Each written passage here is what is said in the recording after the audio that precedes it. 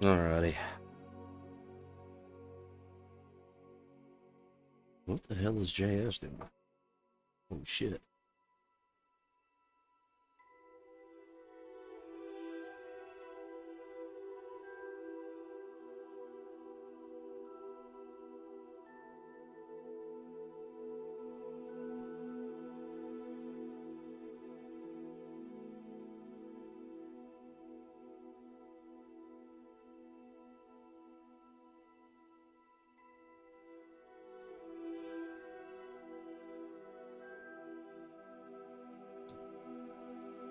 Give me a second.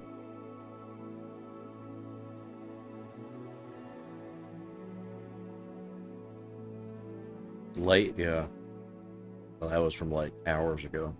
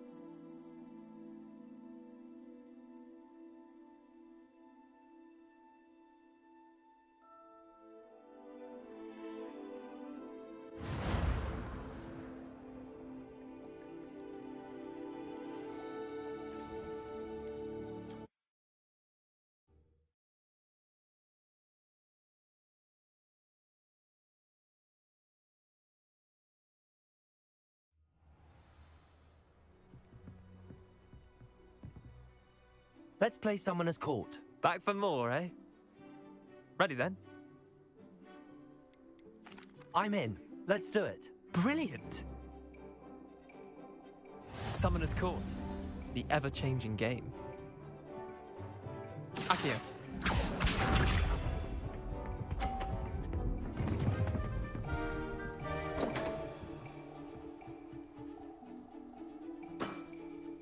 Damn want.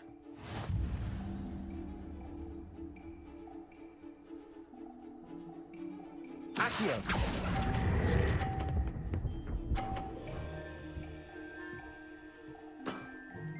I'll let you have that one.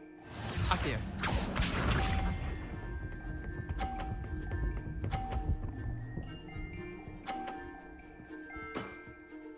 Nothing to it.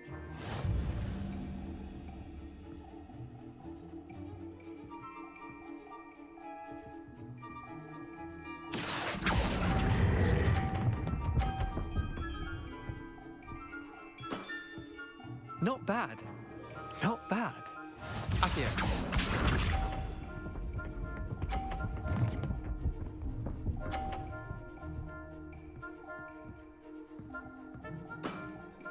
Try to beat that. Accio.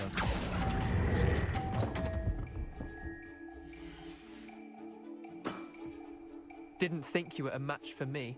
Wait, did I win? I won!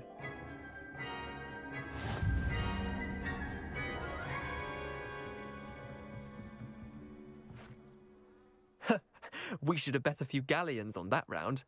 Care to go again? I'm game for another round. Grand. You could use the practice.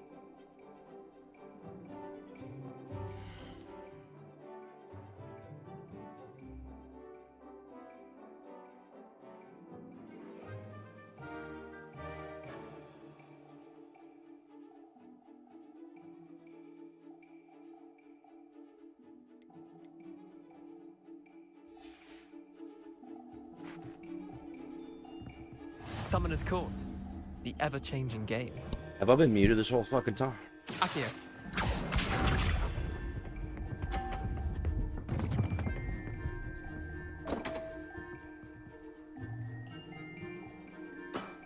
All right, we're going for Come the on, 50. Leander. Oh,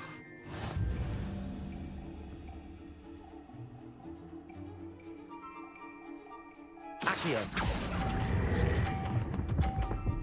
Come on, you piece of shit. Got it. that was one for the ages.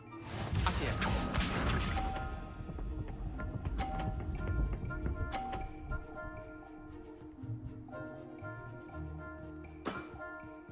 All in the wrist.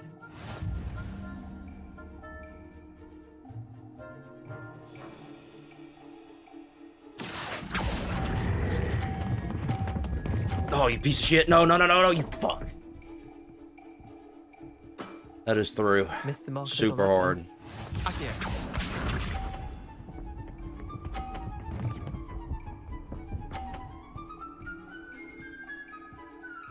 All right. Nothing to it. Now all I have to do is not... Accio. Nah, okay. I think I got it. Or no, I didn't, Yeah. did I? Lucky shot. Yeah, I did. I win. Well done. Yeah. You beat me. Jesus Christ, dude. Get destroyed, by the way. It only took me 2 balls. Bit of good luck. That's all. I'm not lucky. I'm simply better than you. Get wrecked. All right, fine. You're right. You're better than me. I'll let the others know you're good enough to keep playing. The others. I lost 7 matches in a row to Samantha Dale. The others who play Summoner's Court thought that if you couldn't beat me, you wouldn't be enough of a challenge. Leander, there's no easy way to say this. Well, actually, there is. You're not cut out for it. Well, Oh you my could Lord. have found a harder way to say Fucking it. brutal. Perfect. Perhaps you're right. I'll let Get the the others fuck know outta you're here, good Pruitt. enough for them. It fucking absolutely decimated.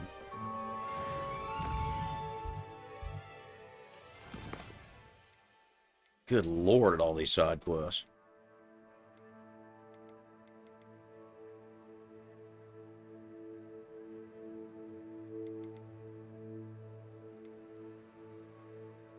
Oh, I can buy a broom. Let's do that.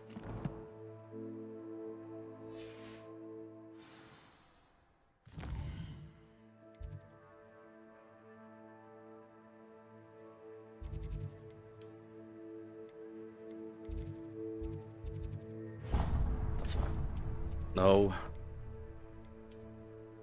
Hell, I wasn't even trying to stay over there very long, but I never did get to do one of those hot seat things, so that was interesting.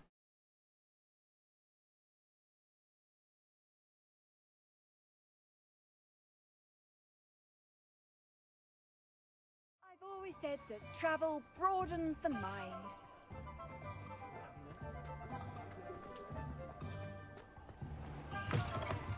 Ah, new Like, friends. now Wonderful. that I've been thinking about it a little bit too, the whole concept of like Revelio.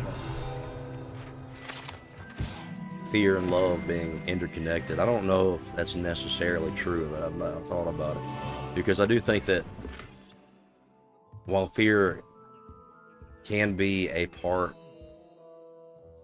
Hello. of Mr. what Weeks, is it? Albie Weeks at your love service. is and the Welcome to concept of what Spintwitches. we understand it, Apologies I if you don't... came by before and weren't able to come in. Like, Shops fear been can't be closed the since trade source routes of were anything. disrupted. If fear is the Had to source of travel as far something, as then London it's to meet with my inherently supplier. bad. And I've only just returned.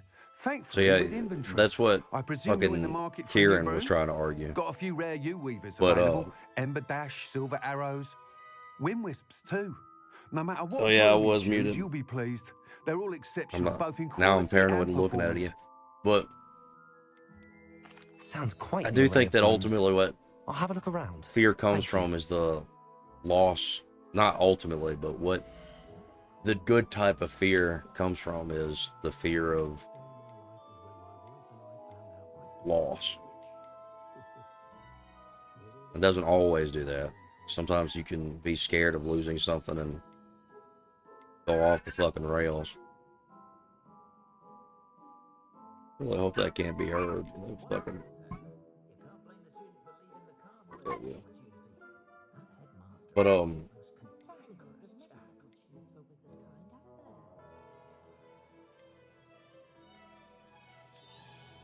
I want this.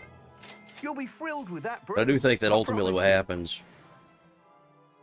Whilst nearly any broom will certainly be a step up from the practice brooms in Kagawa's class. Because I don't think they all necessarily have that the their fear of limitations. losing You seem to somebody be is a flyer good who might be thing. I think interested in, ultimately say, what the goal some is, enhancement? as you're within Go the on. church, that I, as far as I understand Knew it, I was right about is you. losing I think fear you'll be and quite only happy having with the love, performance of any broom at lower and that altitudes. connects you. But you may notice that better. speed consistency tends to falter think as that- you rise.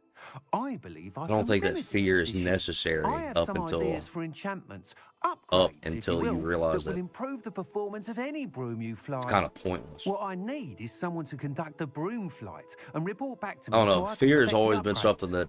As it happens, Well, another what Hogwarts I guess I student, fear Imelda Reyes, disapproval. is using abandoned broom Is that courses for something that I time fear? trials. But it's not like Clever that's girl. not a good thing, An and I fight ideal against that situation for constantly. collecting flight statistics. If you were to compete for the best time and succeed, then report back to me with how your broom behaved, I could complete work on my first upgrade. What say? That sounds intriguing. I'll see what I can do. Thank you. It'll be worth your while. If I'm right, the new upgrade ought to enhance brooms in every regard. And I can give you a special price. The time trial should be a bit of fun too. But I think Go to the Quidditch the pitch and Imelda Reyes good will type sort of you fear out. is the Once fear you of beat them all this unworthiness, time, not be sure to let necessarily me know. loss. I think fearing, the fear of being can't help but unworthy of admire Mr. something is a Weeks' good thing because enthusiasm. it always pushes you to be better. But I don't think that the fear of losing something is actually good. Because the fear of losing something is almost inherently selfish. That is an idea that I had to think about for a while. Revelio.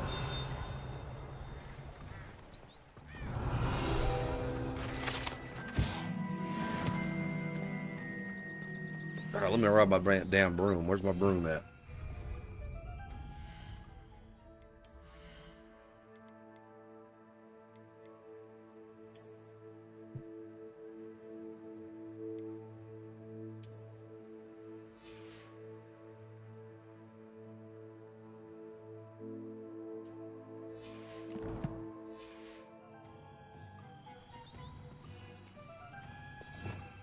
How do I use my damn broom? Revelio. There we go.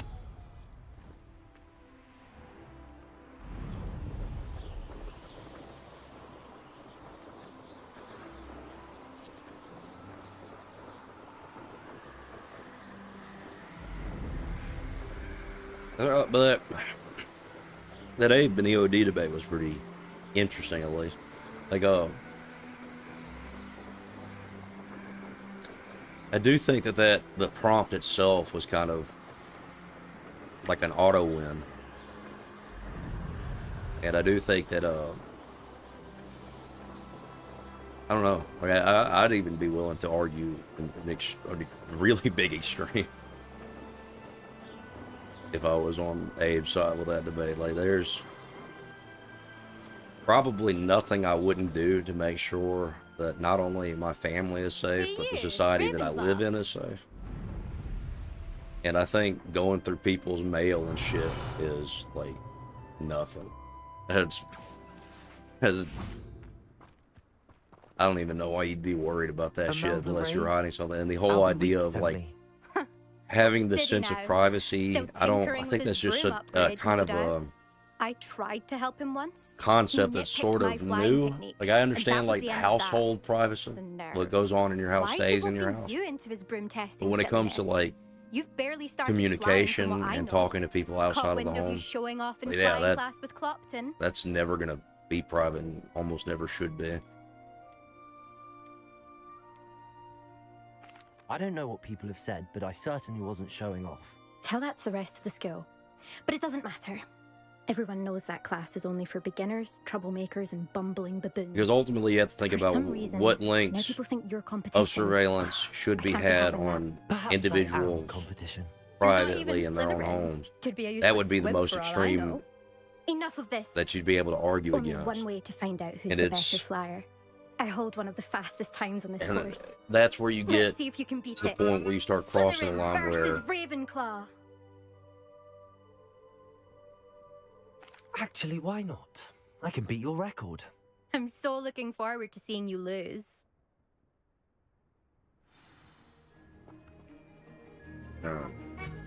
That's ultimately where you get to the point where, like, then you're actually creating some sort of Success. shit. That gets to the point where you're getting into creating, you know, like CP and shit. There are levels of it that can eventually create a type of degenerate and extremely harmful shit if surveillance goes too far. This is rather fun.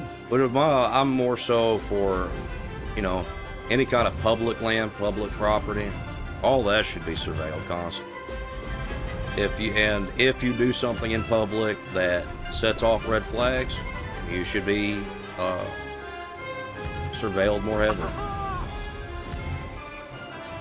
And people should probably look into your private life.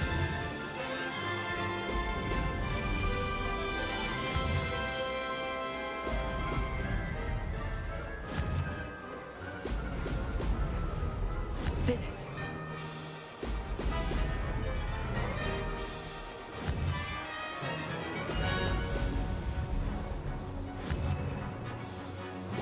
Alright, I'm like hardcore focusing right now because I'm about to destroy this fucking record. Brilliant. There we go. Made it. Get absolutely Did anyone obliterated. else see that?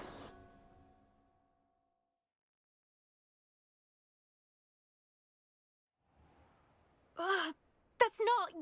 You must have cheated. Oh, fuck you, you damn Fine. Slytherin. Go fuck You yourself. Don't think this is over.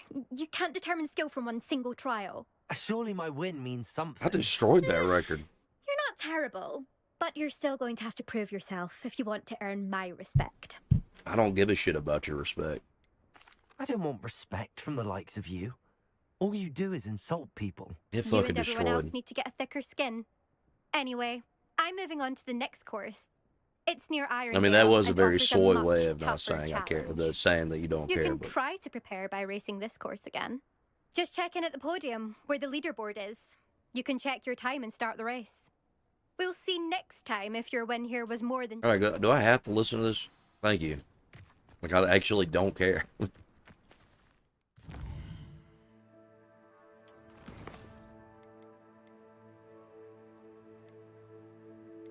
Okay, so that gives me my upgrade.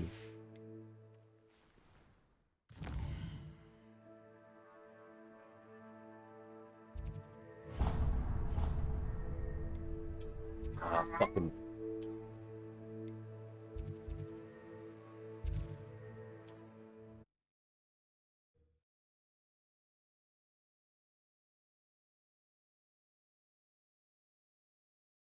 Hell, I may actually look up something to kind of react to because there's going to probably be a lot of extra shit. Because if I can fully upgrade this broom right now, that's all I'm going to be doing for a little bit. I have a terrible curse where I can't get clues or do. Oh, you're back. With something to report, I hope? Mr. Weeks, I was able to set a record on my broom. Incredible! Miss Ray's must have been shocked. Tell me, how was the broom? A little turbulent and it's wanting for a bit of speed, but it fared well enough. I will say that it tended to drift a bit to the left on certain turns. Heard a slight swoosh when I dipped. Oh, thank you. That's precisely I'm what thinking I of, needed to know. was there any kind of debate that happened Drifted, recently eh? that will... I shall get to work immediately. The only thing that Even they the really racers happened will this be weekend forced was to drama admit that my shit. work's I don't had really care potential about all that. along. I'm excited to hear more. I have a very good feeling about this upgrade. I guarantee you'll be pleased. Expect to hear from me soon. Alright. Let me look for something real quick. Because, like, there's going to be a lot of random bullshit. Or a lot of random stuff I'm going to do.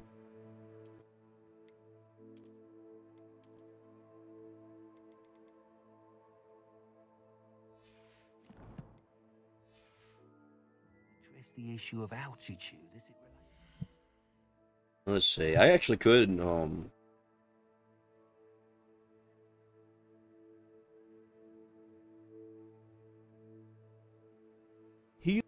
He lay shit, listening no, to the not water that. drip in the.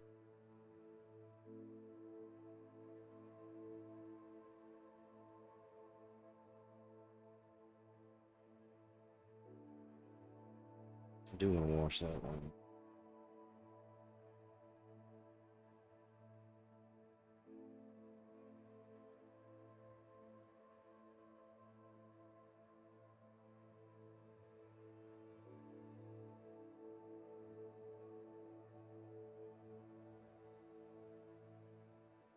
All right, let's see. I don't think there's a whole lot besides fucking drama that happened. I know that Andrew like was on whatever with Amaranth, but I don't give a shit about that either.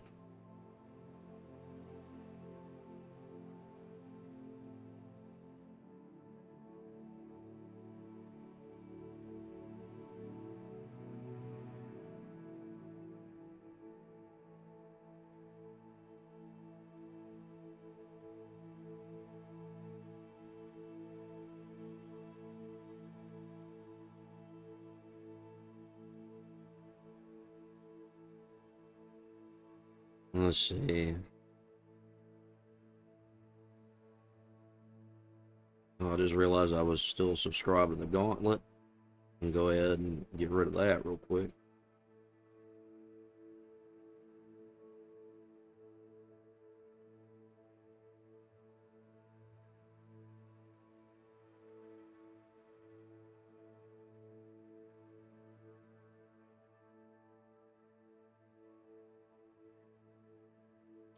Oh, Amaranth is just some woman that was famous on Twitch back in the day when I was on Twitch.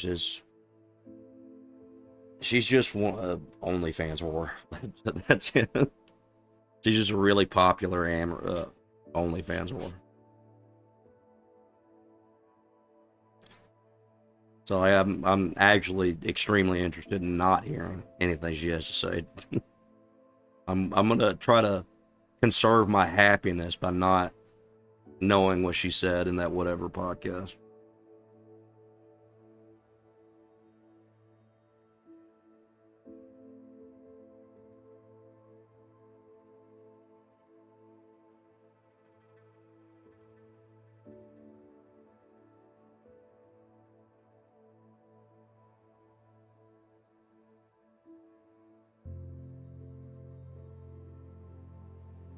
Let's see. I don't really give a shit about this Mondani thing. Like, I do, but I don't give a shit about. Like, I'm looking at the Piers Morgan shit right now, and like, that's what he's talking about. And there's people I really just don't give a shit about talking about it. I don't. He has like a bunch of retards on this show. I guess I could look up like a classic debate. Let's look up. Let's see. I haven't actually.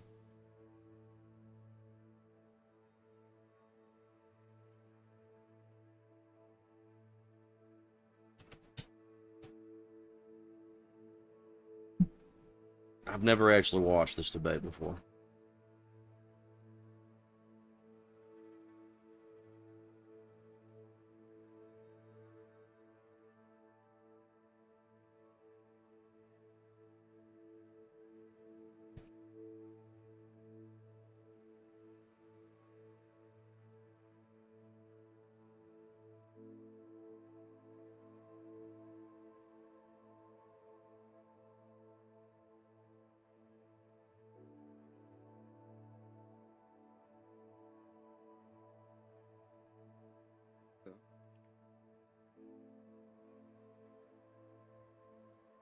Didn't even know Abe was still streaming.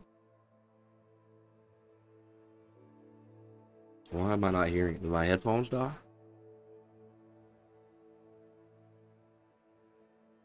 I guess my fucking headphones died.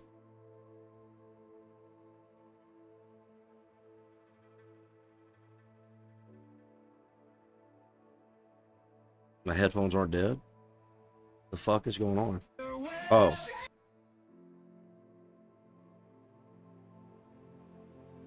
Turns out the video was muted.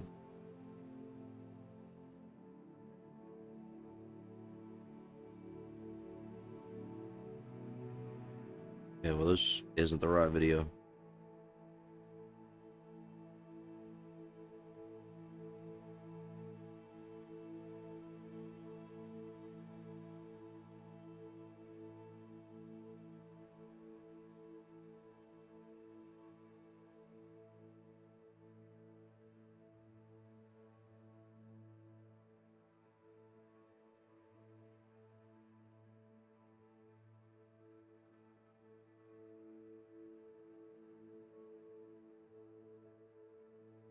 Ethical claim it deals.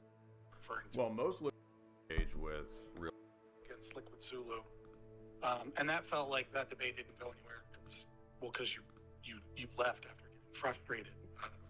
All right, I don't know what. Where the fuck is this? Can you hear me? Yeah, you sound good. All right, there we go. Oh, okay. Well, no, I was just saying. What up, man? Yeah, no, I initiated this conversation or this debate. Or I'm actually gonna do it. I'm gonna do a bunch of I extra saw shit you on this game, and I'm gonna listen to minutes the ago against Liquid Zulu. Baby and Liberty and that debate. felt like that debate didn't go anywhere because you. I gotta put this left over here. Frustrated for whatever reason. Well, the reason I left. go ahead. The reason I left. Yeah, so the reason I left was because I was asking questions about justification, and I felt like he was never going to answer it. So that was the reason I left the Zulu debate. I would say we obviously have different interpretations of that, but nevertheless, so then I felt like there wasn't a good debate against the libertarian. Okay. And then I saw you put out a call against, looking for libertarians, and me and a bunch of other libertarians put our names forward, but also other people's names forward, like Samir, and was like, hey, do a rematch with Liquid Zulu with a better thing. Me, there are plenty of real libertarians. And then you debated. Wait, we're only on Twitter, right? No, we're on YouTube.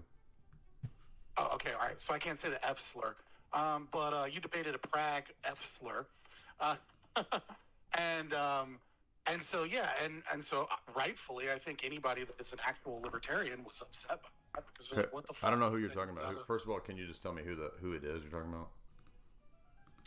I can't remember the person's name again because they weren't like a All right, there. famous. You mean like the Yaron Brook from the Objectivist Institute? That guy? Well, no, Yaron Brook is not a libertarian. All right. He actively fights against libertarianism. I've interviewed Yaron Brook, and I think his direct quote is, "Libertarianism is evil and must be defeated." Yeah, it is evil. It should be defeated. But anyway. Is who? I said Yaron Brook is an objectivist. You had debated. I can't remember. It's been. If someone can dig up the. Oh, maybe Austin Peterson. Austin Peterson. You debated somebody that was very clearly left-leaning, not libertarian. Would it be that's Austin small, Peterson? Libertine.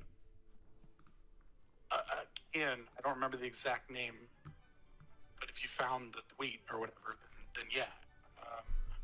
And so I was like, dude, what the fuck is this?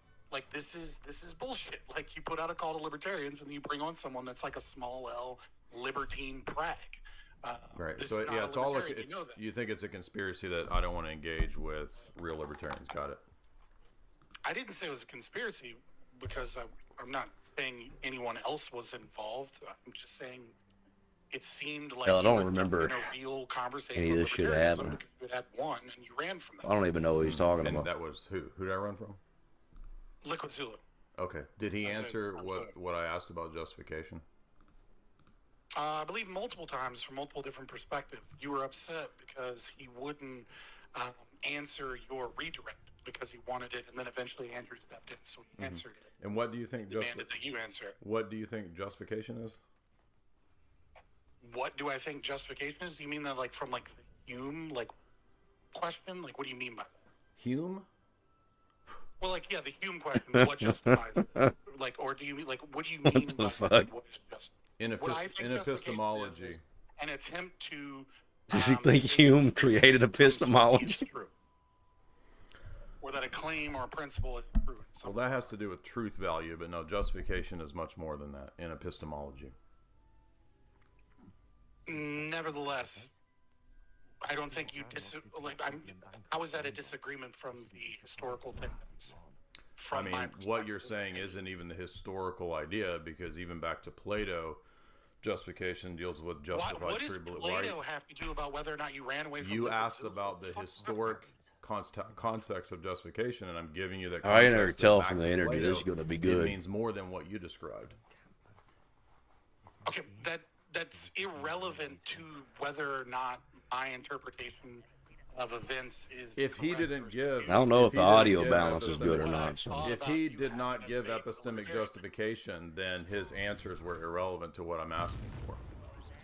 Okay, so what would you? Shit. What would be your? What is your bar for epistemic justification? Justified true belief in the Gettier problem. Okay, so again, what would he have to say about Unitarianism for you to say that he doesn't? Because he gave you the ought is distinction, and why he didn't believe in the ought is, right? Like why he believed that contradictory statements can't be true, and the negation of a contradictory statement is, at the very least, an ought not. I don't know that I necessarily follow his ought thing there, but why is that reason for you to run away from the debate? That's why I'm asking, like, what is your just like him, that, like, will keep you in a debate? Just like him, you're both not understanding what epistemic justification is, not according to me, but in the discipline of epistemology. This is not something that I made up. This motherfucker. It's expected in any public academic discourse on the topic of how do we have good reasons for our beliefs. So justification deals with that. What are the good reasons for our beliefs? What gives them explanatory power, and what makes them coherent in a worldview context? That's what justification is. Okay, but again, you're saying that he didn't meet your standard, but I no, don't he see didn't how meet he didn't the any of standards. those. These standards, they're not my standards. This is what would be debated in any epistemology class when you make assertions. What the fuck are you talking about? I What the said fuck he ran away from a debate, and then you said, well, he didn't answer my question because he didn't justify. No, I said he didn't then give I justification. gave you the argument that he gave, and again, you don't even understand. You don't understand. And again, you don't understand why that doesn't get to justification, which is the entire point the whole time. What is this cope? Like we're not even into the debate, and you're already like. It's being a cope, right? Well, actually, he didn't. You're the one that said that I was a pussy and that I wouldn't debate anyone except him. You were. How? You ran from a debate, and then when No, I left a debate that I laughed at because it didn't answer. I'm sorry. Just like in this situation, you can't answer, or you don't even know the basics of the question, and you're just already spurging out. Do you want me to explain it to you in an ethical example? Sure. Give me an example of what you mean by, because I don't see how I'm failing in any means. Well, let's go to the topic of do you want to do tag or do you want to do self-evidence? Either one's fine with me. I don't know what you mean by self-evidence or what you're referring to. Well, most libertarians and most people who argue for your type of a position out of the Enlightenment believe that there are self-evident truths or principles, things that are axiomatic, and I reject that. You reject all axioms? All self-evidence claims. Okay, so how? Oh, okay, I see what you're saying. Okay, we can go in either one. That's fine. I'm fine going in. Again, the question. It is something I've been far away from it. Is kind of diving into is why I believe. Why should I even take axioms to be a serious thing? Was that I felt like you had not, let's say, completed a debate with a libertarian. And your claim is that there wasn't epistemic justification, and I don't see by what standard he didn't meet. And you're so when you just assert things to be the case, you're forfeiting the very question, because that means you're being arbitrary ad hoc and not giving epistemic justification. Well, he didn't do that. Yes, he did. Justification. He did. You're no, you don't. Again, you don't understand what you don't understand what justification is. So you think that my standard is some subjective thing of what justification is, and I'm telling you that any epistemology class will hold you to the same standards. They're the laws of critical thinking, the laws of thought. Those are not my standards. You're just saying words. How I'm just saying. I'm saying common terminology in this domain and in this field, and you think I'm just saying words. That's why you guys are not fit for this debate. You're not even in the arena. You don't know the topics and the subject matter. You're just insulting and not making arguments. No, I'm telling you what's happening in the debate. Let's get Yeah, into this the game would argument. be fun So, do you multiplayer. believe in the Yeah, I non-aggression would love for you principle? to actually give Do you agree? some Do you form agree of with the non-aggression principle? Yeah, I absolutely. Of course, I'm a libertarian. Is that a normative claim? Well, it's an axiom, right? So the normative claim would be That you one shouldn't ought aggress? Not. Yeah, one ought not aggress. That would be the normative claim. Right. But So it's prescriptive and not Okay. descriptive. Yes, libertarianism is a prescriptive ideology of natural law. I thought you were saying in the Jim Bob debate that you don't believe in prescriptive claims. It's just descriptive. Or sorry, descriptive. I apologize. I mixed up the words there. My bad. Okay. Precisely. So the non-aggression principle is normative, and therefore it's prescriptive, and therefore you're refuted. Can you repeat that argument? Let me write. You made a claim that we ought Read not the aggress. consonant. That's what the non-aggression principle states. That is a claim of ethical normativity, and that refutes your very position top that libertarianism is not prescriptive but merely descriptive. No, I didn't make that claim. I specifically referenced Liquid Stulu's argument. I'm talking about your Jim Bob debate. Hold on. Hell, I don't know. Your Jim Bob I may have debate. to turn something else on because this is. All right, we'll get it. So we're in the actual debate. I don't have So we'll anything get to into add to some, this. No, that's not You true. know? And I didn't do. Same did not occur in the Jim Bob. You just said. I have to take the you card just back. said that libertarianism. Hold on. No, I'm not going to let you lie and go past your claim. Well, you're lying. You're lying. I'm right not now. lying. You're interrupting. You're interrupting. So you think interrupting is Hold on, lying? let No, me- those are two different things. No. I think you're doing both. I think you're interrupting and lying. Is the non-aggression principle Brutality. prescriptive or descriptive? The non-aggression principle is an axiom, right? And Is it an libertarianism ought is- claim? I just said, right, that the actual ought claim or the ought not claim would be the negation, and in Liquid Zulu's argument. From my, I'm talking about NAP. Why are you bringing Hold Liquid on. Zulu? Stop. Your I know you're trying to position. derail. Your Stop trying to position. derail. Stop trying to derail. All Stop right, acting we'll like do a it. toddler. We'll do Your something else position. because I think Big this words don't make you is an gonna adult. be. Just hold on for a second. He doesn't even. This is probably gonna. Like, not only am I too sick to really be able to comprehend everything that's happening, I don't think that I have anything to add to that. Let's see if I can find something else. I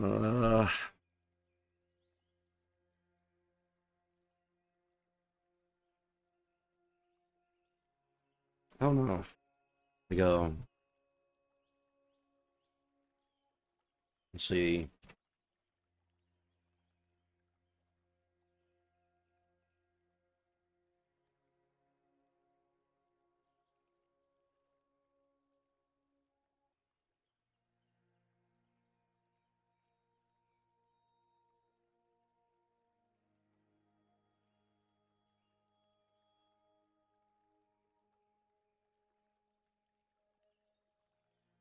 Here, I know. We'll do this one. We'll do the JS legalizing prostitution debate. Need to figure out how to get this in a. Let me see if I can get another window.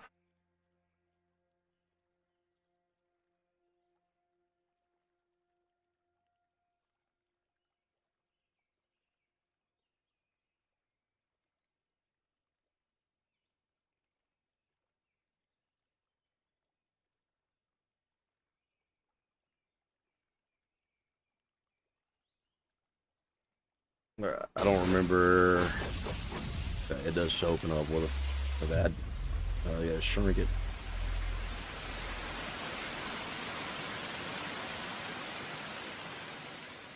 Morning. The information shared in these conversations and videos. You should create the society bad legal tonight. Voice. All right.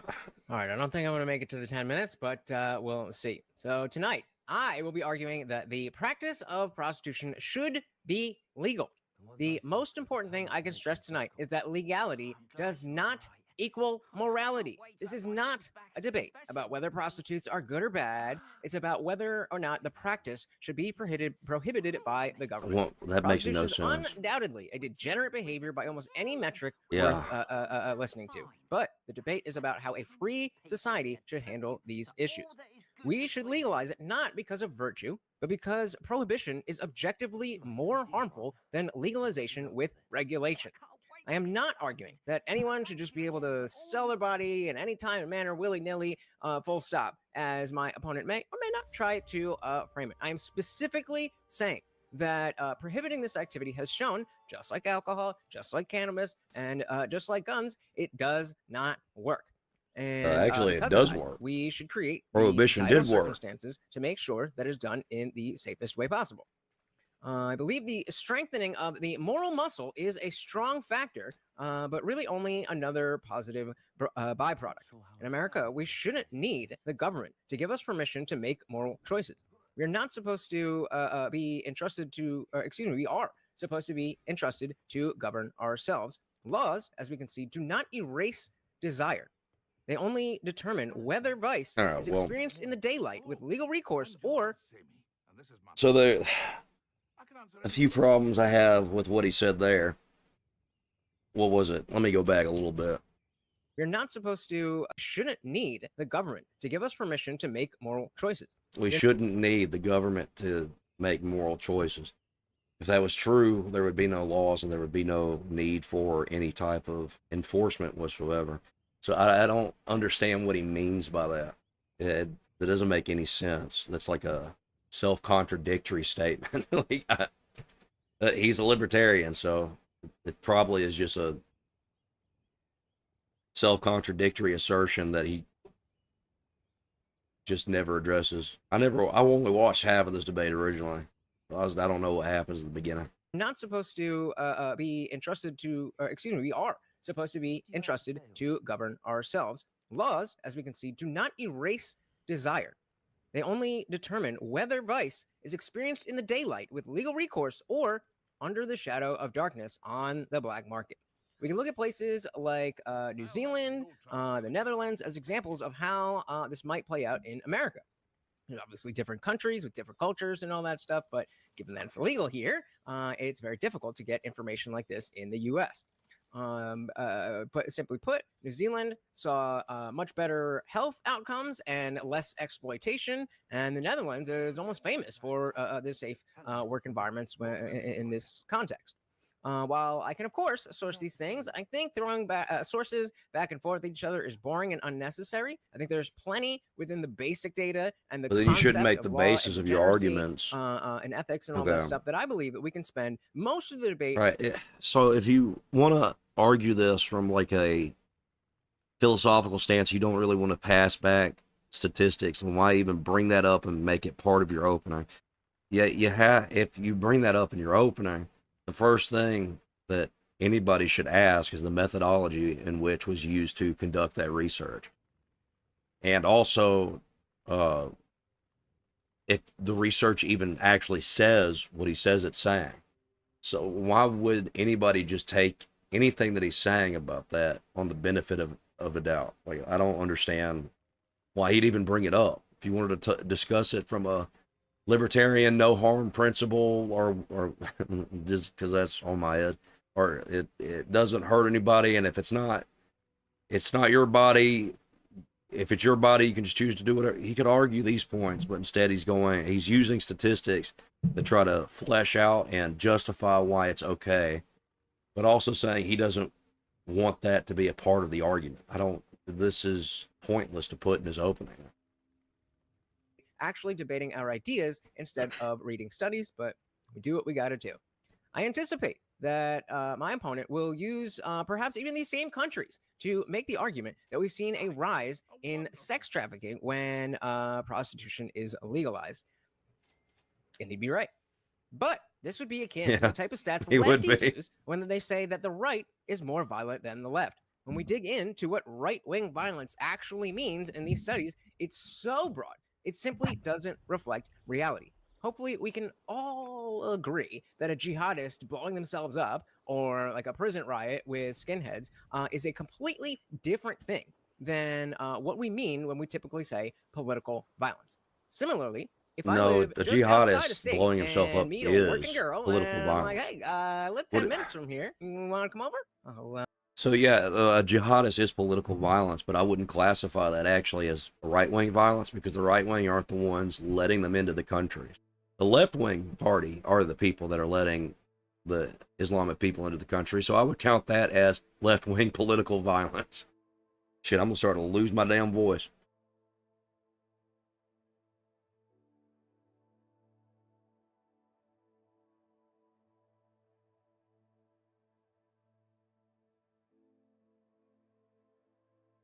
All right, damn. All right, maybe I sound better now.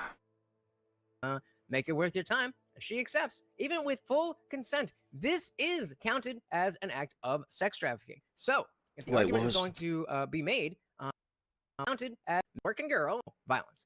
Similarly, if I live just outside a state and meet a working girl and I'm like, hey, I live 10 minutes from here. You want to come over? I'll make it worth your time. She accepts, even with full consent. This is counted as an act of sex trafficking. So, yeah, if the I mean, argument I would is going agree to, that it is be sex made, trafficking. we must dig into the data to be able to parse out the more violent version of what comes to mind, with girls being thrown into the back of the van and bags over the head and all that stuff. That is not the only version of what this means. And I mean, another side that's the whole lover boy method with Andrew Tate, love him or hate him.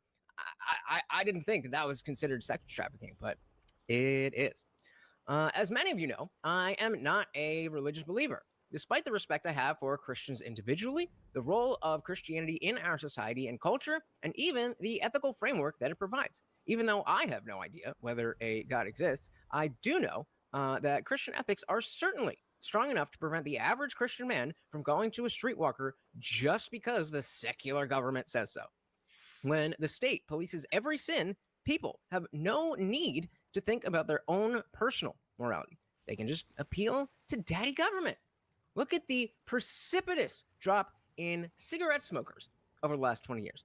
That was not because of any kind of prohibition. It was because of cultural aspects like the truth ads. And whether any one of these things were effective is not the point. The point is that we saw a dramatic decrease in the number of people that smoke cigarettes because it just stopped being cool. It started being shameful. That's untrue. The reason why cigarettes stopped being used is because the government started to enforce regulations on the cigarettes itself to make them more expensive, and also put advertisements out saying how dangerous it was to smoke, while also preventing them from advertising cigarettes on TV. What is he talking about? It's just not cool. There was a whole effort to suppress that.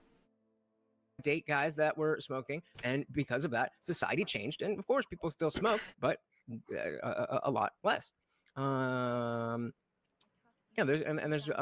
can they say nicotine is one of the most addictive substances, and I mean, what we're talking about, maybe just a bit more addictive, but if we can do it for cigarettes, there's no reason it can't be done for any other unwanted behavior. Shame and taboo are tools that have gone vastly underused, and I think we can all see the correlation between that and the downfall of our culture. As a Christian, I'm sure JS will want to discuss his objective morality. Totally cool. I have an objective morality too, so that would be a non-starter unless he is claiming not only to have an objective morality, but an... Hold on. You certainly have a knack for finding treasure. Like, what does he even mean by that? Maybe he'll explain in a second. What does he even mean? This is something that I hear a lot of people do, is they take like an axiom and apply that as the necessary precondition of what morality can and should be. And what they do is they like say evolution and shit, but it always ends up being immediately self-contradictory. Like even Teriak, he'll use chaos, which is, I mean, what does that even mean? That means that everything changes, right? So if change is the only thing that's the constant and the thing that pushes forward anything, then what it makes is it makes moral relativism by the end of it, because one thing that's moral today, it just doesn't, it's not moral. It just means it's not going to be moral forever. Like, it doesn't make any sense.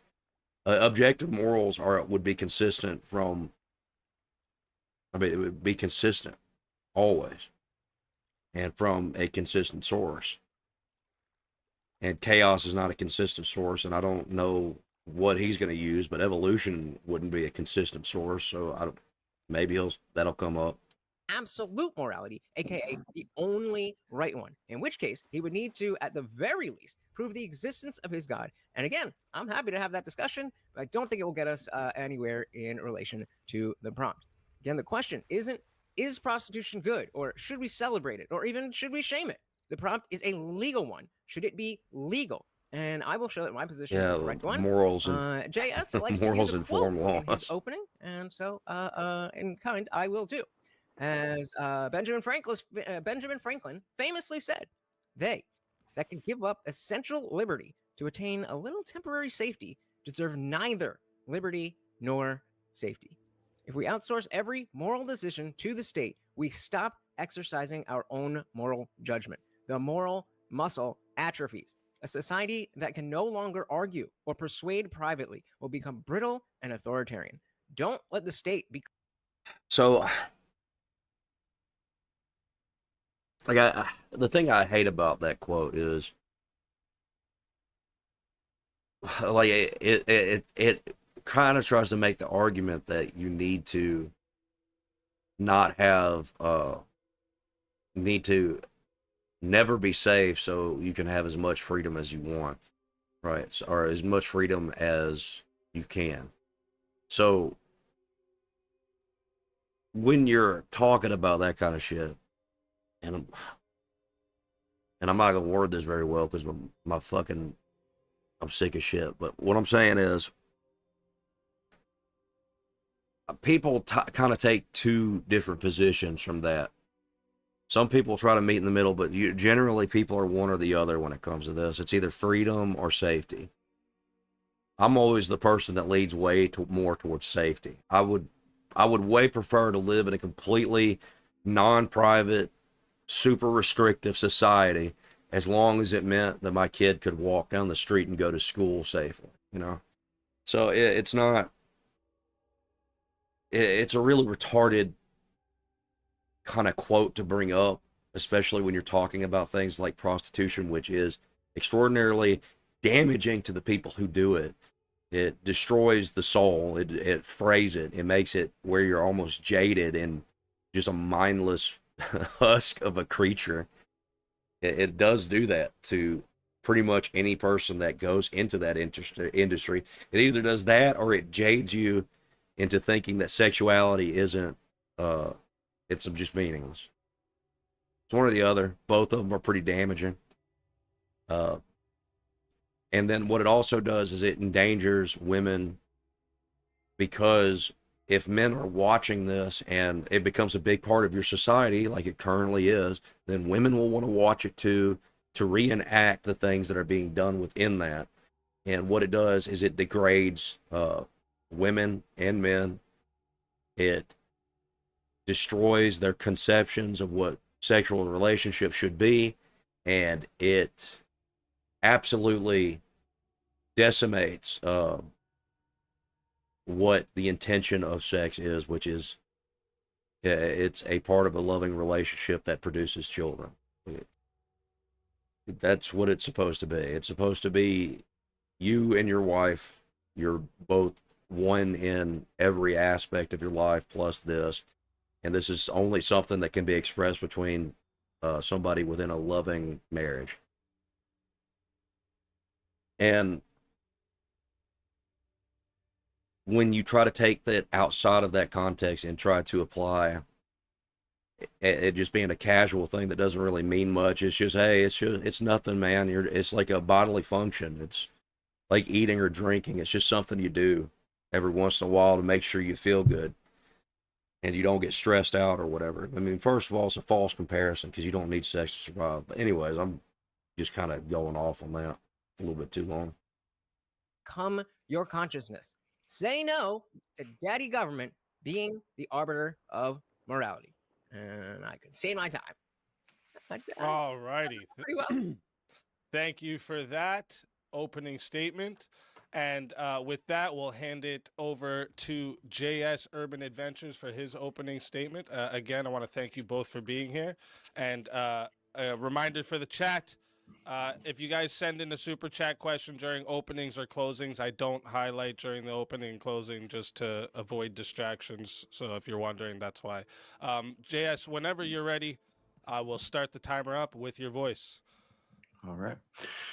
Good evening, ladies and gentlemen.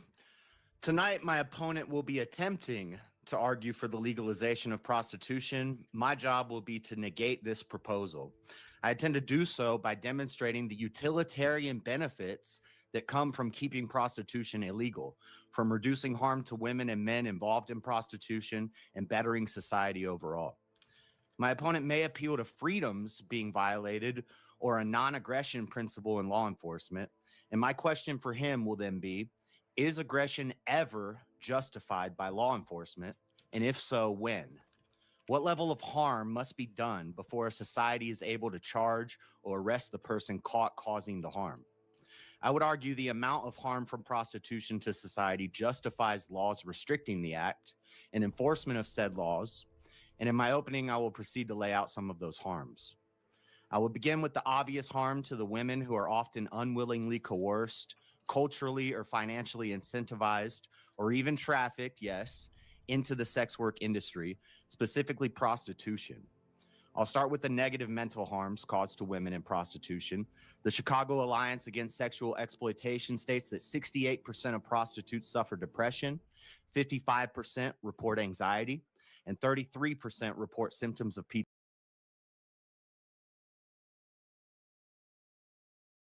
Oh, have I been muted this whole time? How long have I been fucking muted?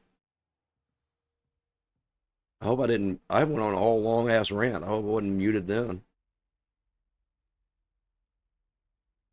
Oh well. Nothing to do but power through, I guess. But just to kind of criticize a little bit here, I don't think that taking the utilitarian problem as your opening, like I think you could bring up utilitarianism. Like if he brings up utilitarian arguments, I can say this, this, and this. But if you're making it your primary argument throughout the debate, then you're going to have to be held to that same standards throughout the entire debate.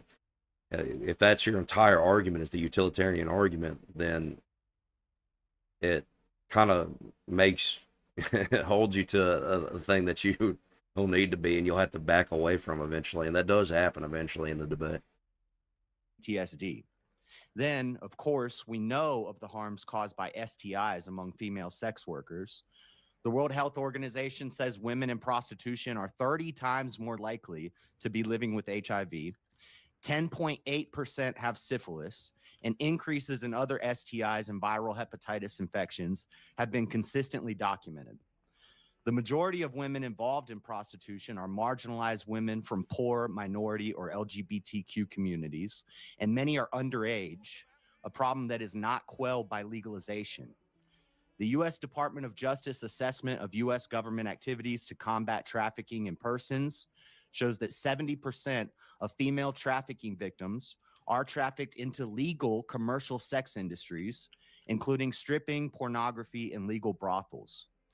Feminists who fight for partial decriminalization of prostitution, like Dr. Melissa Farley, claim 84% of women involved in prostitution are under third-party control or pimped, and they believe Johns should be criminalized rather than legalizing them.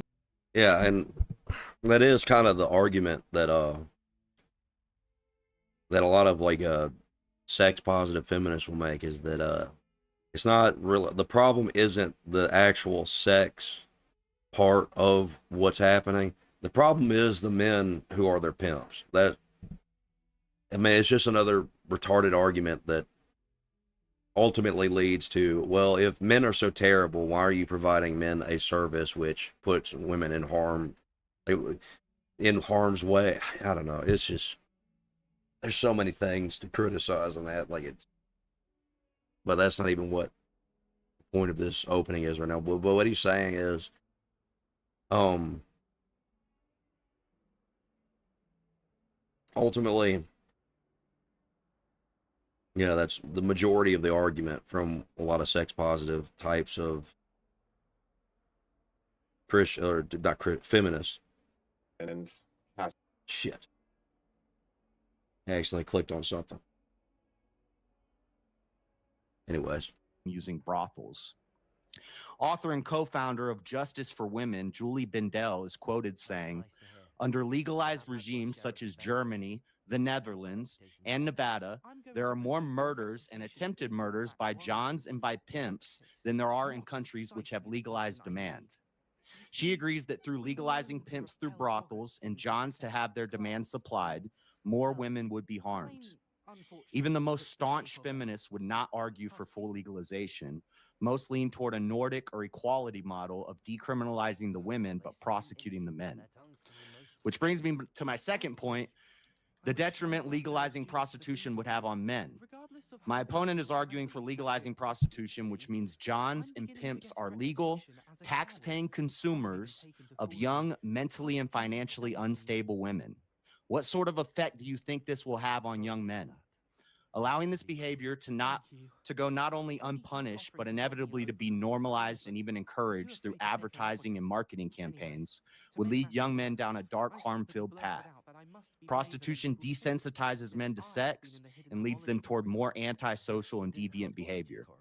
Instead of finding a wife, they hide in their house playing video games and rely on their weekly visit to the bunny ranch, where they will pay $400 to $2,000 to spend some time busting in a hooker instead of building interpersonal relationships.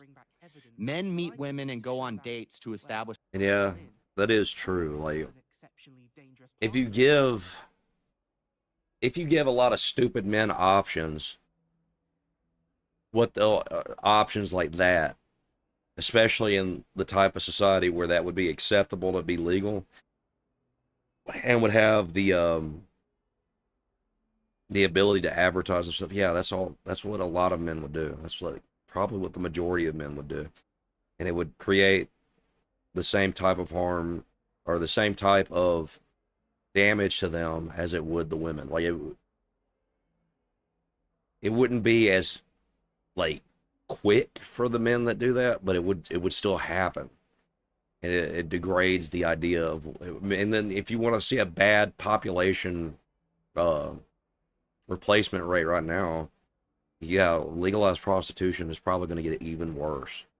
It's, and this is where I think a lot of libertarians don't understand is that if you create a society built around freedoms and everybody being able to do what they want, and then what everybody wants to do is just not or not procreate and not contribute to a society at all, and actually all they want to do is buy hookers and do drugs, then I mean that society dies.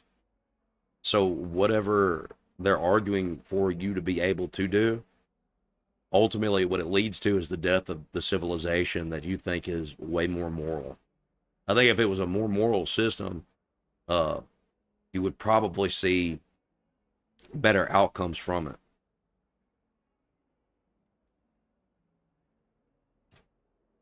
A connection with her and demonstrate their ability to provide for said women in hopes of finding a wife to raise their children. Prostitution is the exact opposite. This policy would also lead to a rise in adultery among men who were even lucky enough to find a wife. The normalization of prostitution would lead to men being more likely to choose to step out on their wives at a brothel or a roadside truck stop if there were no chance he would be arrested. It would be much easier to cheat with a whore than with the family friend that comes to dinner parties. This would lead to less families remaining intact and separated families having worse outcomes for children and society in general. It's hard to find studies on the harms of prostitution on men because most studies have been conducted by feminists who want to decriminalize hookers but arrest men. But I can speak on the men from my own personal experience, not to brag or to flex, but rather to establish ethos. I have known many sex workers and customers closely. I have sat outside a massage room in a trap house playing security for these girls. I've dated women who became sex workers. I've stayed in hotel rooms with friends who were working girls. But one thing I've never done is pay one. The men who pay for sex are betas. They're weak and shady, and often are likely to do very harmful things to a young prostitute. These simps should not be encouraged or even allowed legally to do the action which leads to so much harm to themselves and the women involved. All right, damn. Besides direct harm to the men and women involved in prostitution, harm to families and children, and to young adults being raised into a culture where prostitution was legal, the cost to all of society would outweigh the benefits of legalization. Legalization does not end the illegal prostitution business. It instead creates a dual economy. How much infrastructure would need to be created and altered in order to provide women safe, legal places of work for their new career field? We would need college courses on hoery to ensure job placement. Otherwise, most prostitutes would not be hired at a brothel. They would instead resort to street walking or escorting under the watchful eye of Mac Daddy Pimp. And you know they won't be paying their taxes. And prostitutes will still be getting raped and assaulted. So will those Johns, pimps, and hoes still be aggressed upon and arrested by police anyway? Also, in order to outprofit the illegal market, the legal government-taxed market would need to use advertisement, propaganda, and government authority to normalize and control the legal economy. This leads to less social stigma and shaming and more acceptance and justification. The dual market increases demand in this case being 18-year-old girls or younger. Law enforcement and the judicial system become more divided due to more legal precedent being set and cops needing full retraining. New branches of government and three-letter agencies are formed using tax money from degeneracy, creating a bigger, richer government with more power over easily influenced people. Seems counterintuitive for a libertarian to ever fight for this. Every Okay, I see what he's debate doing. should now. have some arguments Hey, made as it's it relates to policy, logistics, legislature, and regulation, and these are What just the some fuck? of mine. In conclusion, after doing a thorough cost-benefit analysis of the harms caused and aggression necessary to regulate, tax, and control legal prostitution versus keeping it illegal, I find less pragmatic and ethical utility in legalization. The harm to women and cost to care for and protect these women from said harm would far outweigh the benefit and reduction of aggression to them if prostitution remains illegal. The harm to the strength and masculinity in young men would deteriorate their ability to lead and protect, costing all of society greatly and weakening our civilization. And the burden on our legal system and changes to our culture and economy from legal prostitution would demoralize and destabilize so- our people. Like now, I kind of understand what he's doing. I do think that it's kind of bad to open it up with trying to give your justification of your entire arguments, the utility of it. Like you can give these arguments and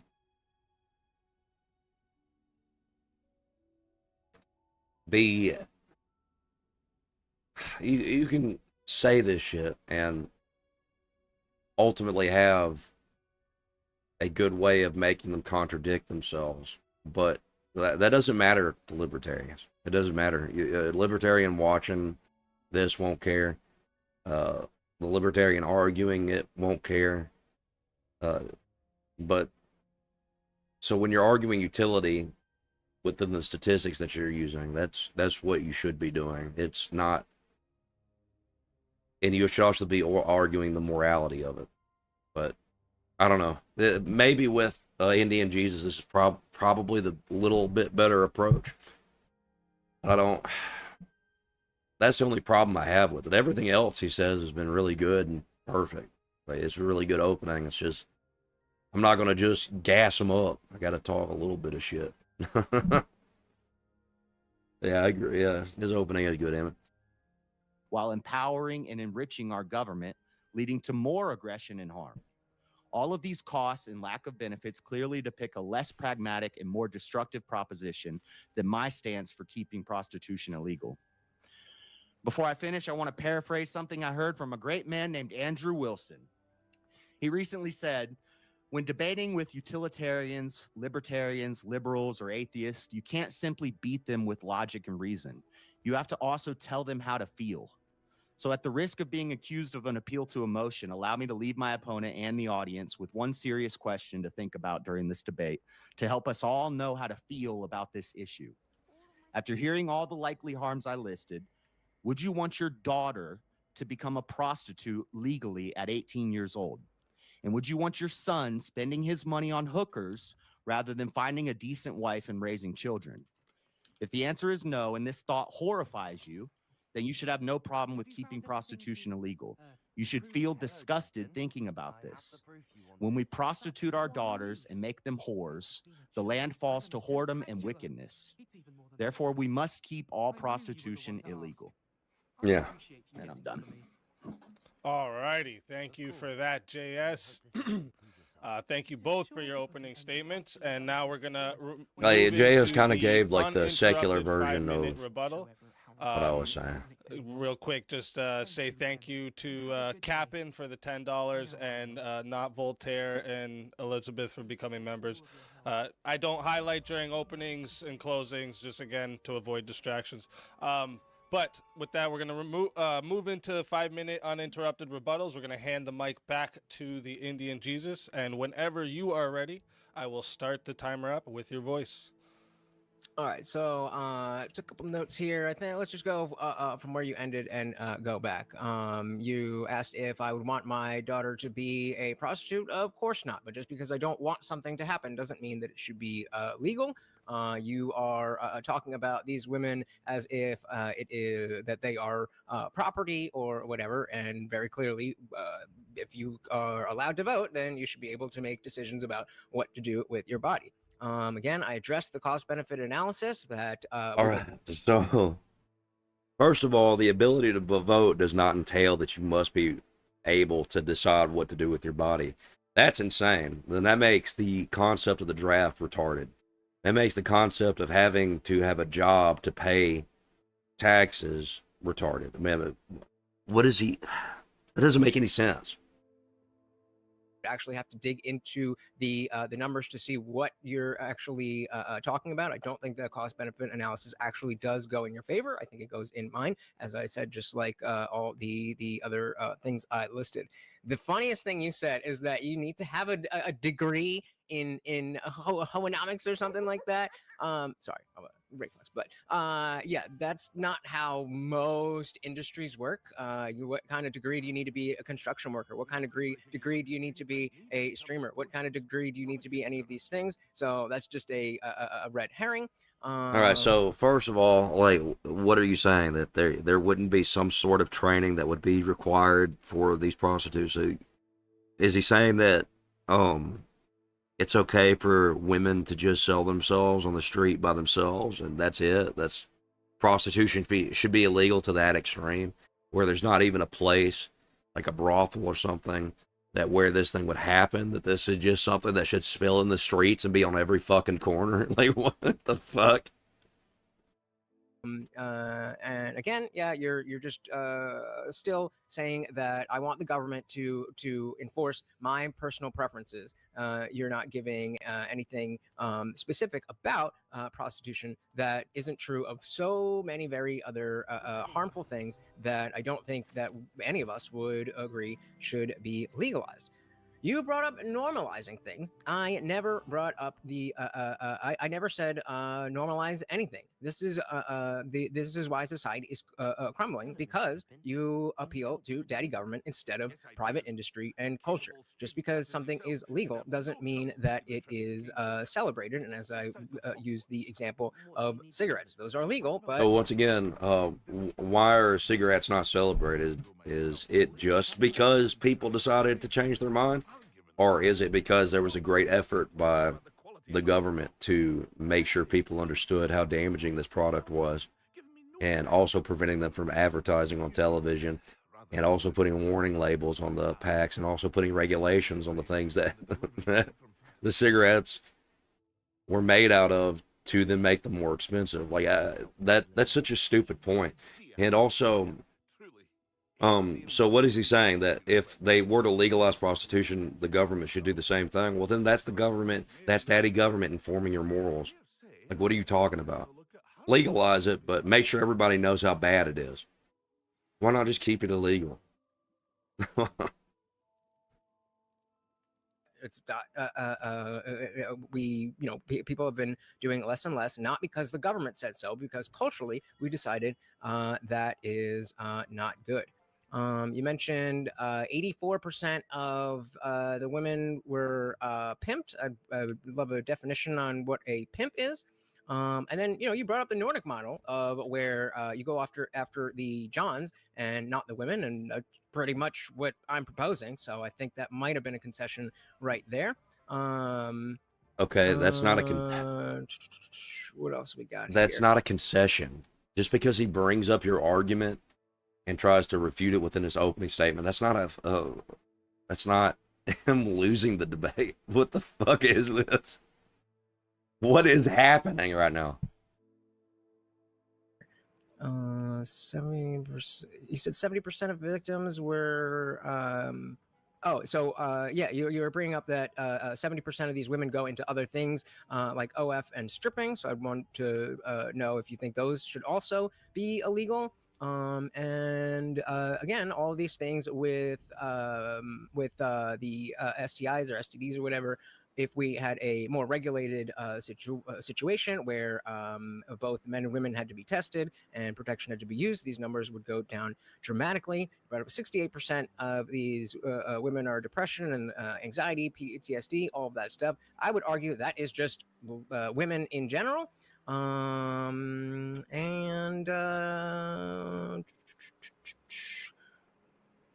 Yeah, again, I think the utility benefits, reducing harm and bettering society actually do fall in my favor, even though it sounds like you're trying to say, oh, Lutch thinks prostitution is good. That is, as stated clearly in my opening, that is not the argument. That is a legal one that I agree with you culturally, that we should shame people who do this, but clearly, prohibition does not work. See my tap. Okay, so he hasn't actually provided any evidence that prohibition doesn't work. He's just stated that it doesn't work, and he's also claiming that these statistics support him.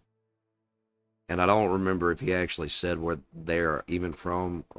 Like, this is something I hate in debates. I think that whenever you're bringing any sort of statistics into a debate, before the debate actually begins, bare minimum, all your sources should be given to at least the moderator, so that the quick exchange of your information that you have can be passed to each other.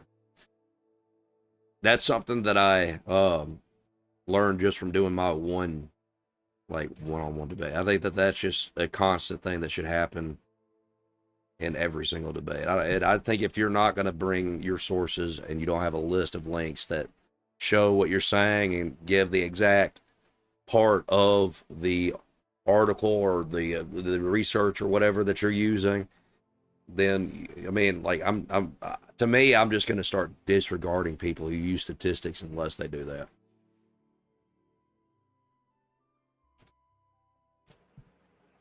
Alrighty, thank you for that rebuttal, Indian Jesus. And with that, we're going to hand the mic back over to JS Urban Adventures for his 5-minute uninterrupted rebuttal. And whenever you're ready, I'll start the timer up with your voice. Okay. When you go second on these, you got a lot more stuff to respond to in the rebuttal. So I'll respond to what you said in your opening first, because my opening is pre-written, and then I'll respond to what you said in your rebuttal. So you talk about regulation. You want regulation. Well, and this also goes to your rebuttal. The Nordic model and the equality model is not legalization. That's legalizing the women, the prostitutes, but not legalizing the Johns and the pimps. They arrest the men and they legalize these are feminists who argue that the prostitutes are going to go through more harm if they get a criminal record. They're going to get harassed by police and they're forced into this career field by bad life circumstances. So they don't want to go after the women. They just want to go after the pimps and the johns. Yeah, that's what I was talking about, like the general like feminist idea of why prostitution should be legal. I don't think that actual act. They think that the act itself, from the woman point of view, should be allowed. But if you're a man and you're a pimp or you're a fucking John, that you should probably go to jail because you're inherently evil. Definition of a pimp is the manager, which kind of ties to what you said about the women aren't property. An employee is essentially, in a way, it's kind of like property of the manager or the. So a brothel just becomes a legal pimp, and the place where she works, that's her job. She can't lose her job. She's going to lose her house. So essentially, she kind of becomes property of that place while she's working. And then I explained, you talk about shame and we need to not normalize it. And I never said that you thought it was good. And just to kind of expand what he's saying there, the reason why once you work in a brothel and once you work and you become the product, that means that you are the product, which means you are owned by that organization that is selling you as their product. So it is selling yourself. I mean, I even think that, and it's not just selling yourself, it's selling a deeply, like,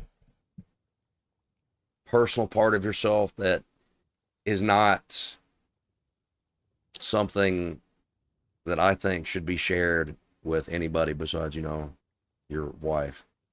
And it's what ultimately occurs there is, once again, the fraying of the soul, like the jading, the fucking, the becoming callous towards sexual activity and behaviors, the emotional damage that it creates where you would just become a numb husk.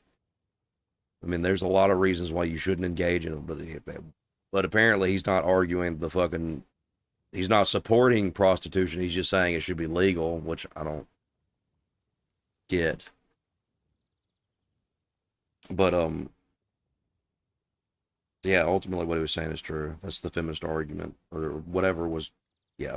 Saying that you argue for legalization, but shame, I talked about how a dual economy and a market, if there's a market for this, it doesn't shame people. It normalizes it. Yep. And it encourages it. As soon as pot became legal in California, you saw commercials on TV for pot shops. You see billboards for pot shops. Same with cigarettes, same with alcohol. And if we're going to play this game where you keep asking me, what about cigarettes? What about stripping? What about prostitution? I'm a prohibitionist. Yes, all of that should be illegal. But that's irrelevant. But we can actually go down that road, because maybe you can find something that I don't think should be illegal that's harmful, and you could show an inconsistency in my internal critique of utilitarianism, and that's fine, because I'll show some inconsistencies in your views too. So I'm ready for that. Why is he feeding him arguments? Come on now. About morality being Let objective. him roam in the dark. I do believe morality is objective, but I'm coming at this from, I'm trying to take that out of it, I'm trying to just look at it practically. This is a policy debate. We're talking about legalizing something. So I'm trying to stick to policy and what's better for society. I agree about the stats and studies being kind of irrelevant, because we'll be able to go back and forth all day. I liked your point actually about all women are kind of depressed and PTSD. I can't really argue with that. That was a good one. Yeah, most of them are also extremely sexually active. But and but also that's what they say. That's what the stats say. So this is the thing. Like, women are way more sexually active now. They are sleeping with more partners than they ever had before. They are committing to ideologies and removing themselves from communities and churches and engaging in not only extremely degenerate sexual behavior, but extremely degenerate other moral behaviors that are bad. Like, this is something that ultimately leads down the path where, yeah, they're going to have a lot of mental health issues because they're not doing the things that provide them the medicine to stay uh, sane and this and not and they're not committing themselves to anything. They're just living life like it's a fucking party. And yeah, they're going to have mental health issues by being used by men for sexual favors and drinking and smoking weed all the time. Like, yeah, of course that's going to happen. Of course they're going to have mental health issues. If I drink for, you know, if there's a time that I drink and it's every day of the week, I start to lose my mind a little bit. If I start to drink every weekend, I begin to lose my mind a little bit. So it's something that affects you, that throws off whatever you want to call it. If you're secular, like your internal chemistry, which allows you to be able to think coherent thoughts and not interfere with whatever brain receptacle bullshit that they want to say. But ultimately, it's a degenerate act. It creates a barrier between you and your responsibility, and you fail to do your responsibilities, and you begin to feel like a piece of shit for it. The lover boy method, you talked about the lover boy method. The lover boy method, I would agree that it's not sex trafficking if it weren't for the idea of sexual tourism. Now, I don't know about Andrew Tate specifically. I don't know what he did or didn't do. I know what he was alleged to do, but if those girls were underage and he was doing sexual tourism, then yeah, that should definitely be illegal. Sure. But meeting a girl and traveling around with her shouldn't be illegal. Now, should OnlyFans be illegal? That's another topic. But I do think that is, you know, some degenerate sex work, and probably, yeah, it should be illegal. Oh, and then one other thing, you were talking about Christian men should not need laws to do what's right. Laws aren't written and made for moral people. Moral people and Christian men, we don't have laws to not murder. Right, and that's the thing, is that what laws do is they limit temptation, and they can remove to limit temptations, and they can also prevent people who don't have that same moral intuition or moral or given morals from the church or from God or whatever you want to say. And what happens there for the Christians, it's a reduction of the temptation that helps them. And it's also with non-Christians, it also prevents them from perpetuating that degeneracy around everywhere and normalizing it. So that non-murderers don't murder. We have laws against murder and theft for the murderers and the thieves. So it's not, we live in a, you know, I say we live in a Christian nation, but probably the majority of the people are secular, and our laws are based for secular people. So the laws are for the people who are going to be inclined to do those crimes. And there's going to be a lot of men who want to have sex with women and just pay a little money for it. So, and I'm not a fan of Benjamin Franklin either. Yeah, neither am I. And that's it. All right. Thank you for that. Let's do this. Thank you for that rebuttal, JS. And with that, we're going to move into the 1 hour of open floor for the debaters to cross-examine each other. Chat, just a quick reminder for you all. The live Q&A is up. If you guys want to get your questions in there for the debaters, we have a 30-minute Q&A after the debate, but there's only 30 minutes. So if you want to make sure your question takes priority, send it via Super Chat, and it gets to the front of the list. Also, I have put both debaters into the description, so if you don't see it, just hit refresh. You'll see it. Go sub up to both debaters, and they're both streaming right now, so go visit both their streams, send them a super chat, show them some support for coming out and giving you guys a show tonight, all right?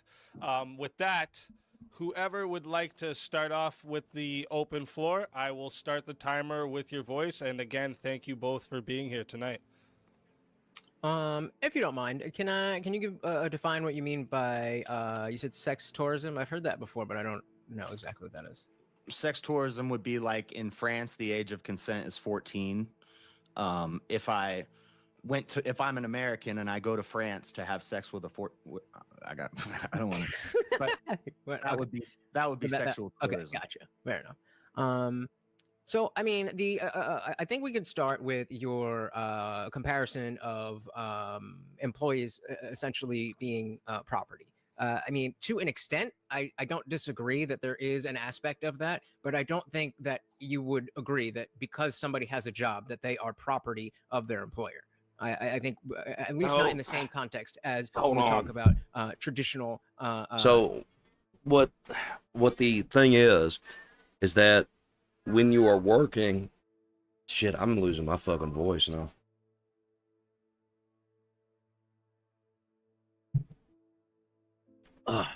Okay, I took some more medicine. Hopefully that'll kick in soon. But ultimately, what's being sold and these two aspects are two different things. Your labor is being sold, that you own yourself or whatever. From the libertarian point of view, you own your labor. You're providing this labor to then be paid for that. What the product is itself within prostitution is it is you, the person, your body being sold for sexual pleasure. You are the product. Your labor is something that is not deeply reliant on you. When you're a prostitute, the actual product is you that's being turned out of this system. When you're working in a factory, there's a product that you're working on that gets turned out and being sold. But you yourself aren't being sold. You're just providing labor to construct that product. So it's not, there is a separation there, and there is a differentiation there that doesn't make it the same thing, I think, at least. Sex trafficking. I don't think those things are comparable. A pimp is not the same thing as a manager. That's why we have the word manager and we have the word pimp. Well, I mean, the women go to the pimp, and they elect to be there. They could run away if they wanted to. Indeed, they can. So why should that be illegal? Why should it be illegal? Because the pimp's harmed because of everything I listed in my opening. It's harmful to the men who engage in it. It's harmful to the women who engage in it. It's harmful to society. And this is all JS needs to do, because he's not actually refuted anything that he said in his opener. He should just stick. This is what I would do. I think this is something I'm going to learn from this debate too. If I ever do debates, I'm going to put quick notes of each one of my points right next to each one of the arguments that I put in my openings, so I can just quickly quote something that immediately just brings us back to that portion of my opening, or Damn. But I think that's something that'll be, I don't know if JS does that or not, but I think that would be something that would be easier to have to keep you on your points. You talk about daddy that's government. That's not a criticism to JS, that's me. Government. Have you ever heard of the ATF? Yep. Alcohol, tobacco. Which of those three things is legal and which of them is illegal? Tobacco is legal, alcohol is legal, and firearms are illegal. Well, not illegal, but I mean, not as legal as they should be under the Constitution. So we have a three-letter agency that did Waco, that did Ruby Ridge. We have a three-letter government agency that revolves around three legal things that we legalized. So once those things are legalized, they're taxed. The government's going to tax prostitution and brothels. Okay. So we're paying taxes to the government. The government's that's getting how richer. legal activities work. Why is that a bad thing? If those taxes are able to help reduce the harm that you're talking about, what's the issue? Am I wrong? I've listened to some of your debates and stuff. you lean libertarian and utilitarian, right? Those are your. Yeah, I like to say I am a utilitarian, but I put individual liberty above that. Okay. As So a essentially- libertarian, wouldn't you want less government? Once you legalize prostitution, you're creating another whole arm of enforcement. You're creating a whole. They'll create. No, prohibition is all of the government. No. Okay.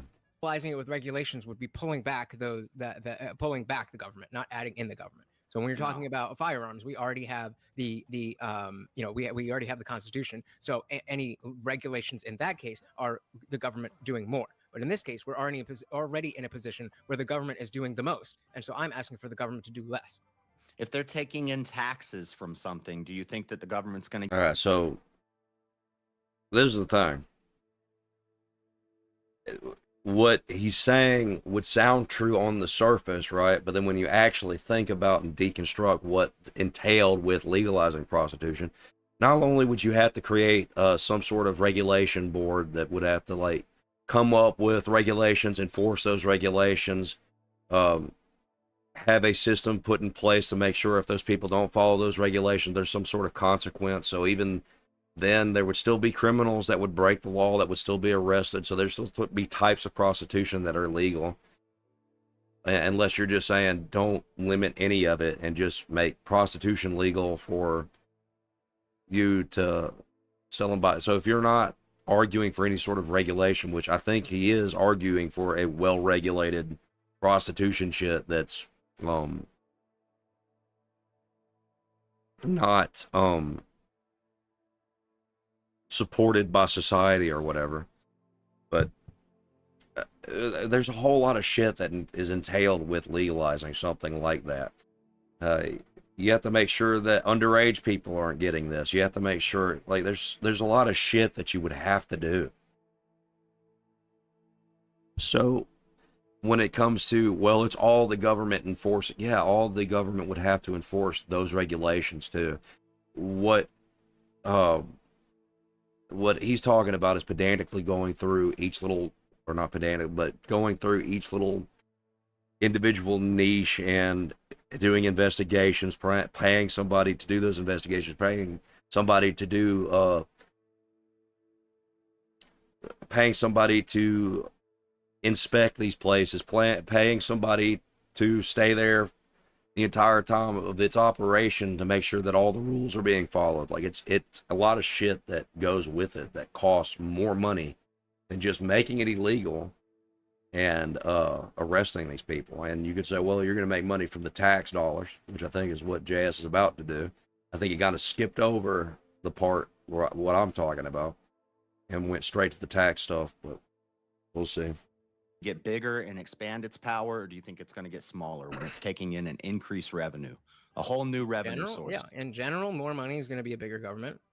Okay, so that's my point. Okay, so okay, then, no, that's not a good because point. things bring in a lot of tax money, we should make them illegal?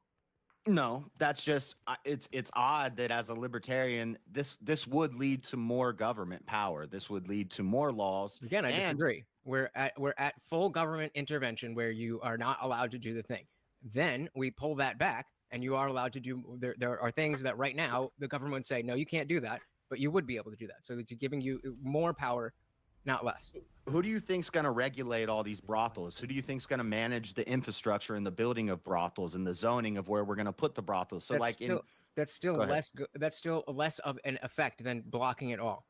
I understand what you're saying. I'm not very clearly the government is going to be the ones that have to regulate. But again, the point that I'm making is that it's not that we're in a position where anybody can do anything, and now we're adding in regulations. We're already past regulations, and everybody's saying not at all. And I'm saying that we should pull that back, and there should be regulations, but it shouldn't be across the board illegal. Right. So that's what I'm saying. He has to pay for an agency to enforce these regulations. He's going to have. So yeah, he just kind of fell straight into what I was trying to argue, is that this isn't something that limits government by removing it being illegal. It just creates an entire sort of structure that has to be enforced by an agency, and you could add it to another agency but then you'd have to reinforce that agency to be able to keep up with prostitution.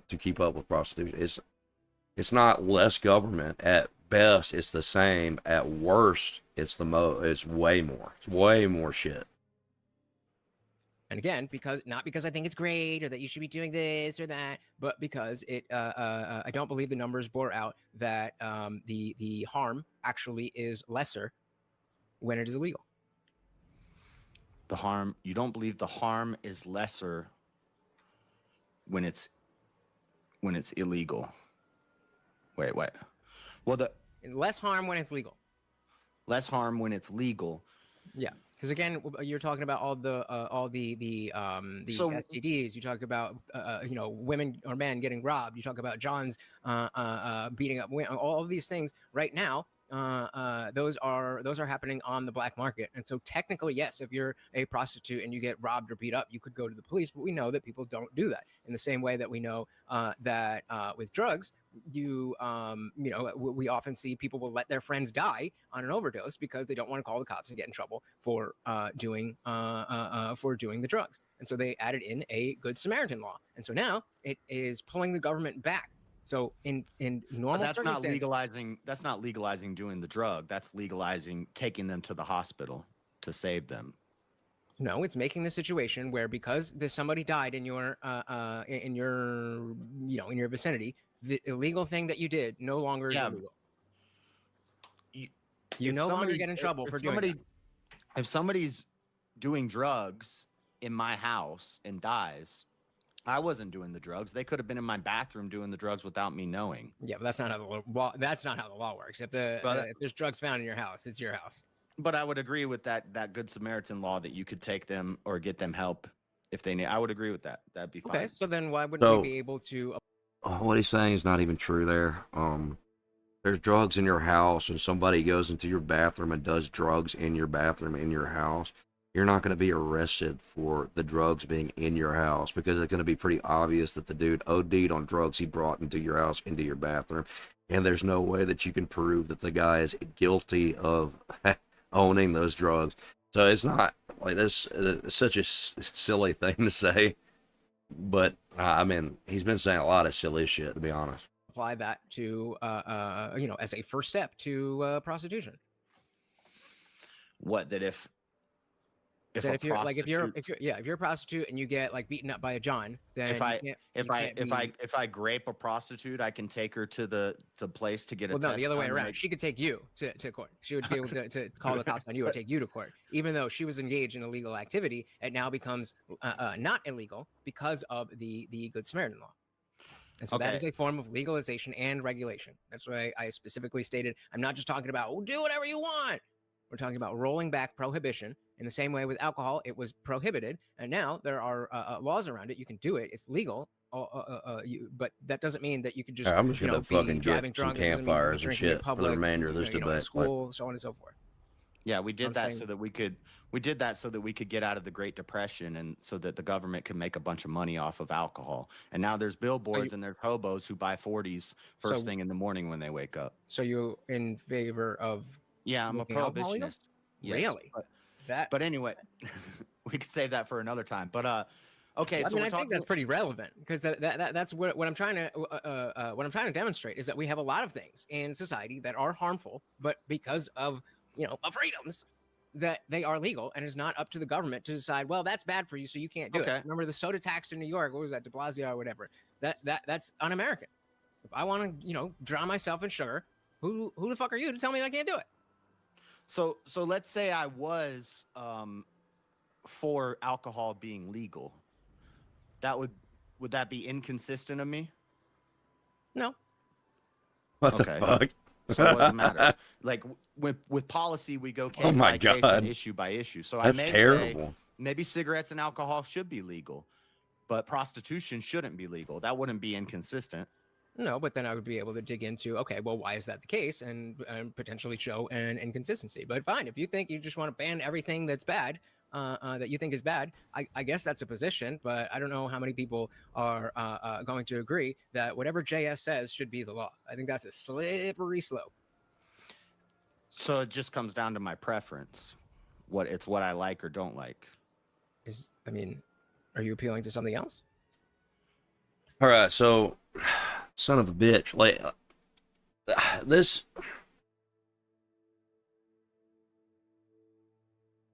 Okay, I had to calm myself down for a second, but yeah, he did kind of drop it because like right now, what he's just done is he's given two big opportunities to really bear into him, because he tried to make this whole big thing about how prohibition is relevant to the conversation they're having, and then JS asks him a question. Well, is that relevant? How does that make me? No, it doesn't. Okay, what the fuck are you talking about? Why would he do that? And also, I will say that, well, I already talked about the gap that he kind of left between the two arguments that he was making, or the argument that he made, and he kind of made it in a very strange way. I don't know, man. But yeah, there are parts where I remember a lot of this part, but there are a lot of arguments that that Indian Jesus makes, or IJ. I'm not going to say he's that, but IJ, he makes these arguments that if JS just honed in on some of those things, he could keep them locked in there for a while until he admits that he fucked up and was wrong. Like he should have. There were a few parts where I kind of got mad at work. No, I'm curious. I'm critiquing your worldview. So, would you make cannibalism? Let's say it's very utilitarian. I could end world hunger tomorrow if we all just started eating our dead, instead of wasting them, instead of burying them in a cemetery somewhere. Why don't we all just start eating people? We can say we can. What the fuck? Because of the cultural value. Because of the cultural value. Oh, he's in the utilitarian. The human body. And so again, going back to the notion, if we didn't have any cultural values, then there wouldn't be anything wrong with it. But the cultural value we put into the human body. What about the young girl who is turning her body into a vending machine for sex? Is she of age? We don't culturally value her body. Wait, are we talking about someone of age, or are we talking? You said young girl, so. Well, you said we put a cultural value in dead bodies, so we don't eat them. But we don't put cultural value in live bodies of young girls enough to not allow men to have sex with them for money and not allow them to sell their own body. So again, are you talking about? You say young girls? Do you mean of age 18, but they're young? 18. Or okay, 18, so yes. yeah, if this again is just because you don't like it and you say it's bad, I don't agree that the numbers bore out that the harm is worse. Well, this is the thing. Like, he did show and bear out his argument from his sources. You're trying to avoid statistics, and honestly, to me at this point, IJ is kind of coming off his bad faith because he has statistics that he'll claim are correct, but he doesn't want to do statistics because I think ultimately what he has is maybe some cherry pick data that barely supports what he's saying. And JS, I know for a fact, had a lot of data that showed pretty hard that his assertions were correct and could easily be traced, and the way that and the methodology that was used in those studies were at least solid. So I don't know. This shit's coming off as bad faith to me now. If it is right, and just because you don't like cannibalism, you say, and we culturally value the body. I don't know. Yeah. So again, I'm appealing to the fact that we want our values to reflect our laws, not the other way around. We don't want the laws to dictate our culture. We want the culture to dictate the laws. Yeah, and this is the problem with the utilitarian perspective, because we're not actually looking at utility. We're looking at what we like and what we don't like. And so I'm big, bad, mean, authoritarian guy because I want to make immoral things illegal. And you're the freedom guy because you want to keep them legal, even if they're harmful. Even if I can demonstrate all these harms to you, legalizing it, that's what I was talking about in my opening. Legalizing doesn't get rid of all the reason I brought up the college course in Hoary is because there's only going to be limited numbers of brothels. All the prostitutes aren't going to be able to get hired at brothels unless we build a brothel on every corner. So okay. Well, I don't really like that argument because, I mean, what would I think would happen is if these brothels were legal is that a cycle of young women go in and a cycle of old used up women come out. Like that's what I think would more happen. There wouldn't necessarily be a whole college. There would be probably a testing and regulation type of board thing, and it would just be a bunch of young women going in and old used up women coming out. I don't think there would need to be any training unless it's like a high end, I guess. I don't know. So these girls are going to want to get job placement. They're going to want to make sure that they're the best and they're ready to get hired. Otherwise, what happens to them? So, I mean, I can. So again, I'm just going to compare this to a different situation where we already have this. Like if we talk about like hair and makeup, when we're going to hair and makeup, that yeah, you could just do it, right? But I think what I'm trying to steal, man, what you're saying is that you have some type of accreditation, then you're more likely to get better clients. And so, is that what you're getting at? I'm just saying, girls are going to want to get hired at the brothels. There's going to be a limited number of jobs in the brothels. If they don't get jobs in the brothels, what are they going to do? Get a different job? No, they're going to work the street. Okay, but if that's not part of the regulation, then we're already in agreement that shouldn't be allowed. In the same way, all right. So he doesn't want people in the street. That you can't get because you can get behind a car physically doesn't mean that's allowed. So again, we have and this regulations. This is my point, that legalizing it doesn't stop the harm that comes from prostitution. It creates a dual economy where now you have legal ones that you have to regulate and the government profits off of. Fair, but you can't get rid of prostitution. That's not really an option on the table. I mean, if it was, then I would be with you. We should get that's what this whole debate's about. What the fuck? Existence. I would be down with that. But that's not a realistic. Right. We can't get rid of murder, but we still make it illegal, even though people are gonna murder. Well, yeah, but that's because there's no. Once somebody's dead, they're dead. How is that comparable? What are you talking about? Consensually. Okay, what is going on? Why do we steal something? It's gone. What do you mean? So that goes to my original question. So what's gone? What's gone with when a woman engages in prostitution or marriage? Self-respect, dignity, well, the first time, virginity, purity, which is her strongest value, her strongest bargaining chip in a relationship is that. And if she knows that and decides I want to give that away, why are you allowed to tell her no? There's also been shown about. Well, hold on. Wait. Could I? Sorry, just if I could. Go ahead. Ask me the question again. Sorry, yeah. So if you're saying that, then if it's taking away her purity and so on and so forth. If she's aware of that and consents to doing that, who are you to tell her that she can't do it? No, I'm nobody. She can do that if she wants. That's why I can. I don't know. You're right, sure. So she can give away her purity if she wants. That's fine. Again, I agree with you, it's a bad thing, but we're talking about the law, and so I don't think that just because it is harmful, unless it does go to the degree of direct bodily harm. And see, like that, this which is we already have laws for. So if you're talking about getting, I'm sorry, Kat. The way you phrased that here, I'm sorry. I gotta. The way you said that reminds me of this clip that I found the other day. On this.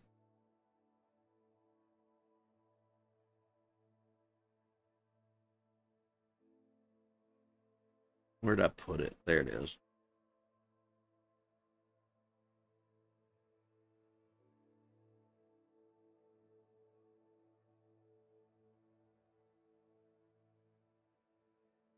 You're telling me I gotta be financially stable to. Hold on. See if it's even showing it. Here, I'll put it up on the big screen for a second. It reminded me of this. You're telling me I gotta be financially stable to date broke women? And they come pre-fucked? Oh, hell no. Double it and give it to the next person. I don't want. Yes, it's true. You can't be unfucked. Okay, I'm sorry. I had a. I don't even remember what I was talking about. That made me.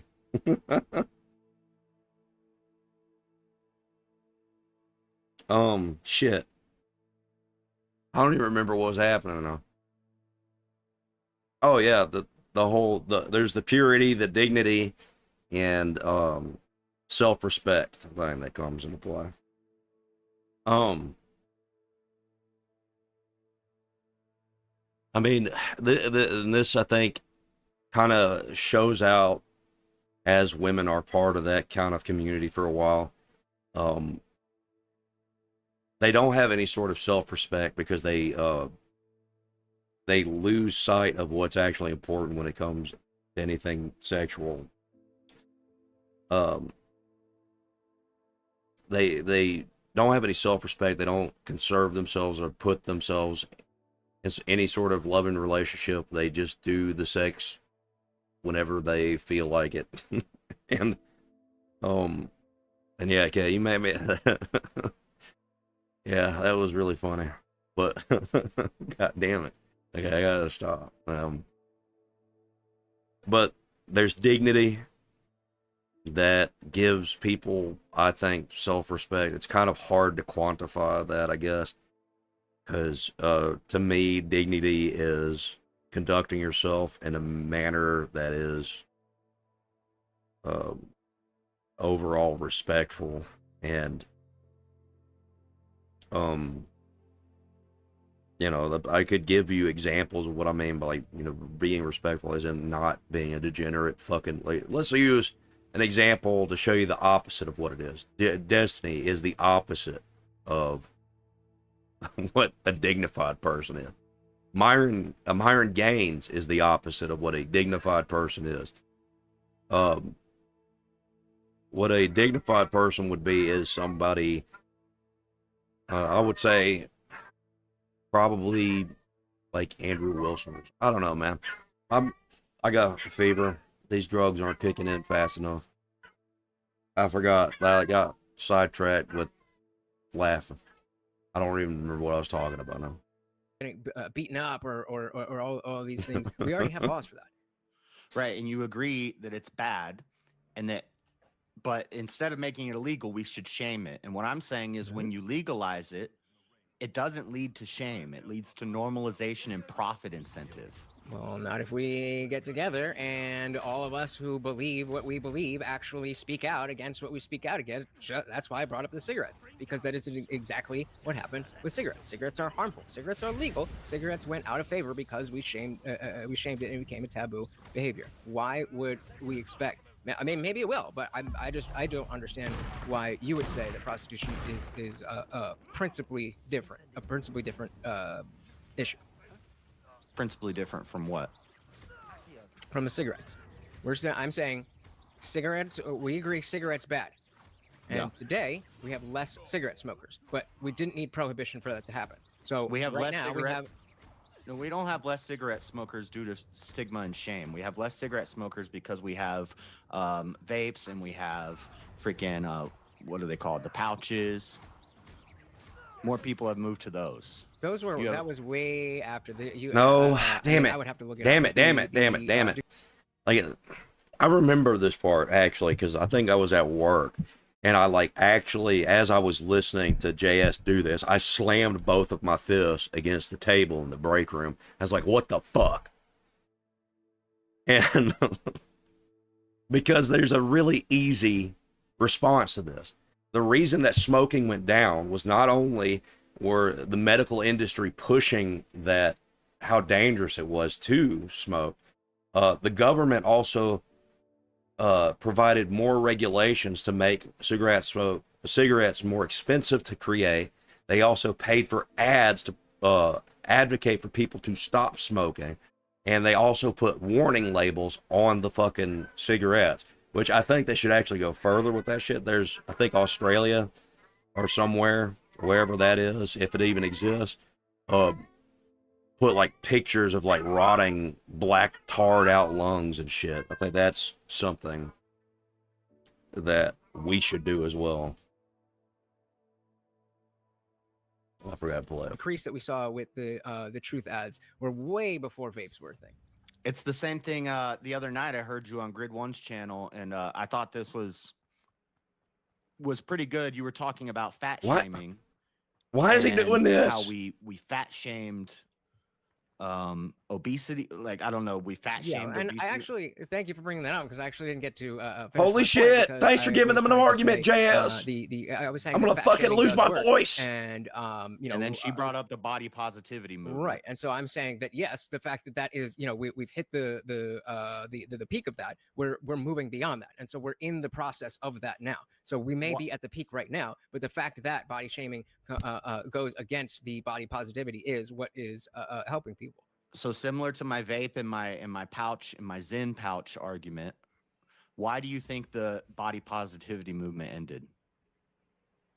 Because it's unscientific and it doesn't make sense. Could it have anything to do with GLP-1s and Ozempic and Lizzo getting skinny all of a sudden, and everybody's got a faster way to get skinny now, so we don't have to keep pushing body positivity. Now we can push GLP-1s and people can just stick a needle in their stomach and get skinny instead of working out, and the government can profit. I mean, rich people can. What does this have to do with anything? How much is it? I mean, I don't know, but why do we still see fat people walking around? We only see celebrities using Ozempic. Well, that's actually not true. You can get Ozempic very cheaply now. It was very popular at one point, so it was hard to get a hold of, but now there's a bunch of knockoffs and shit. What I'm arguing is that what I'm proposing, legalization with strict regulations, will force and which maybe I don't know. I don't I'll take even Ozempic, give and I you probably this. never Maybe will. Temporarily, there would be a spike in use, but I think that we my ex-wife can see used to. that But the values of our nation that are getting stronger between Christians and Christian ethics. Well, she and did secular when it people got who are, popular. seeing that the left is garbage, like myself. We are becoming a stronger and stronger and stronger coalition. And so, in the same way that the trans thing has, died down, has started to die down. That is not because anybody banned being trans, but people were finally willing to say, no, I'm not using whatever freakazoid pronouns you want. You can't get in the bathroom with my daughter, so on and so forth. Yeah, I don't know if that's the same thing. Well, I guess, so whatever. I'll take that example, but that's kind of different. It's a social contagion from mental illness. Yeah, they're both Right, social and so contagions. I would argue that the regular use of prostitution is exactly the same thing, and maybe a more difficult problem to address. If degeneracy is a mental illness, Jesus Christ, I got my voice back at least. I guess I screamed the so social loud contagion that in the prostitution case would just be it just the ended spread up of fixing my degeneracy. voice. People like sex, Kinda they like wanna have punching a sex, and- TV. and especially when young men are unsexed and they're less social, they're more antisocial, they're on the internet all the time. They're going to be more likely to just spend some money to get Okay, sex. so let me give you a hypothetical here. So I mean, I would assume that you think corn is bad. Yeah. So do you think that if let's say we have an 18-year-old boy, virgin, incel, whatever, is it better for him to spend all day? Because again, we're talking about the laws that we already have. Corn is legal. So would you rather that 18-year-old boy spend all day gooning in his room to I call it P-Hub content, or once a week he goes out and sees a toot and False the rest of his dichotomy. week he's actually a productive member of society? False dichotomy. You could say neither one, because that's the fucking argument. That is what is true. There's no either or. It's a false dichotomy. You don't even have to answer this question, but Jazz is about to answer this question. I'm about to fucking scream again. Which one would be better? Those are my only two options. Well, yeah, I'm just saying which would be better out of the two. I'm not saying that's the only thing that a boy can do. Because there's a better option. Absolutely. I'm just saying between those two options, which one is worse? Between those two, probably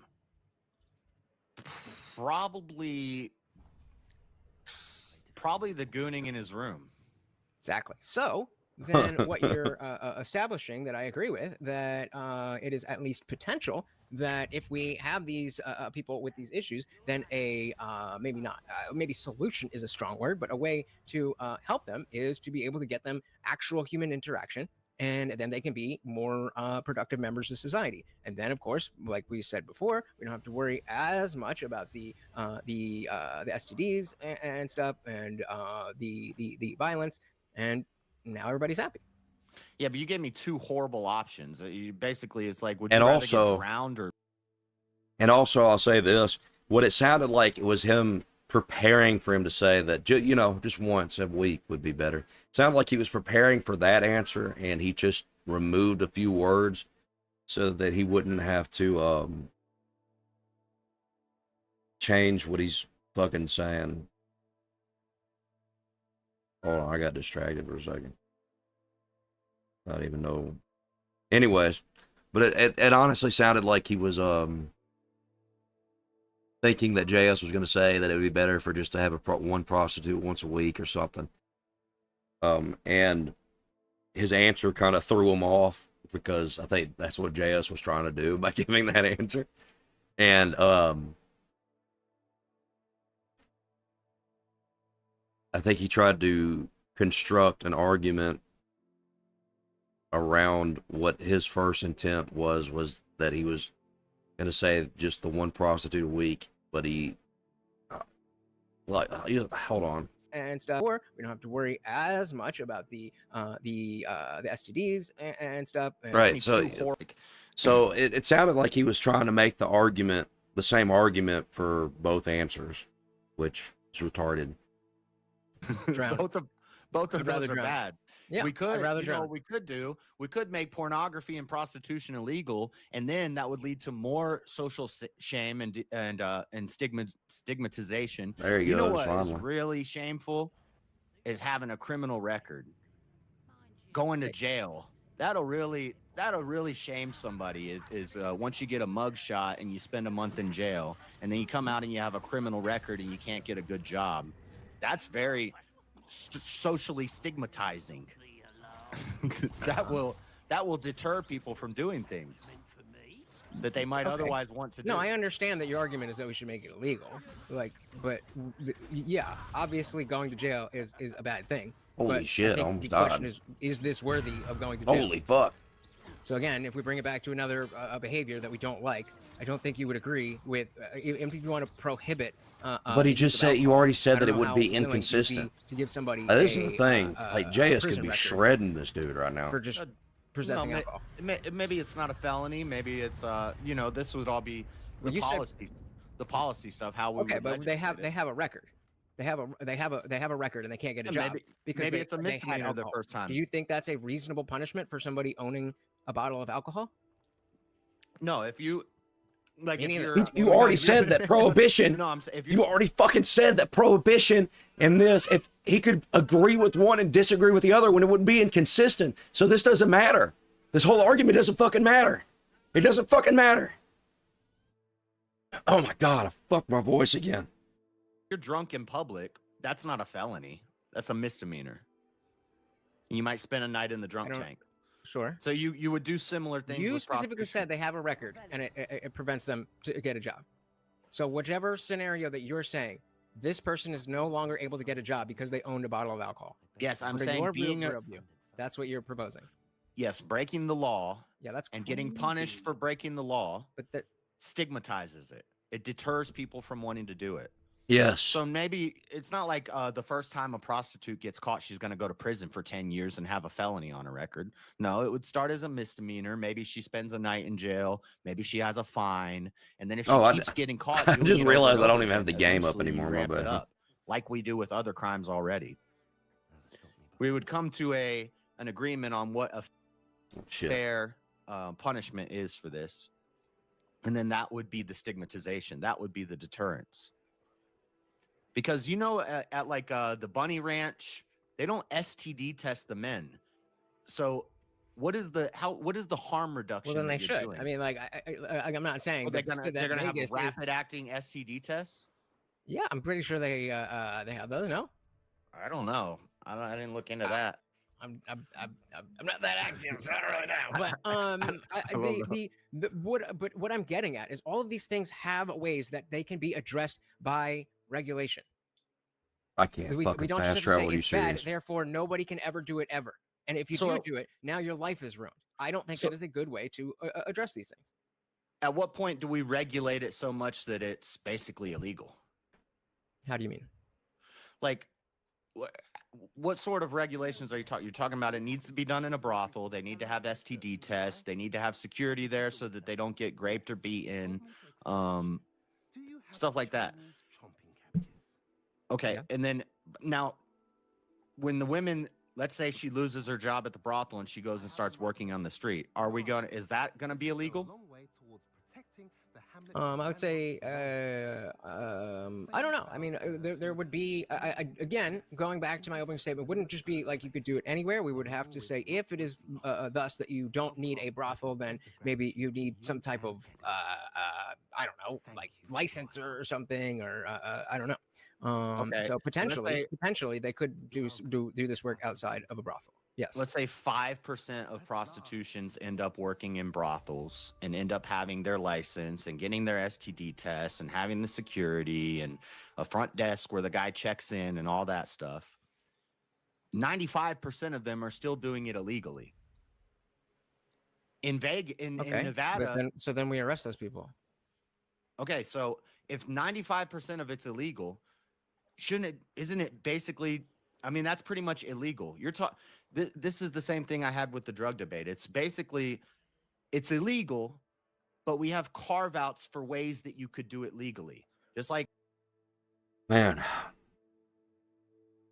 like this is at the point where I've just like checked out of this whole debate because like that actually pissed me off. I need to recenter myself and pay attention.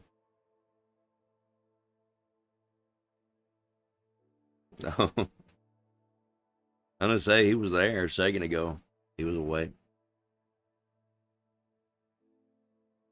But oh my lord, I just have to recoup a little bit because that shit made me so fucking mad. Oxycontin, it's illegal for me to walk around with Oxycontin and sell Oxycontin. But there's a carve out where if I get my prescription from the hospital, that would be legal. Yeah. Oxycontin is still illegal. So prostitution would still be illegal, but we'd have, just like we have in Nevada, if you're in a city with less than 700,000 people, you could set up a brothel. Well, right, but this the is majority of prostitution in Nevada is still illegal prostitution. Well, that's as of right now. That's because it's illegal, and we don't have the resources to. You can't build a brothel and be like and advertise and all that stuff.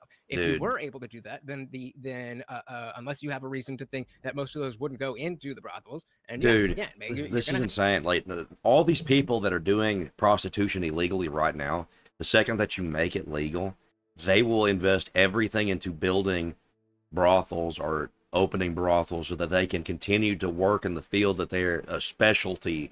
That's their specialty. I'm so like, what does that even mean? Like,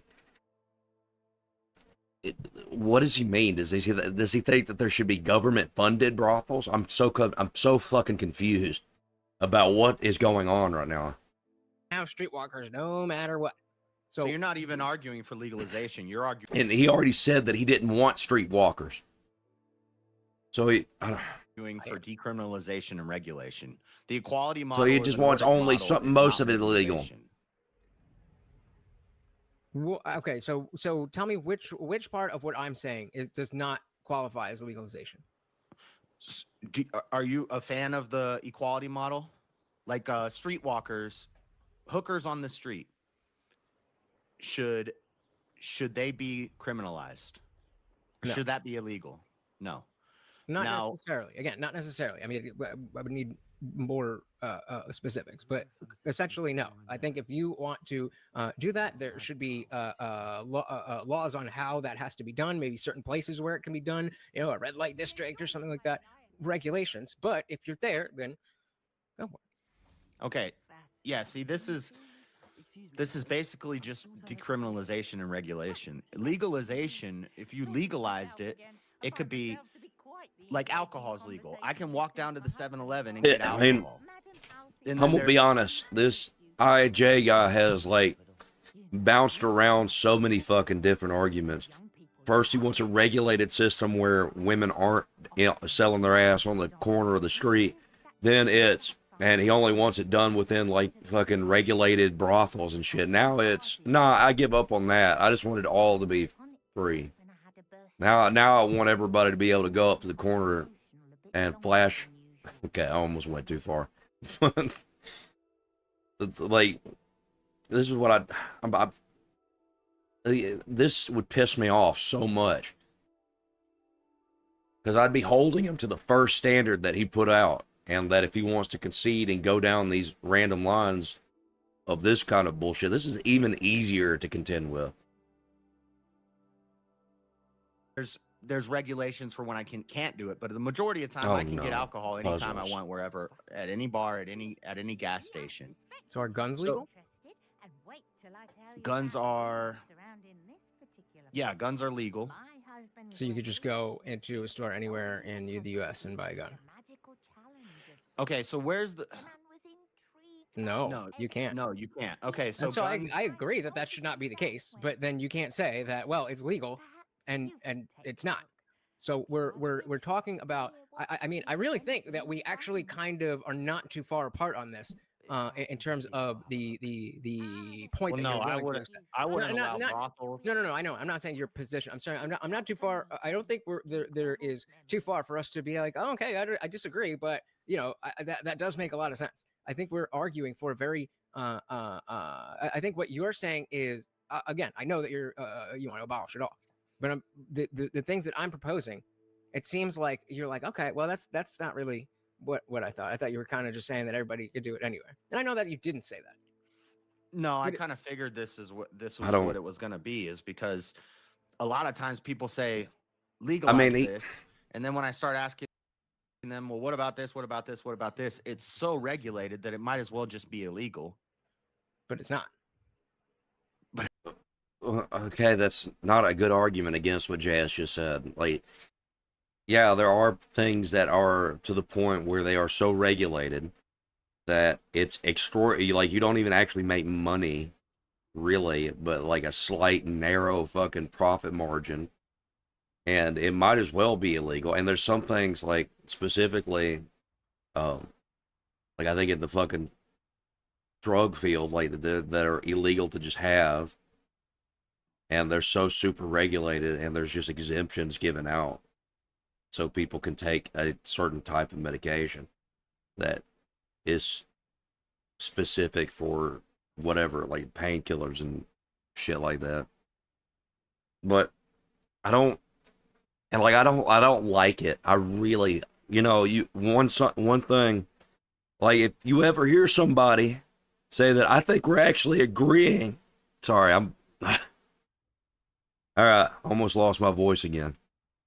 If anybody ever says, I think that we're agreeing, when we're obviously not agreeing, and you do that shit to me, if you see me acting rational at all, understand that underneath I am boiling from the inside out and wanting to rage. And if I'm controlling myself, I'm controlling myself out of respect for something else. Anyways.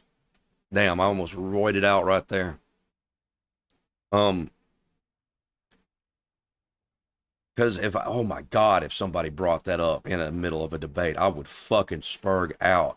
Oh, I think we actually agree. No, fuck you, we don't agree. What are you talking about? Anyways, that was my little spurg out. But it's not illegal. I mean, it may as well be. Sure, I agree with you. But just because something may as well be illegal doesn't make that illegal. That's not. So where's the line that we draw where it goes from legalization to decriminalization? It's saying it should be, because it might as well be. Like, if the pimps and the Johns are still, getting prosecuted, that's not legal prostitution. It is if they're doing it outside of the regulations that were given. Again, let's say in New York City, Mamdani wins and he has a red light district, and you can go and you could be a pimp and you could be a prostitute, you could be a John in this one city block. That is legal in that municipality. And so I'm not even saying that it needs to be, we need a federal law that it is absolutely legal everywhere.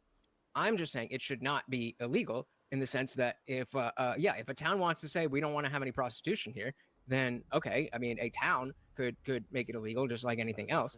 But I mean, I kind of thought we were talking more on the federal scale. Well, once we're when we're talking about legalization, we're talking about government regulation and government taxation. Like the government basically comes in and controls this market now.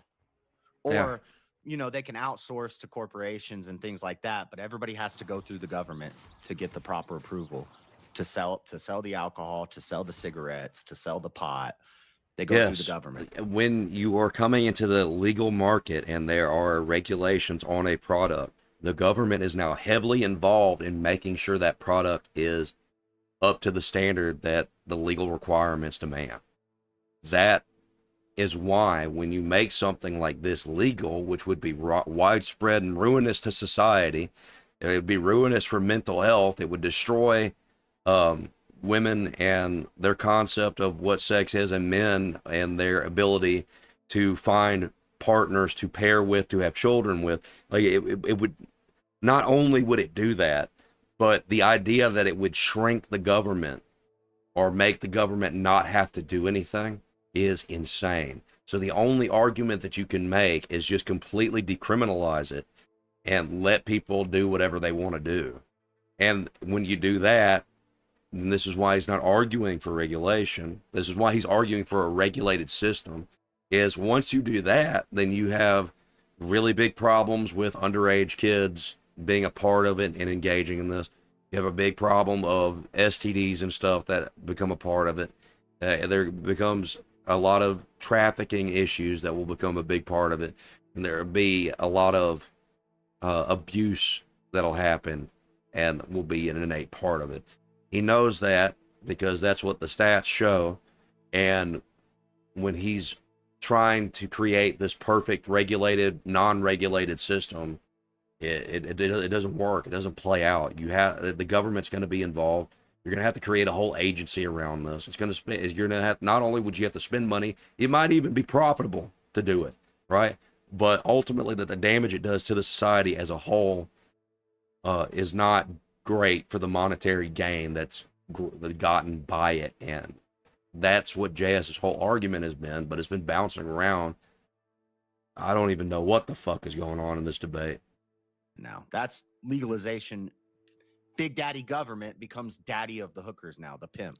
Right, but that's all the only reason that isn't the case is because the pimps are the daddies. And so if we're going from pimps to the government, then the recourse is there. And so what are you both pimps talking and about? Government is bad. I agree, but if we're saying who's going to control this and make sure that this is going well, I'm going to trust the government slightly more than the pimps. Maybe Okay, so now he's pro-government. Like, I don't know about all pimps, but this guy knows what he's doing. The government, fuck the government. But in general, I'm not going to say that the reputations of our politicians matter so little that they would be willing to make laws that are so egregious that it doesn't fit the legal principles that I'm putting forth.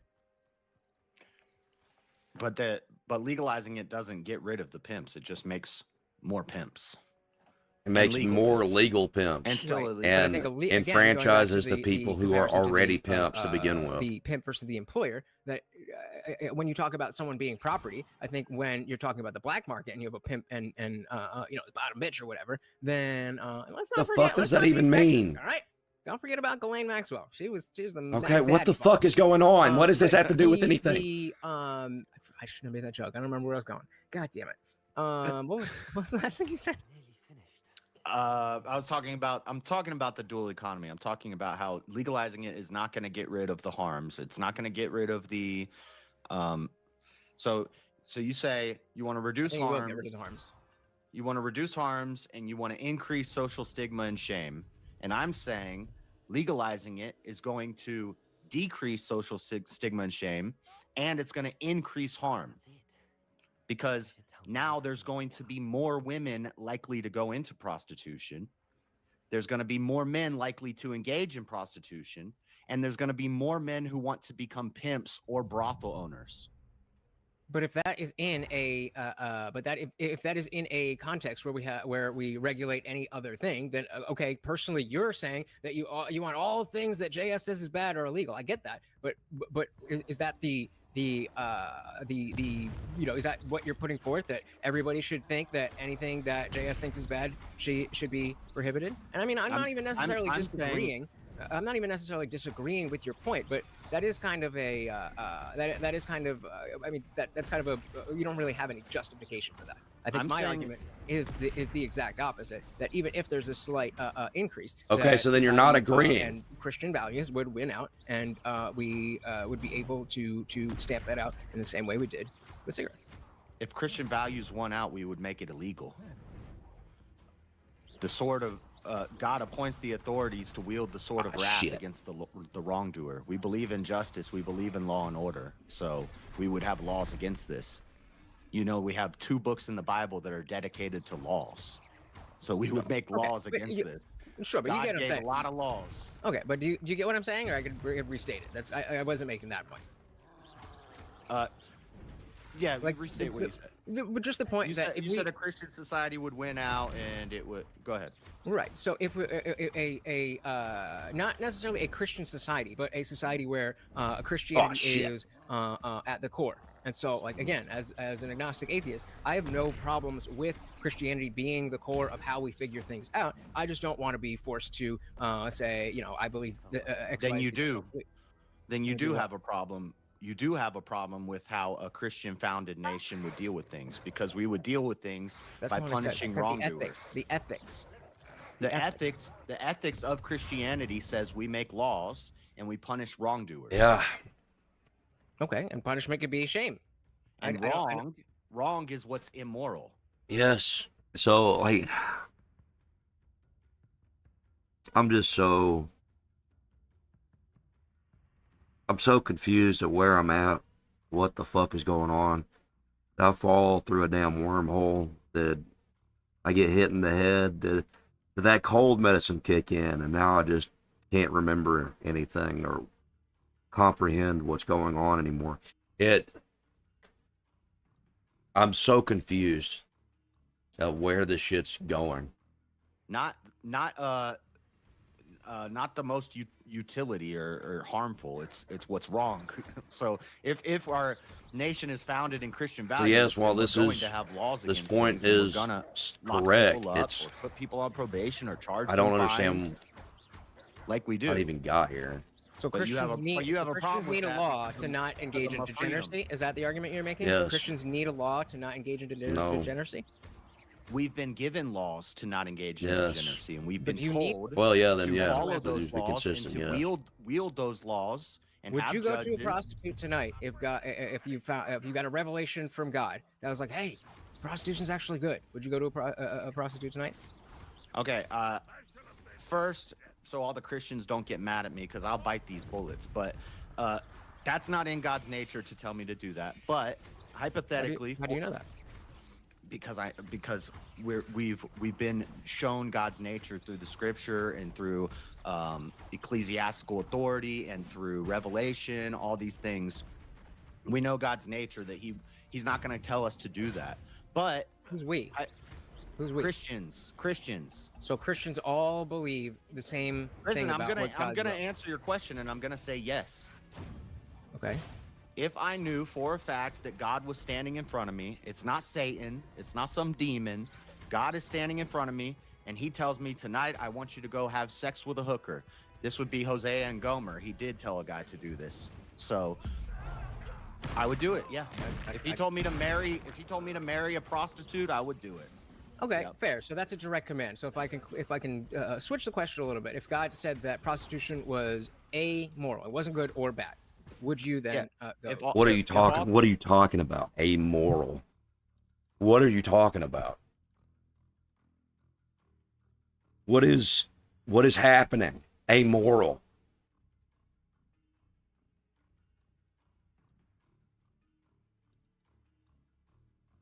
Why would God give you direct revelation that hey, it's not that, it's it's whatever? What the fuck are you talking about?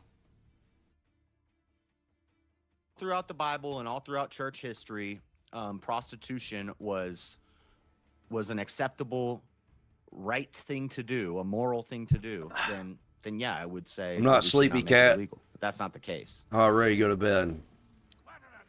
Wait, that wasn't the question. spurging So out. Again, if God says it is amoral, Have more spurging would to do. you go to see a prostitute tonight? Amoral meaning neither moral nor correct. immoral? Correct. No. Why not? Because I don't like it.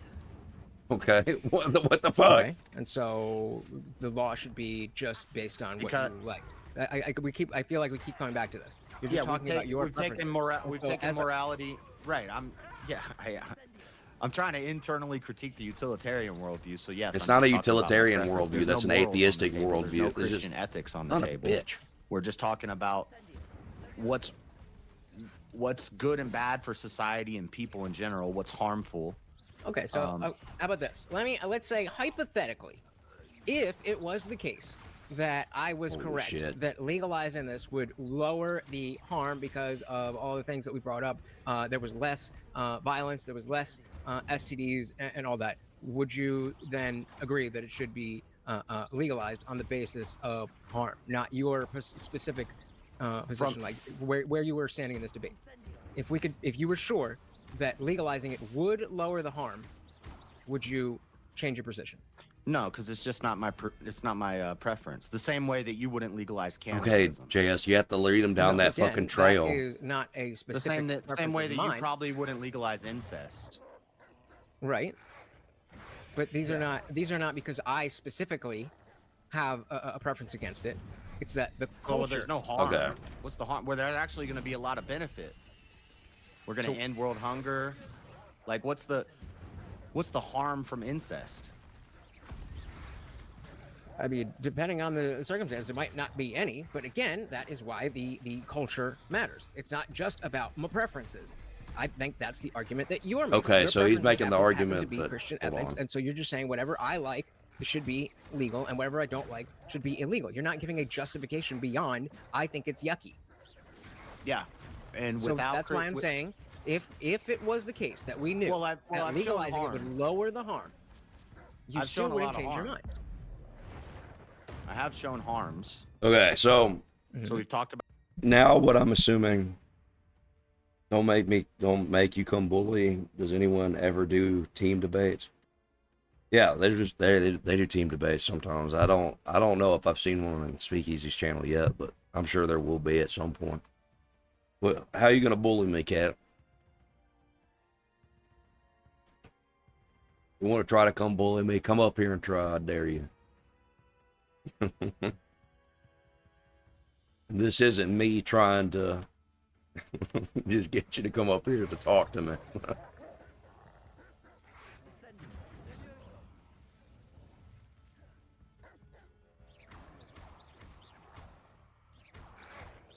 This isn't me being slick now.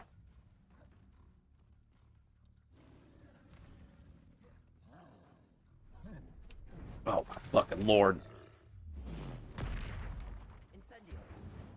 Oh, that kind of bullying. The fucking puppy dog bullying. Damn it. That's not even fair, though.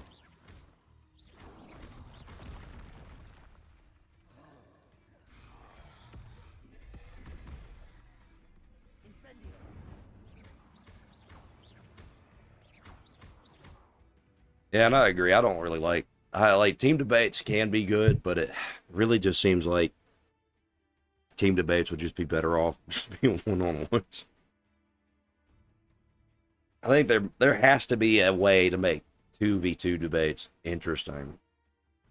I just think that there needs to be something that separates them from just a regular 1v1 debate, but I don't know. I don't know how to fix that. About the harms. Like, how about, for example, the Bunny Ranch? I have a thing right here in front of me. A&E did a whole series on it from the Reno Gazette Journal. It talks about how women at the Bunny Ranch report being abused, bullied. They don't sex test the men, or they don't STD check the men who go there. Yeah, they should. They should STD check the men. Yeah. Okay. Absolutely. And when a woman.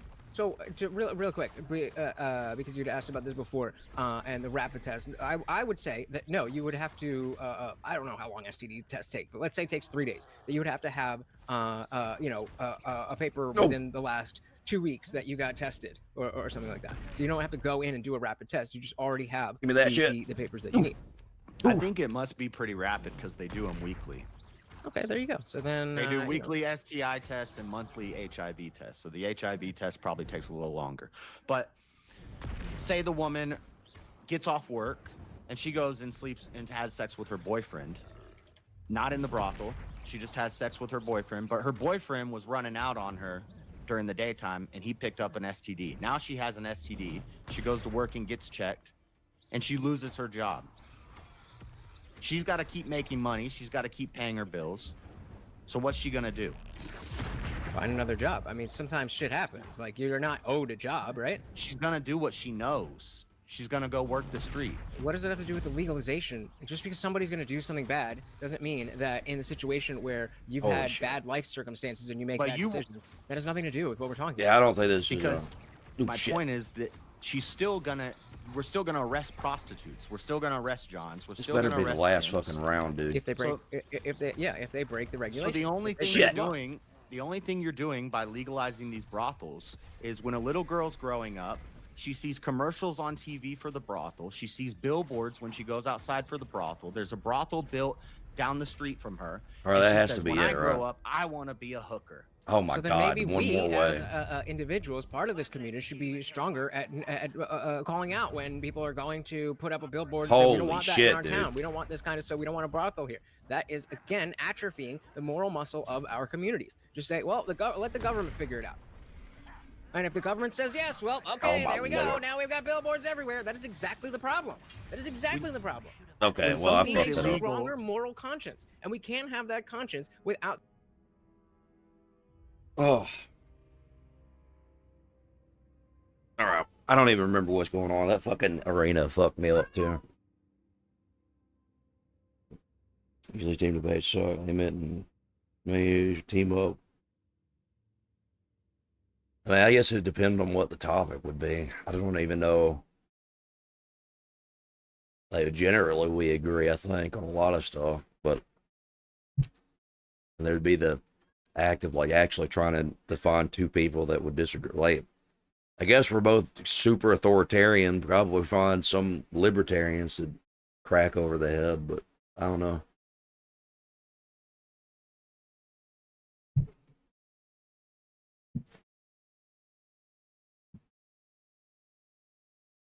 All right, what are they even talking about? To do wrong. Someone who cannot act immorally cannot be a moral agent.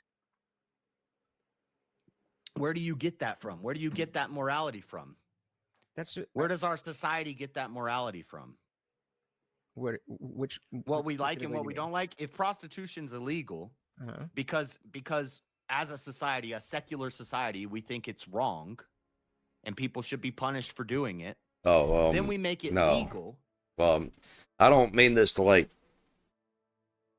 really insult anybody. I would never debate Anson. He is not somebody I ever really want to interact with. He's one of those drama people that I think is kind of a piece of shit. I mean, he does it in an extremely sarcastic and charismatic way. He still does it. I see every channel that I've gone around to like look through some shit that people had said. Anson's always been around and has always contributed to it. So not only is he immoral in the way that his lifestyle is, he's also an extremely disloyal person who talks shit about people constantly behind their back. But he does it in a way where everybody thinks he's just being a sarcastic prick, but what he's doing is he's just actually being a prick. Mysterious and a bit unsettling. What to do?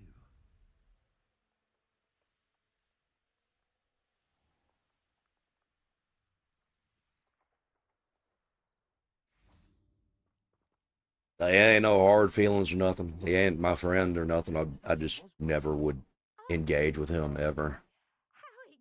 You know? Yes, I had to destroy a number of large vases, and that seemed to activate some sort of charm on the statue. Well done. Oh, I miss having someone like you around with a thirst for knowledge and a quick mind. Well, my curiosity has been satisfied. Thank you for that. Who knows what I'll encounter on my next constitutional? Yeah, like to be honest, like a lot of the stuff that he says, like the degenerate and jokes and shit, like, and even stuff like that, don't bother me as much, and I would still debate somebody who would do that stuff. But it's just other shit he does that I don't like. Do you have in store for me this time?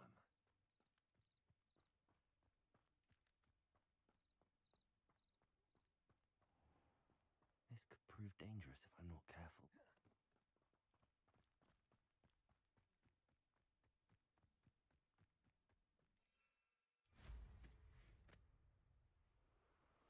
You know, it's like whatever.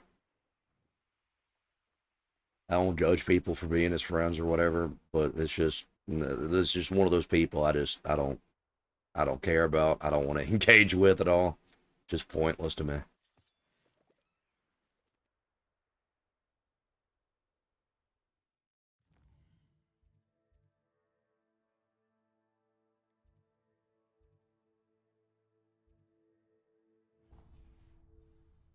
Oh hell, I forgot. I'm trying to listen to a damn debate. I almost Now we forgot. just said, okay, it's not wrong anymore, secular people. We just legalized it. Why would people be like, oh, well, don't be putting up billboards and stuff. We don't like it. Then you should have kept it illegal. And assuming this is in a democracy, this means people are voting for this. Yeah, once you make something that like that overall, legal, it just people becomes vote a to bigger legalize problem. it. Why do you think that they're going to start shaming it after that? I'm not proposing that the same people who are voting for it are going to be shaming it. But so the minority is going to shame the majority. Sure. But the minority, you know, those things change. And like I've already conceded to you, yeah, I think if we legalize it, that there would be a small bump, but on the long term, then it would just not be something that is as novel. And we've already gotten to the point of harm where you talked about where we compared the gooner and the guy who goes to see a prostitute. So if that is less harm, then I don't see why we wouldn't want to go in that direction. But again, if you're just going to say, well, no, it's bad, I think it's bad, so it should be illegal, like, okay. This is what I don't. This right here pisses me off. Because, like what I said before, where it sounded like he was trying to make the same argument either way, no matter what JS answered, because he didn't think that JS would answer the gooning into the room thing. So now he's just made up that JS answered that it'd be better for somebody to sleep with a prostitute. He just made it up. Just made it up. And tried to make that the argument he's contending with. And JS, I think, I don't know, maybe he'll catch it in a second. I don't think he does.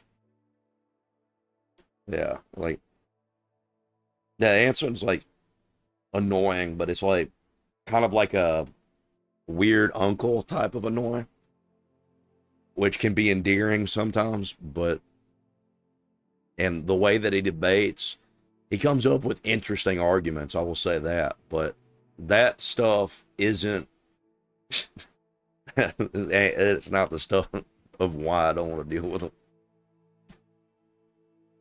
He just throws, he's not somebody that like passes around rumors and shit, not that I've seen, but he is somebody that throws gasoline on a fucking fire. That's what I've so he doesn't start the dramas, but if he sees it happening, he'll try to encourage it as much as he can.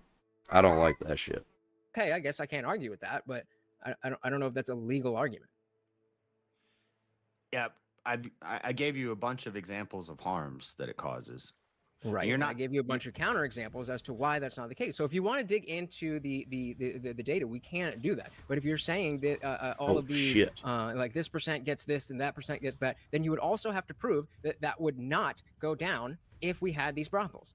And you can't prove that. You're just you don't saying, even need to go into saying. the data. It's common sense. It's not common sense. I completely think the opposite, and I just gave you a logical thing as to why. Maybe I'm wrong, but that's why I'm asking you to prove me wrong. You can't just say that I'm wrong because it's obvious. That's not an argument. Well, I've given you lots of examples. Right, and I've knocked down all of that.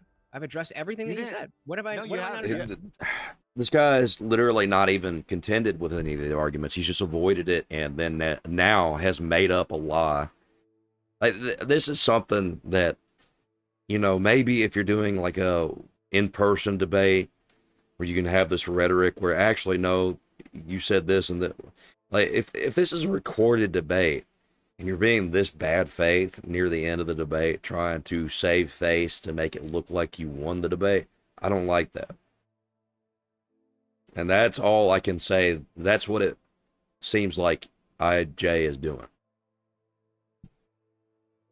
You haven't knocked down. I just said that bunny ranches, when there's legalized prostitution, murders in places. That's where not what they've you brought up. legalized- You brought up testing when you brought up the bunny ranch. I brought up the bunny ranch. I brought up this Reno Gazette article that I have right in front of me. I brought Okay, up so Julie Bindell, who's a well-known researcher in this area, talking about how homicides go up from Johns and pimps in areas where they've decriminalized it.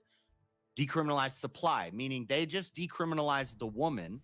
The hooker is now legal, but they go after the Johns and the right, but she's still out on the streets. Yeah, and she's a legal Right. prostitute. And you said you were for that. What is happening? I said under certain circumstances. I said under certain circumstances, but we were particularly talking about the brothals. Okay. I was saying that I don't know specifically Netherlands- about the streetwalkers. I'm specifically talking, I'm majority specific. The not- you know what I mean. Netherlands, Amsterdam, the Netherlands, they have the red light district that you brought up. So you said So- it would just be legal. So, what he's saying right here is kind of just completely contradicts. Like he's gone from one argument to the regulated argument to the decriminalization argument to now the regulated argument again. Like, I don't actually understand what IJ is trying to do. And honestly, at this point, I just think he's being bad faith and trying to win rhetorically rather than actually debate anything at this point. To be a streetwalker in the red light district. Okay? Homicides from Johns and pimps against prostitutes, where prostitution, the supply, the woman is legal to do her job. Homicides go up. There's more murders. Okay, so arrest murderers, and then there will be less murderers. Or we could arrest the things before we get to the point where we have to even worry about the murders. We stop that thing from happening in the first place. So something bad might happen. So we should arrest this person so that something bad doesn't happen. Sounds like Minority Report to me. No, you stop the precursor to the crime that leads to the crimes. That is also should be a crime. Can you say that one more time, please? You stop the lead up to the crime. Like it's like with drugs. If you want to reduce drug dealers and drug overdose, you make drugs illegal. You don't legalize drugs. Right. And then so go after okay. the drug dealers. Fair, but then you don't get arrested if you're driving on your way to the dealer. Even if you're on the way to your dealer, you have not done a crime yet. What you are proposing is arresting someone before they do the crime so that the crime doesn't happen. No, I'm saying the There's act literally of nothing. prostitution should be a crime He in did not itself, say that. and that crime leads to more greater crimes. Yeah. So what are the gun laws like in Amsterdam? I don't think they have any gun rights. I don't know. So maybe if these women were allowed to carry firearms, then that might be a bigger. That might be a bigger factor than the fact that they are prostitutes. Can you prove that that's not the case? Well, I could point to America. We have more gun deaths with guns legal. So I don't see why legalizing guns is going to reduce murders. Because then they won't get murdered because they have a gun. And So you will pull the the gun and John. say, "Run away! Don't murder me." A little 18-year-old girl, scrawny little girl, pulls out her gun. Why do you think they call it the Great Equalizer? You It's think not an 18-year-old women equalizer. can't carry guns? What are we talking about? Okay, so you think the guy with the gun is going to lose to the girl with the gun? It's the thing with the gun is that it's not really it makes things a little bit more equal if somebody knows what they're doing with a gun. Yeah, sure. If a woman knows what they're doing with a gun, sure, that can help them. But ultimately, if there is a man and a woman with a gun, the man's going to win out way more often than the woman is. And also, I don't even understand what the point of bringing up guns were. I guess he thinks if they had guns, then that means that the prostitutes would be more safe. What are you talking about? If the prostitute had a gun and this dude was trying to harm her, he'd just take the fucking gun. Like, what are you talking about? What do you think, that the fucking prostitute's gonna walk up with the gun drawn and point it right at his fucking temple the whole time? Like, what the fuck kind of shit you can... The motherfucker. Damn, my voice is about gone again.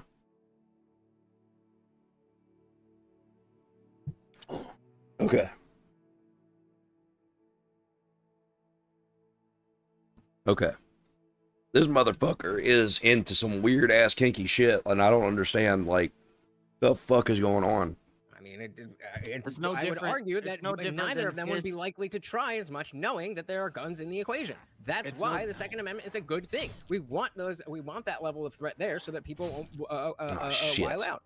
I agree. That's exactly the point. So Son I of a agree. bitch. Gun should be So legal. again, but I'm can saying, you prove that the murder rate is not more connected to the gun laws than it is the prostitution? Yes, in Nevada, where prostitution is decriminalized in certain counties, and they have the right to carry guns, there's more murders of prostitutes. Did I get the Then- fucking fire wait, list? No. then No, where? I don't care about it. Than in places where they have. Might that be because they have more prostitutes because it's legal? They have more prostitutes in Vegas, and it's not legal in Vegas. Which goes to my you're other jumping point. around it, but can you give me your bottom line here? I promise I'm not trying to play stupid. I'm saying Maybe I'm just dumb. when they legalize supply, when they legalize the women being hookers, and they have brothels, murders go up of prostitutes. But Now you again, could say that's because there's more prostitutes. Even I'm just throwing that Yeah. out there. Again, that's a correlation. Unless you can prove a causation, then just because two things happen doesn't mean that they're caused by each other. Yeah. Like it could also be the fact that you were talking about oh no, that was a different thing. But it could be related to the fact that people who don't live in the area are in Vegas a lot more often than people seeing prostitutes in other areas. Correlation does not equal causation. Okay. So you can't give me the murder thing. I mean, if you can prove it, then I'm willing to. I mean, I just conceded on a debate where I got $100 on Saturday because I was like, damn, you got me. But I know. I don't know why think- you could. I don't know why you could see it. You should have just stuck it out. I was Anyway. too tired, man. I was too tired. I had it. As soon as that, but whatever. Okay. So we have brothels in Nevada, but there's still a bunch of illegal prostitutes working the strip in Vegas because they like you're saying, we regulate it where. All right, I'm bored of this. I'm fucking bored. I'm gonna try to get to their closing statements now. I'm already at the point where I'm just spurging and losing my voice every few minutes now. He's my troll and my problem. I'll be honest. I'm afraid I won't be able to take care of him. He's stronger than any troll I've ever encountered. I wish I knew someone else who could do it.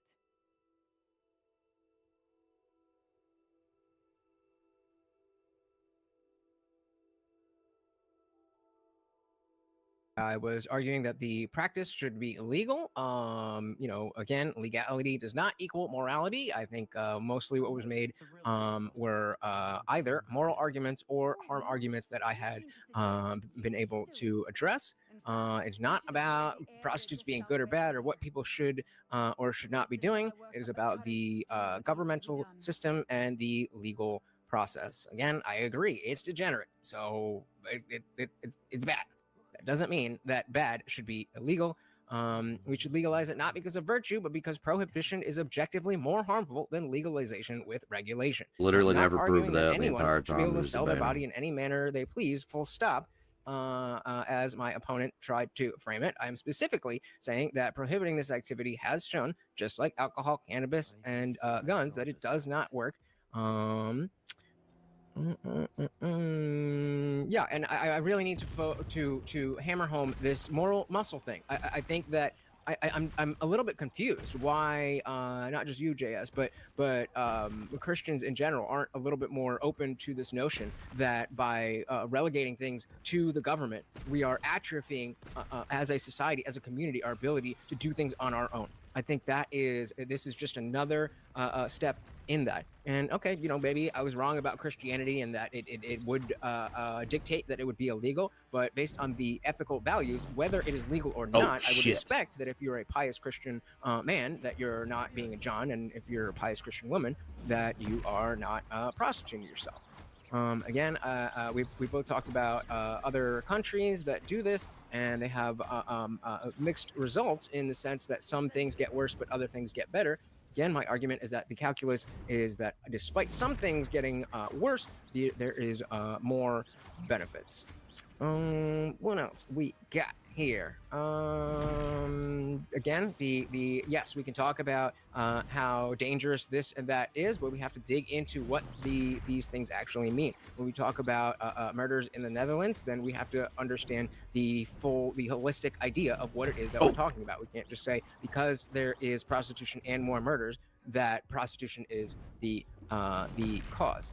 And again, there are mixed studies, but there are plenty of studies that say that it is a good trait.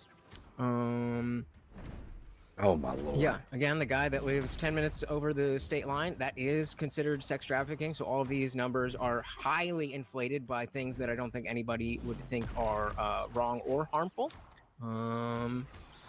So from his point of view, not from anybody else's. I mean, I think between the cigarettes argument and the car argument, we've seen that without prohibition, cigarettes smoking.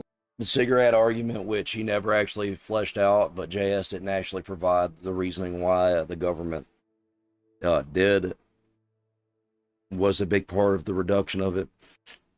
That was annoying as shit. The alcohol argument he conceded.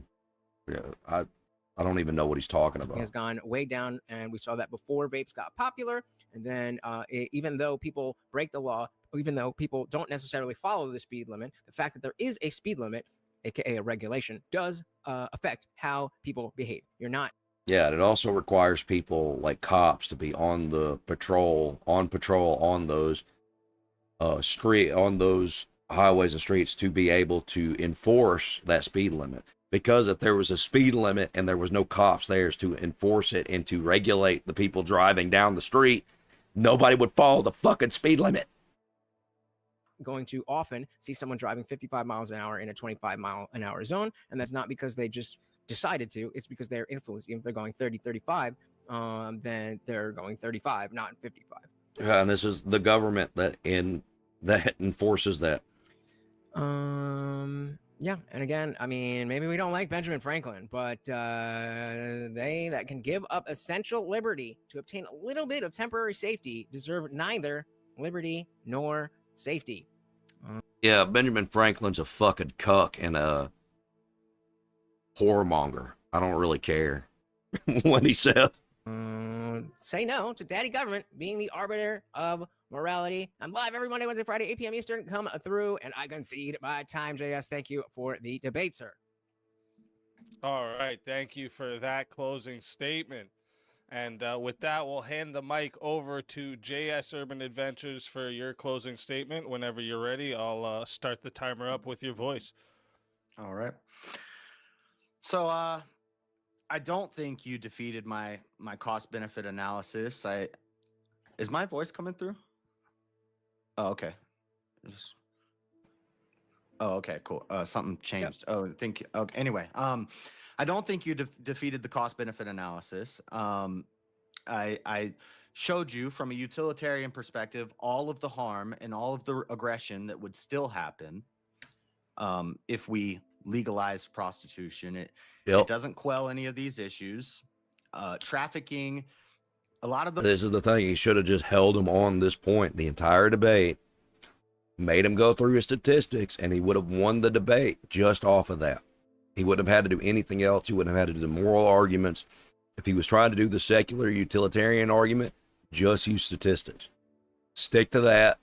He would have won this. He would have won it. I mean, he did win the debate. I'm not going to say he didn't win the debate, but I'm saying he would have crushed the motherfucker like a gnat.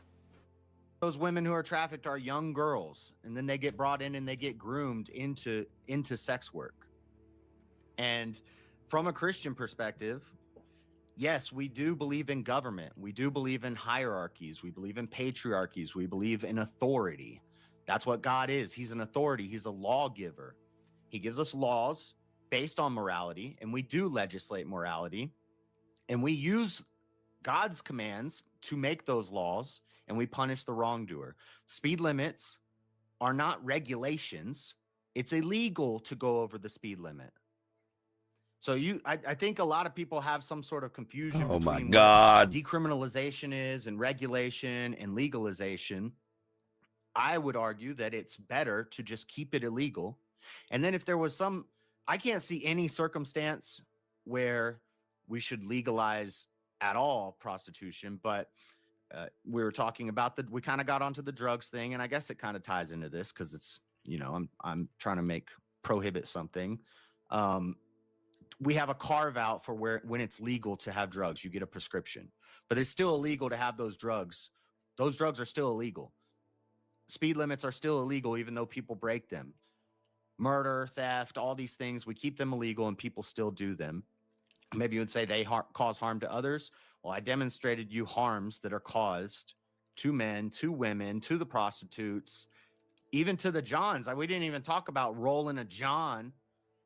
I was talking to a lady of the streets recently, and she was telling me about rolling a John, where they robbed the John. But anyway, I'm almost done. I'll keep my closing short. This doesn't make sense for a libertarian. It leads to more government overreach. It leads to more profit for the government and bigger government. It doesn't make sense to a utilitarian because there's It also creates a bigger enforcement structure around making sure that the regulated prostitution system has followed the law. So it goes against libertarianism in that respect too. no utility in somebody getting their rocks off in a hooker. You didn't demonstrate any benefits. You said you defeated my cost benefit analysis. You didn't tell me any benefits. The only benefit was people want to be able to do stuff that we want to be able to do. Why can't we do it? That's not a benefit. What is the benefit to prostitution? Girls get money from selling their body, and what, guys get a nut? That's the only benefit I see to this. Unless you're going to argue that taxation, the government can make more money, which again, that doesn't seem, that doesn't lead to more liberty. That leads to less liberty. Do I have any other notes or anything? Brothels don't improve these things. They increase the amount of prostitution. They increase the amount of murders. They increase the amount of harm to the women. I don't know. I'm not great at closings, but thank you guys. Thank you, Indian Jeebus. I don't like your name. Lutch. That's why I put that's why I put Lutch there for Well, and JS is right. Like, he never actually provided any kind of argument to show the positives for what would be the society would benefit from. I don't think he understood he was like the positive for this argument, so he had to come up with arguments. I don't know. This like all got randomly switched around and shit, and I don't understand how this the debate just devolved.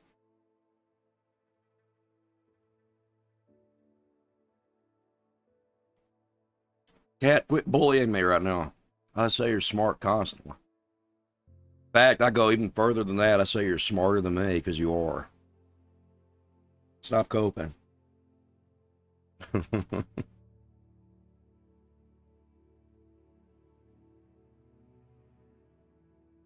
Alright, there. I can go back to doing the story mode now.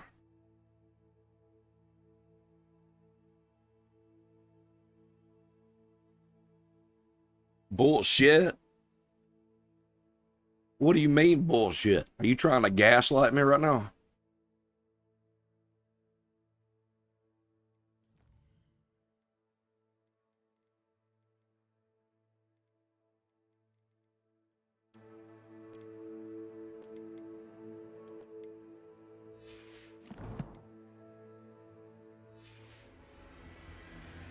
Yes, Cat, you are way more intelligent than I am.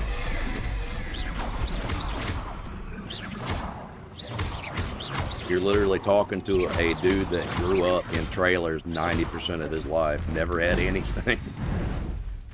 Or never, no, that's not what I meant. I meant not ever really amounted to anything. Anything that I ever tried to do, I immediately gave up on. But you're not, Jesus Christ.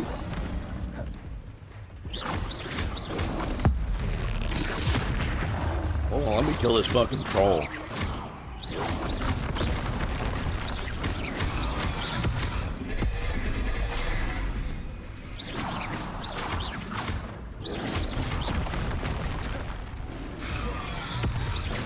I mean, you did well, Cat. I don't even know what you mean, but you did. You're fine. You did good. Motherfucker! Incendio.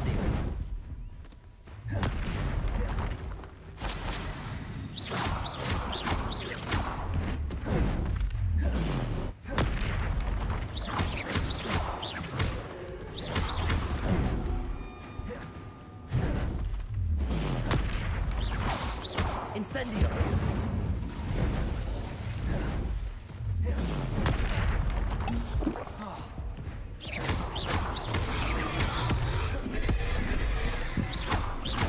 Alright, this fucker needs to fucking die.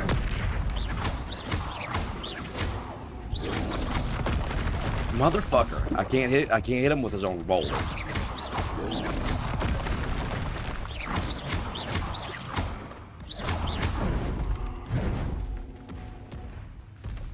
I'm fucking stuck.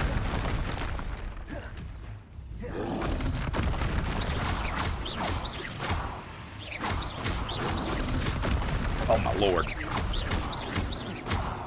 Die, you motherfucker.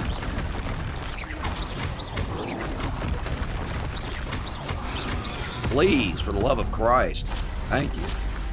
I feel awful for Alexandra, but the hamlet needed to be saved from that. Yeah, troll. Cat, you did really good. Like, I don't know what you mean.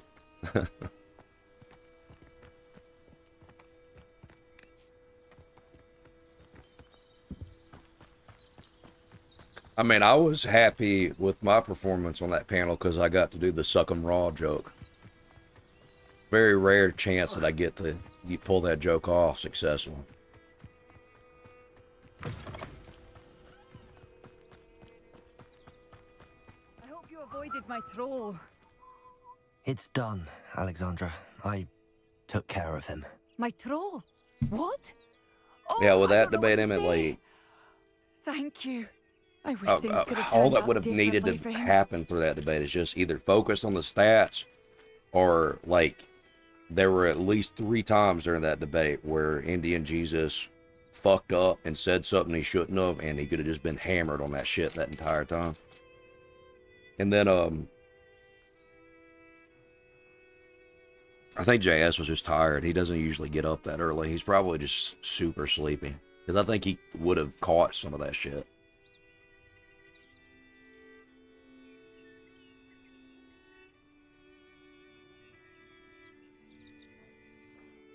There wasn't much he could have done. He was beyond training. Tried to kill me the entire time. Goodness. I'm glad you're all right. You're very brave.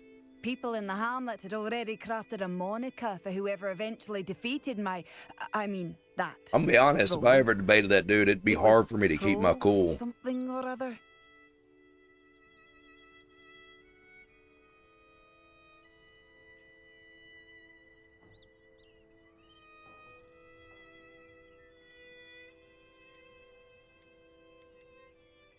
Slayer? Yes, that was it. I suppose it's your title now. I need some time on my own. But truly, thank you for what you did.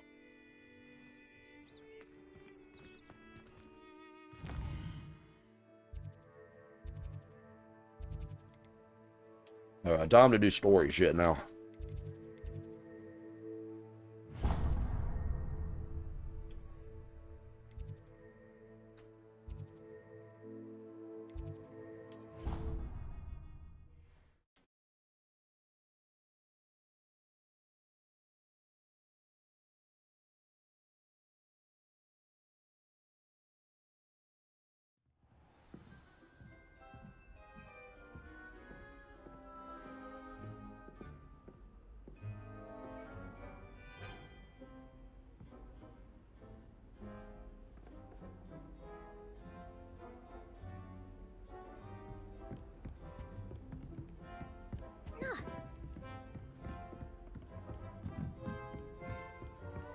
Nice to see you, my young friend.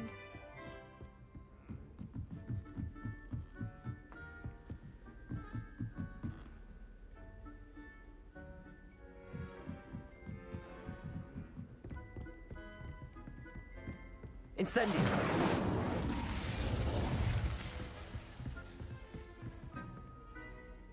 Hell, I'll be right back. Professor Weasley?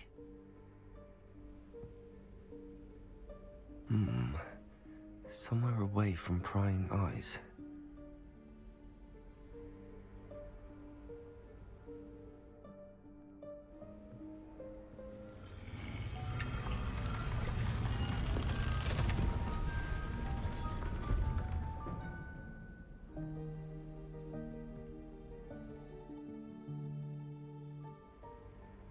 Forgive me, the headmaster stopped me and I... Merlin's beard. I see you've wasted no time. Well done. Shall we? After you, Professor.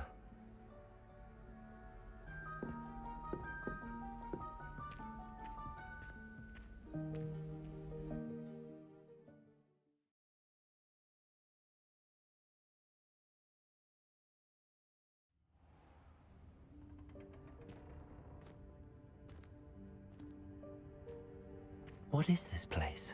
This is the Room of Requirement. It only appears when one is in real need of it. Ordinarily, a student might stumble upon this room entirely by accident. If ever. I'd only planned to suggest to you how to find it by walking past that bit of wall, focusing on what you need. But you've managed to reveal the room on your own. While I'm here, we should take advantage of the moment. Now, where is Deke? He must have sneaked past and gone ahead. Deke, Professor. The house elf I was speaking to in my classroom your first day. Thought he might help you use the room once you've found it.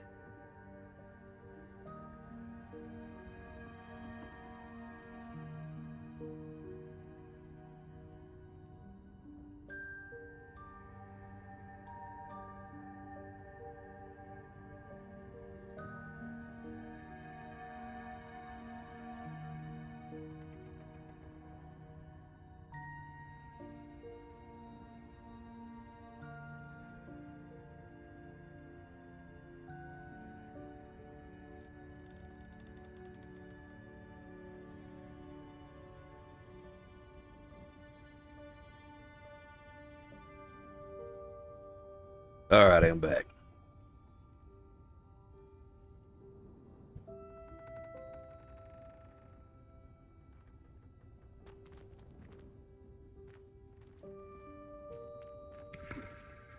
Hell, you know, the very first one-on-one debate I did on VK was prostitution. I actually just remembered that.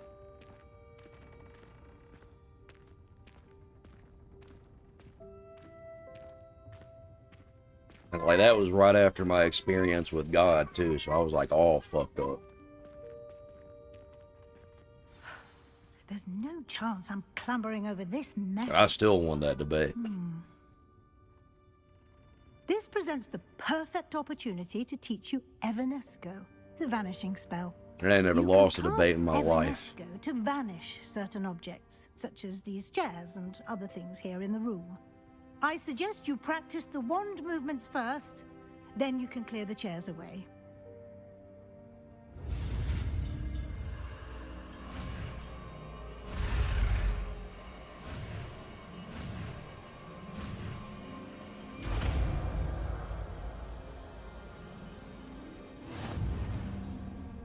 Splendid. Now, cast Evanesco on those chairs. Protego! Yeah, I saw you do that, Emmett. It was just a whole lot of coping on that fucking stream. Whole lot of cope.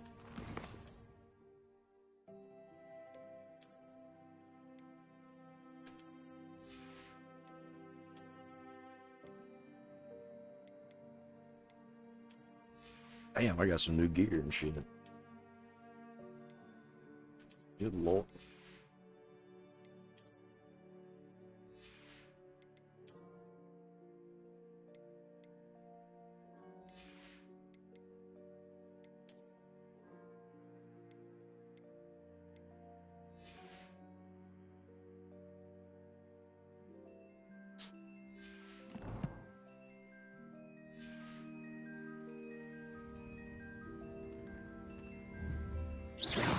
Revelio.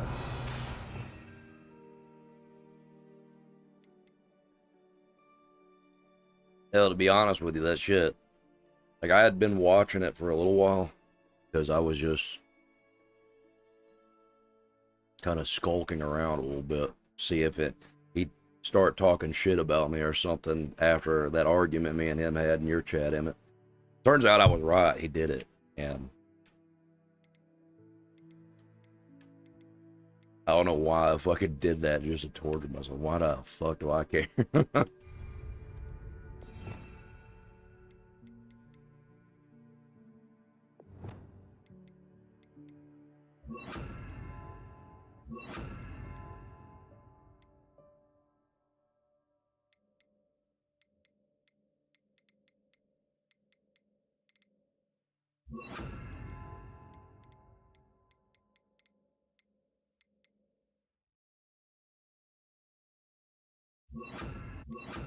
Motherfucker.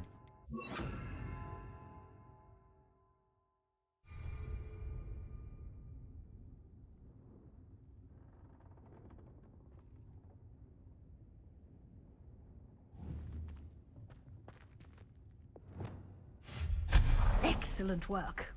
You'll Yeah, that's note all that that you shit are though, now in man. It was just a possession fuckload of Moonstone. coke. It really We was. shall discuss its Like, none of uses them later. actually made any good arguments. They just said, well, they would just, specifically, they would say, well, you know, it's fine for him to have that standard, but it's, you know, it's actually not fine that he actually has that standard. That's all they did.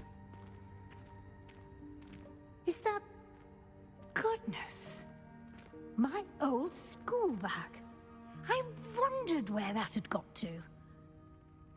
I can't believe it's still here. I'll just take a quick look at this. Give you an opportunity to To be fair, explore on Wick is your a own bitch. to relocate Deke. Is a whole ass bitch. Whole ass salty mouth motherfucker that does nothing but commit to the bad faith bit and just never actually gives an argument.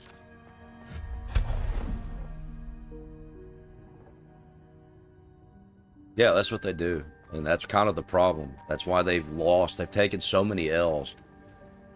And they just don't understand. They don't get it. They don't think that they've taken any L's. Because they're just like a little corner pocket of the internet that just plays games of grab ass with each other.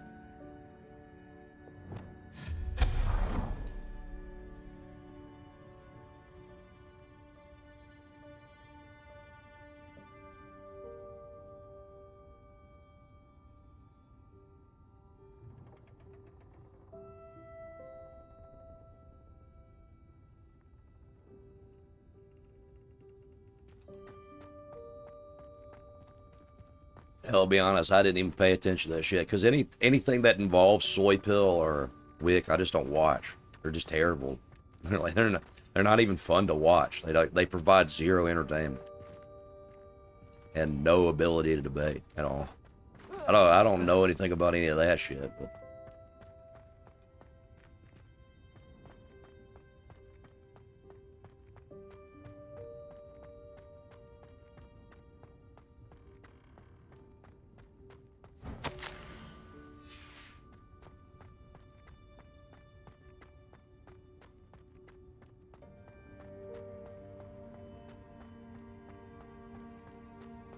I did like the grand, like, dastardly fucking villainous reveal that I got in that stream, though.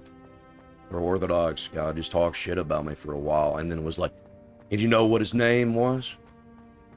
There was a long dramatic pause. I'll just go ahead and say what his name was. It was Elder Lion.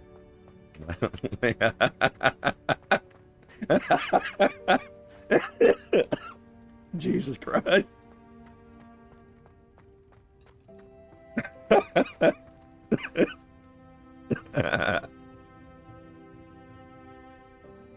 Oh my lord.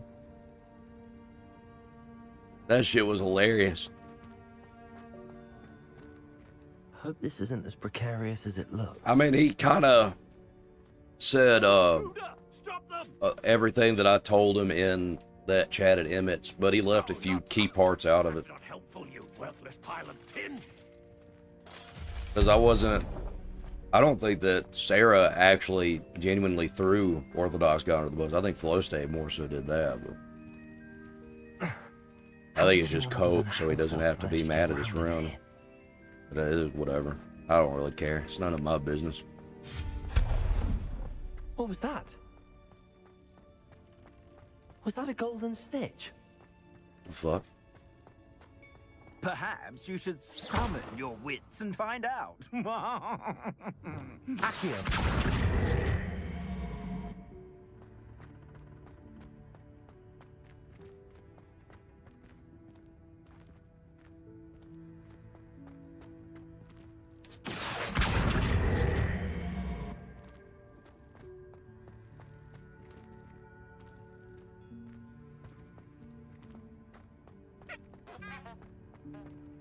And yeah, all their cope streams are gonna look terrible because they just don't get it. And that's the thing. That's what Andrew said. If you're too dumb to not get it, you're too dangerous to work with. Fuck them. Like, they're just stupid. Who cares?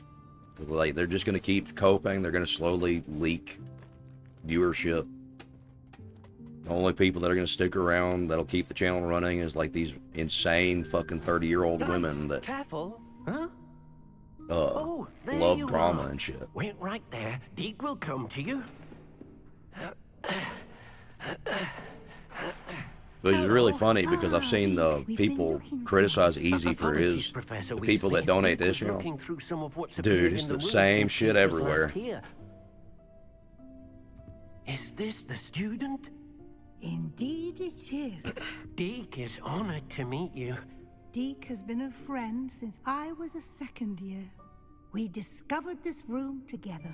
And actually, it's worse on most of the drama channels. There's a bunch of fucking drama-fueled women that go on that shit and do that shit. Of course, Professor Weasley.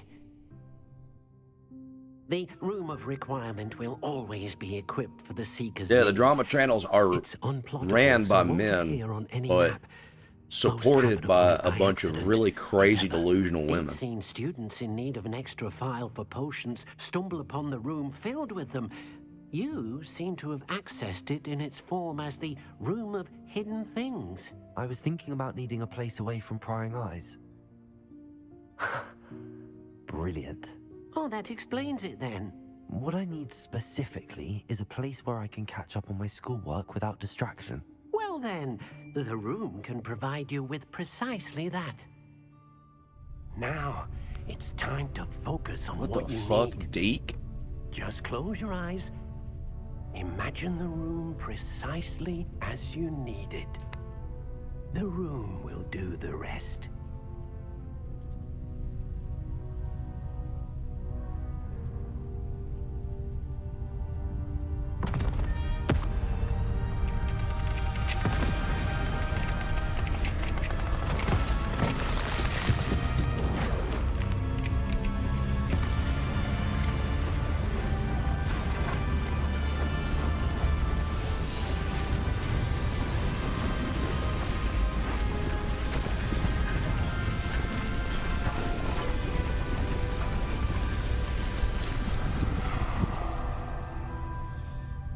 You know, now that I think about it, I've just thought, I understand why the Dramaverse is so anti-Crucible.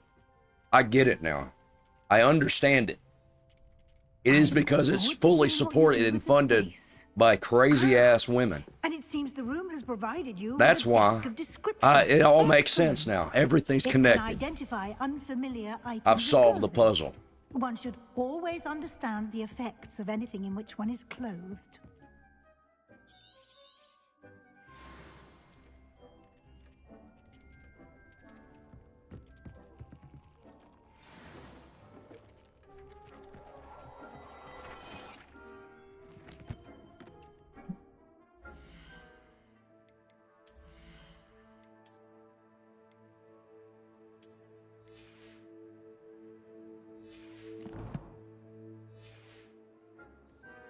You'll find plenty of items of clothing that need to be identified.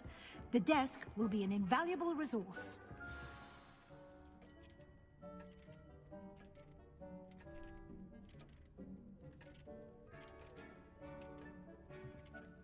I imagine the desk of description will come in handy.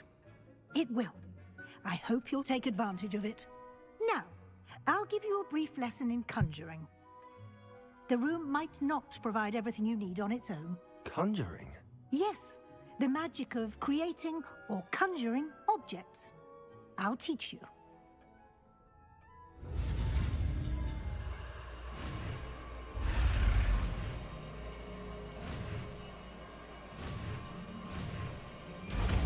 And this is something.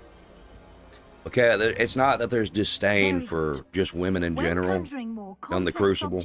It's that all the men there are they don't like terrible women, and they can't tell the difference. And when they interact with somebody who's not a terrible woman, that's like fucking finding a unicorn. So they end up acting the same no matter what. I did. Where can I find the resources I need?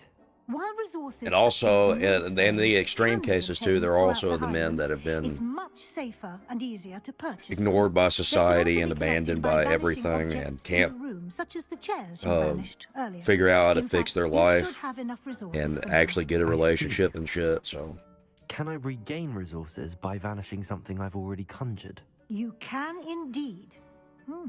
Quite perceptive. Why don't you give it a try? Go ahead and conjure the potion station and potting table.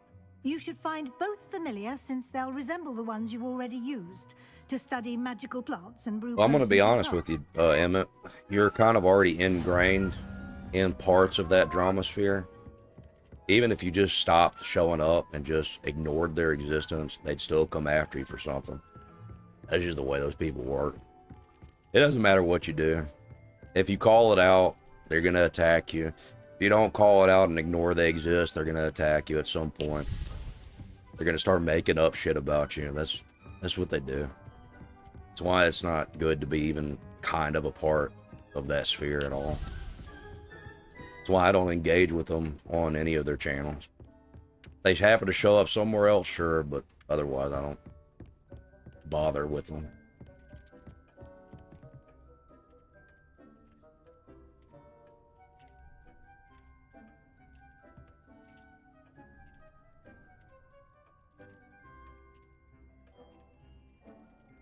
But yeah, that's what I'm saying. Well, look, if you were to take some of the shit that I say on JS's channel, would that be me being hateful towards women or hateful towards you because I don't respect the mass majority of women? That's the thing. It's like I don't know exactly what you mean.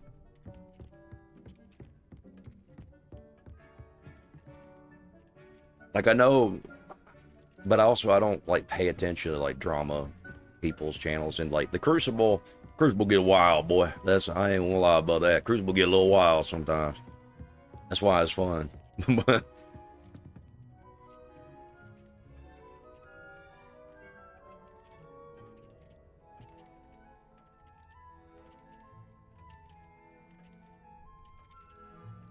Yeah, and this is the thing too, Cap. Like a lot of men don't think women that are good exist. They think society has destroyed them, and that if they want to have any kind of relationship or have any kind of wife at all, they have to fix something that's really broken, that is so much work to fix that it's not worth it. I mean, that's kind of the frame of mind that I got in, at least. So it's, well, I can understand, like, if somebody says something directly to you or talks shit directly about you, I can understand being offended by that. But about women in general, that's just, I mean, that's just the state of society. I mean, I talk shit about the generality of men and the generality of women, but I don't get offended when people talk about men in general.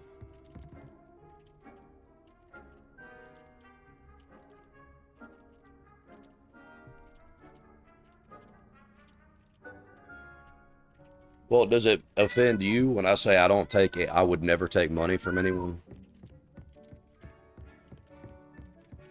And it's not even really about any women. It's just any people that I would be interested in. I wouldn't take money from them. There are like a handful of circumstances that I would, but it's like very far and few between.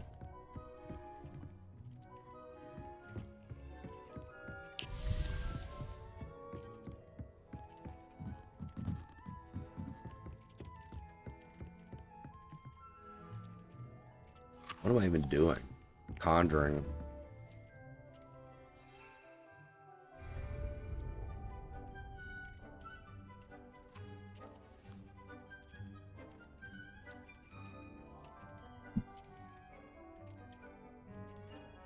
Right, and what I say is like general rules that I apply to everything. So when I talk about women and things that I would or would not allow women to do for me or whatever the case may be, it's not even like a personal attack against anybody or a personal attack to you even. It would be just me stating like standards that I have in general. So, and to be fair, well, it's not that I won't take money from anyone. Well, yeah, it is. Never mind. It is. I just won't take money from anyone. I don't like it. I don't mind giving money. I hate taking money. And I really fucking hate it in any type of forming relationship. I can't do it. It's just creates weird shit. So yeah, maybe that's, yeah, maybe I do communicate different, 'cause I usually have general standards that apply to men and women for the most part.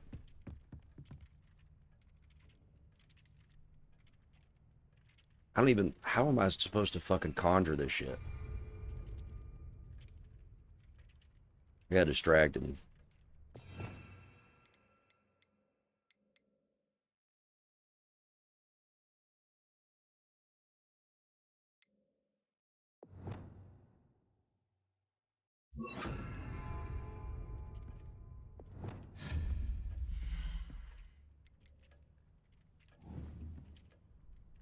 Potion table, the potion station.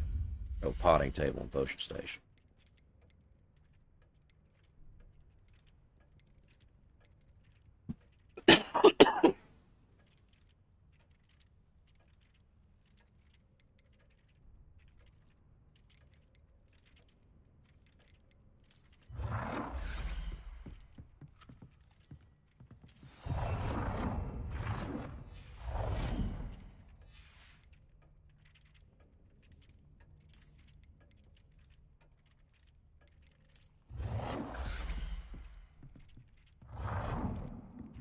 Alright, how do I fucking move this shit around? Well done. You can use these whenever you need to brew potions or grow plants. Presuming, of course, you've collected any seeds or potion ingredients you need in Hogsmeade or outside the castle grounds.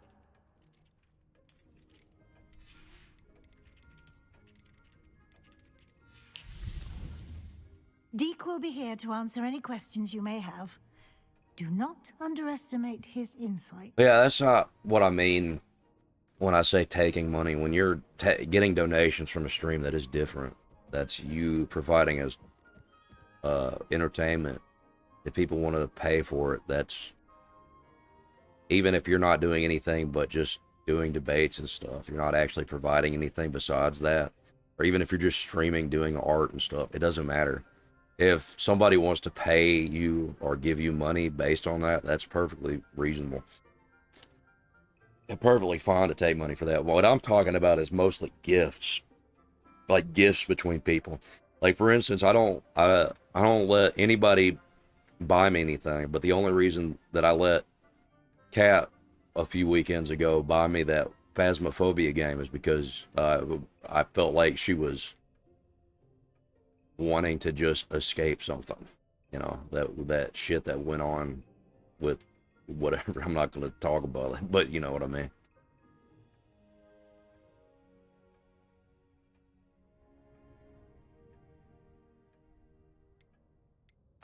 I will be sure to speak with Deke if I need anything.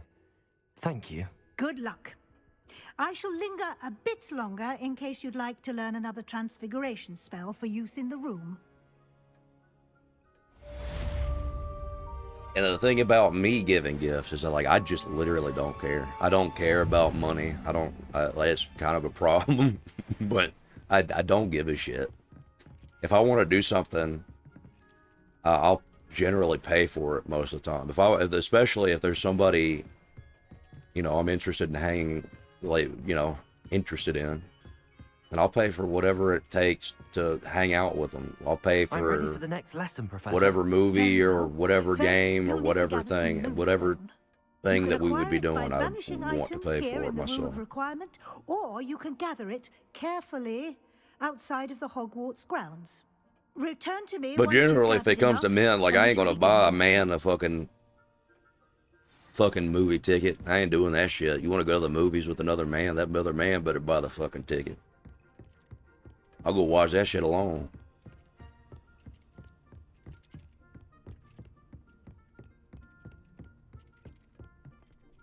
I have the moonstone you requested, Professor. Good.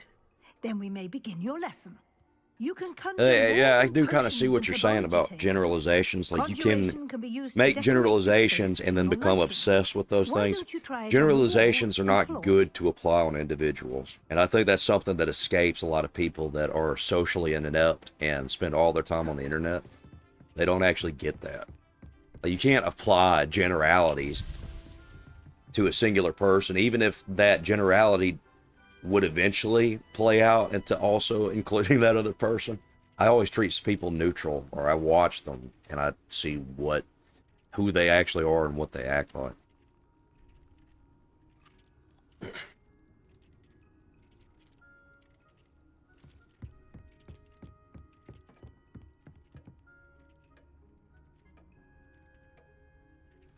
Well, that's the thing. Nobody actually said that. That was something that I had heard. Like, this was the thing that happened. I was watching that shit happening on Dusty's channel, and then I had to leave, and I left, and then somebody said, yeah, they let Rob up, and then immediately took him down.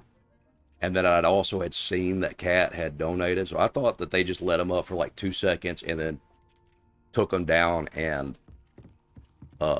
just to bait people in to give more money. That's what I thought happened, and I would call that a scam. Like, I don't think people are stupid. I just don't think, like, that to me, that sounds like a scam. That's why I said that. Nobody else called it that.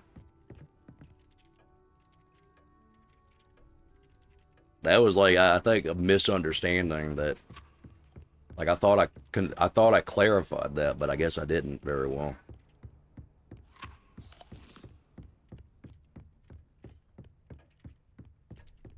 So nobody was talking shit that I know of about Cap with that stuff.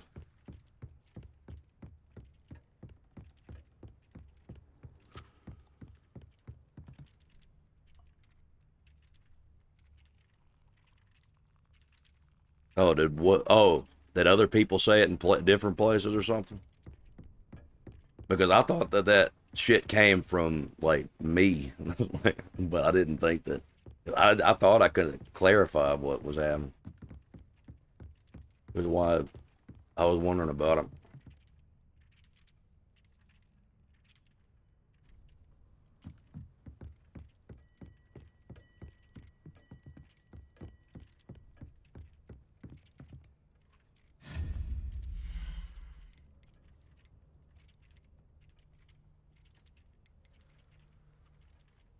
Because, yeah, if, like, to be honest, if I heard somebody say that somebody's stupid for spending money, why would I fucking pay attention to that shit? Like, it's...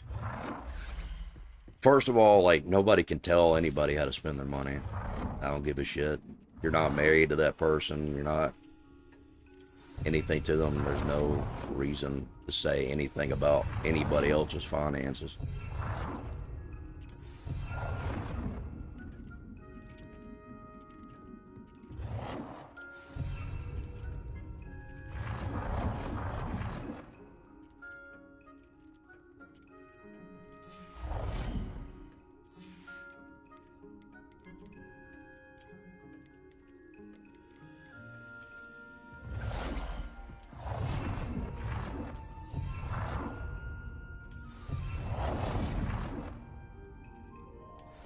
Well, that's good, because I thought that was just something that I thought I clarified and didn't.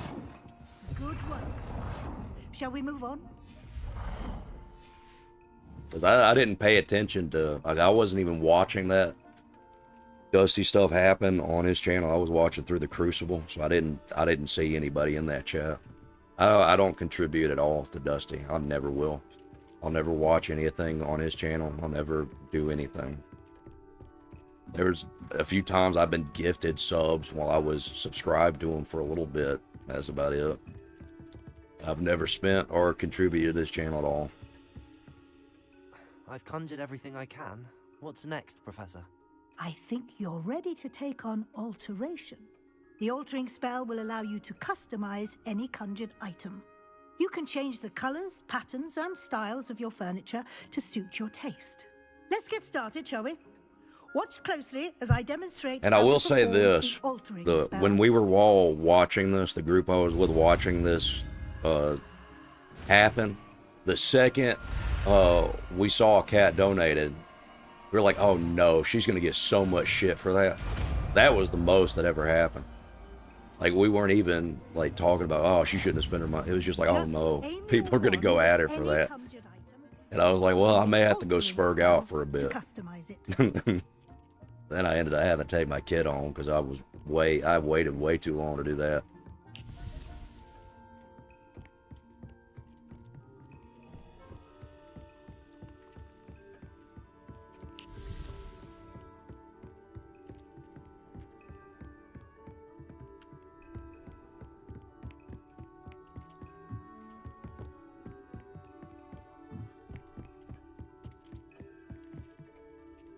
Alter the fucking art style of an item. Why is it making me do all this random shit?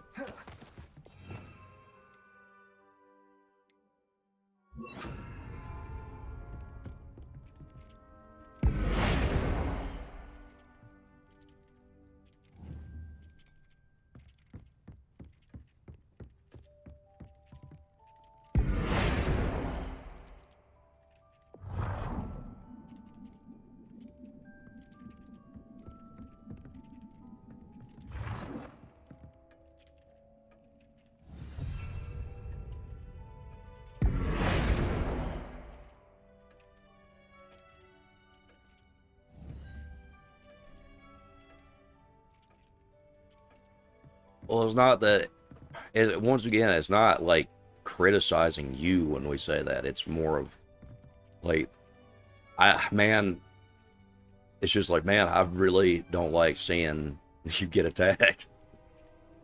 That's the thing. That's my thing. I don't like seeing you get attacked, and it makes me very angry. So.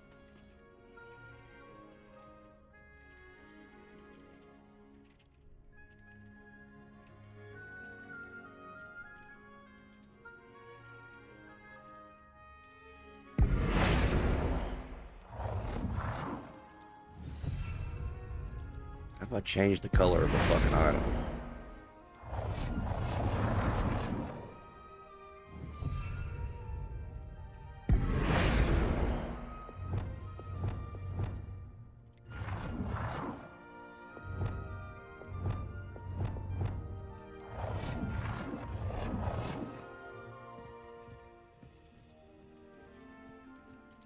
How do I change the color?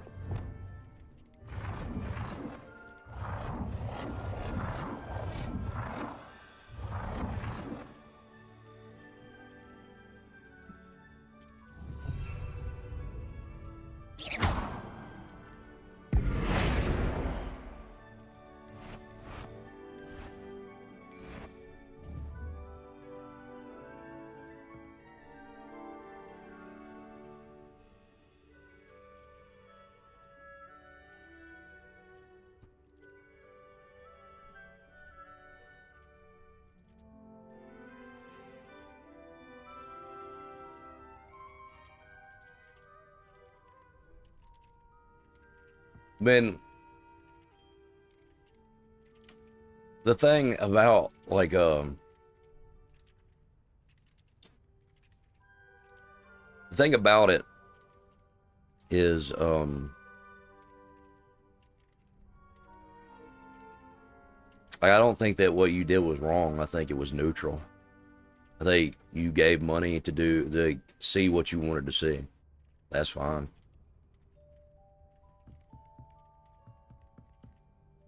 It's not for me to judge at all.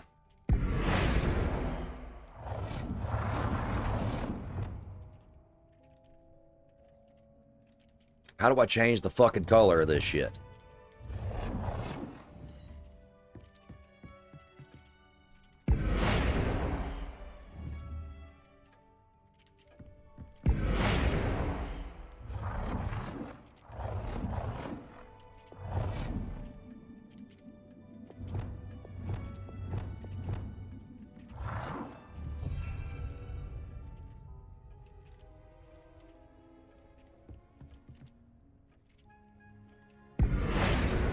How do I change the fucking color?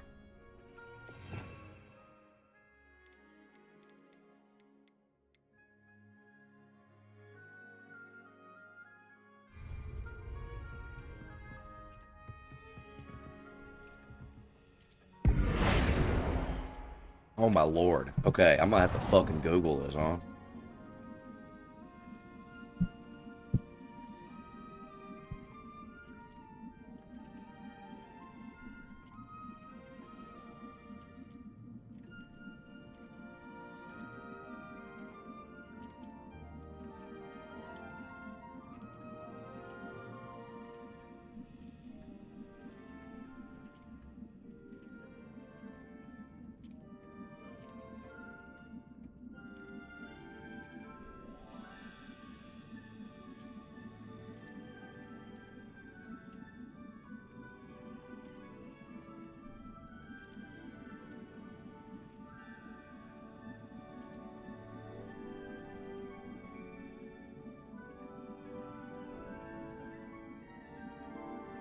Okay, so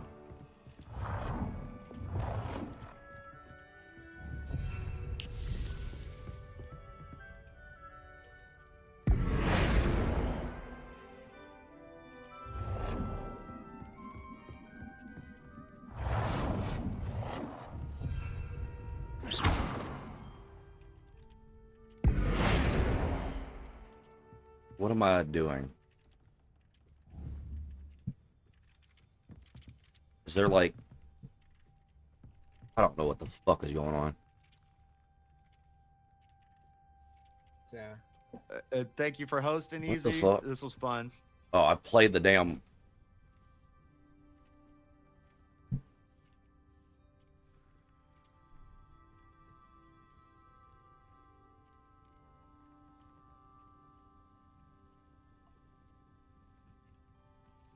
Yeah, Kev, like, you don't have to justify that to me. It's your money.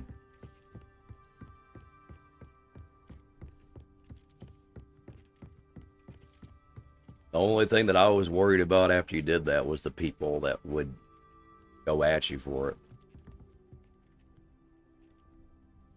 Like, I had prepared this whole big, long speech that I was going to give to a whole bunch of people, and said if anybody goes after her, you can just get rid of me. I don't really give a shit, because I'm not going to play that game. I ain't going to be told I have to choose between letting somebody dog someone out I care about and being part of other channels and shit. So I just kind of...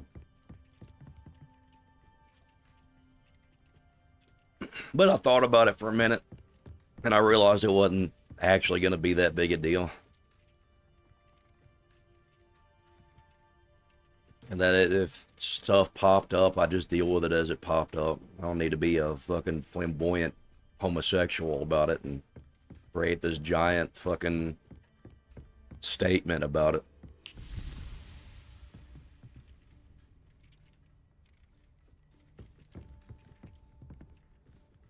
Alright, there's something I'm missing here. There must be like an object or something that I can...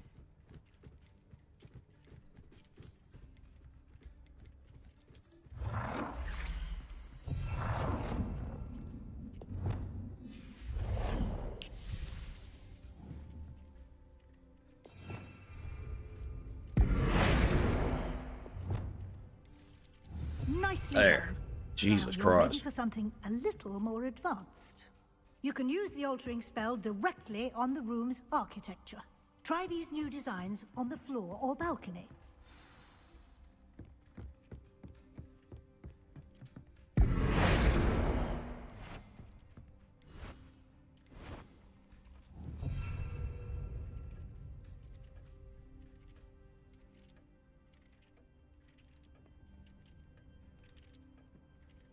Yeah, I saw that.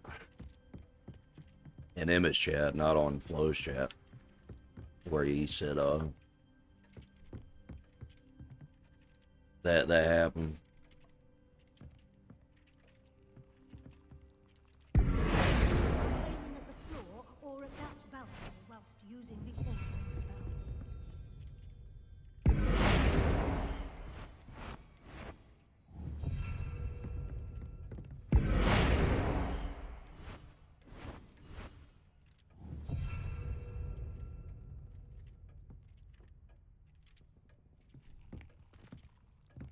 Oh, yeah. I mean, that was a good... I'm sure that stream made a lot of money. I saw it make a lot of money. It's just one of those things that doesn't really matter a whole lot. Because it's like... probably the last really big time that they'll be noticed.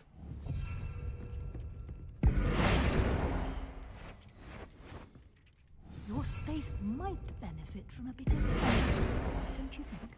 Deke, would you mind?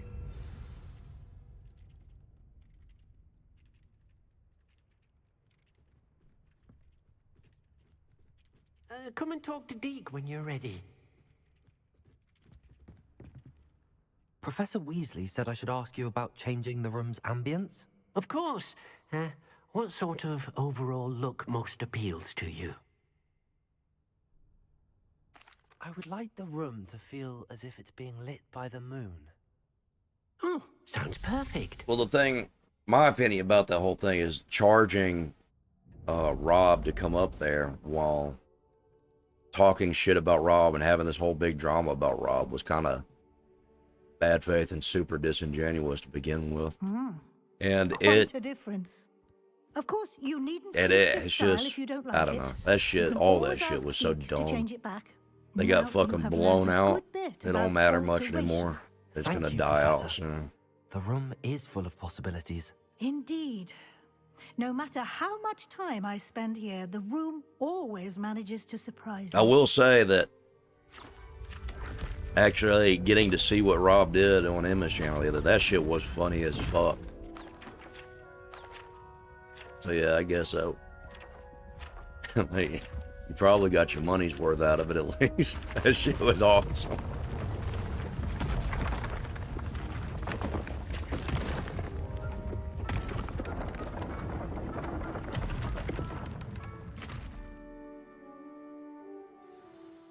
An even bigger space. All right, can you let me out of this fucking place? I The want to room do something. equips itself to your needs. It must have sensed that you needed more space to practice spellcasting. If you'd like to customize the space further, you can use these spellcrafts. You'll find more of them both inside and outside the school. Thank you, Professor. I shall keep an eye out. Good. I'll leave you to it. This is your space now. Use it wisely. Wonderful.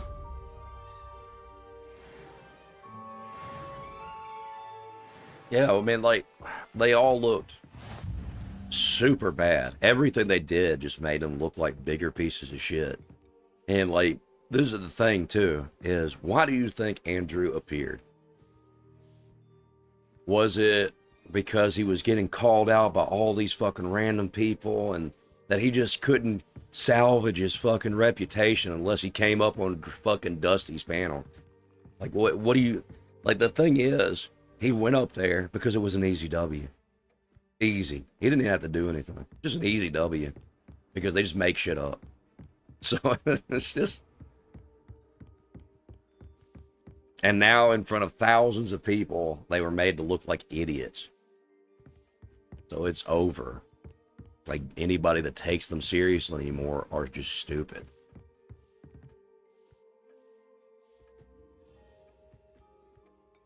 Oh, Rob didn't do anything in Emmett's chat. I didn't see what Rob said until I saw it on Emmett's channel when he was reviewing it. Because I didn't get to see anything at the end at Rob's, when Rob got put up there. Because, like, literally the second that I saw that donation come up, I kind of just had to leave. I had to leave to go take my daughter back because I'd been fucking around too much. Because they that stream happened to pop up right as I was trying to take my kid home. So I kind of just fucked around and watched that instead. And starting to get dark and shit. I had to get her home. So I just left right as that stuff was happening. My phone didn't pick up anything.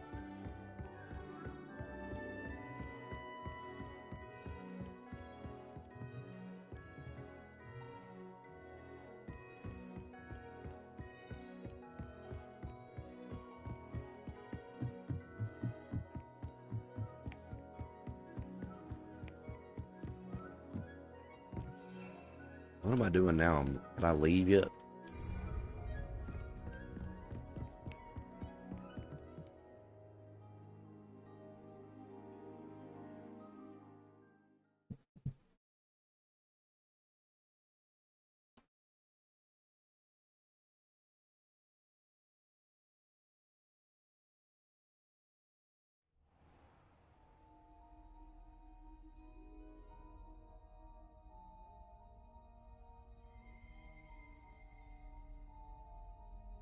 Yeah, I mean, that's, I mean,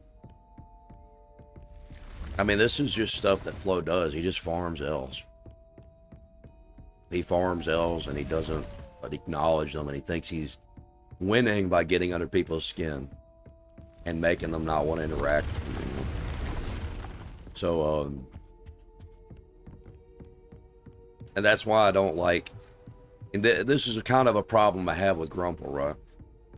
And, you know, I don't like Grumple.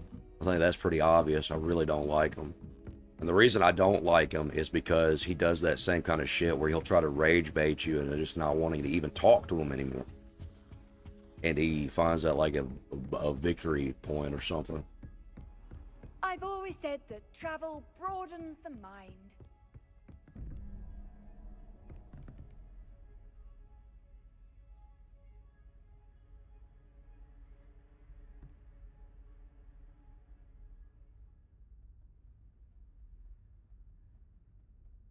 What was this shit?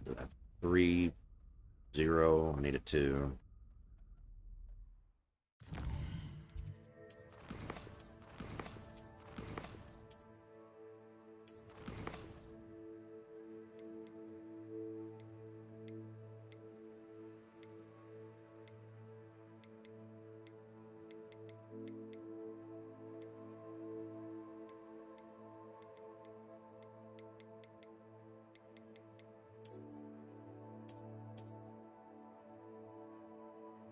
Alright, so weird squid head.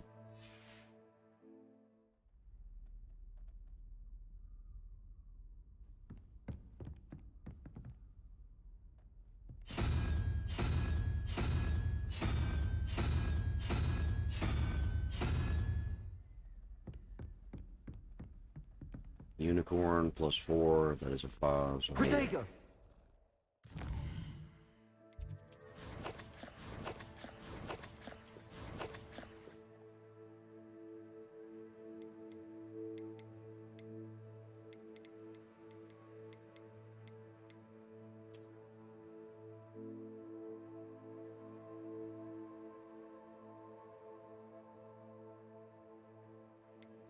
squid.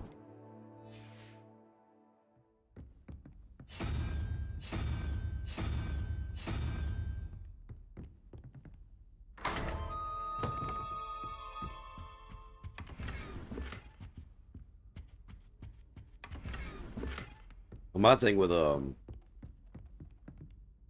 Grumple is I don't think he's necessarily a bad person. It's just it's one of those kinds of people like the personality. There's two massive personality conflicts with me and him, and I don't like being around him. I don't like having conversations with him. It's just I don't think he's a bad dude. I just don't enjoy being around him. You can't imagine how inconvenient travel was before I invented flu powder. Incendio. Shit, my damn internet's going bad for a second. Hold on.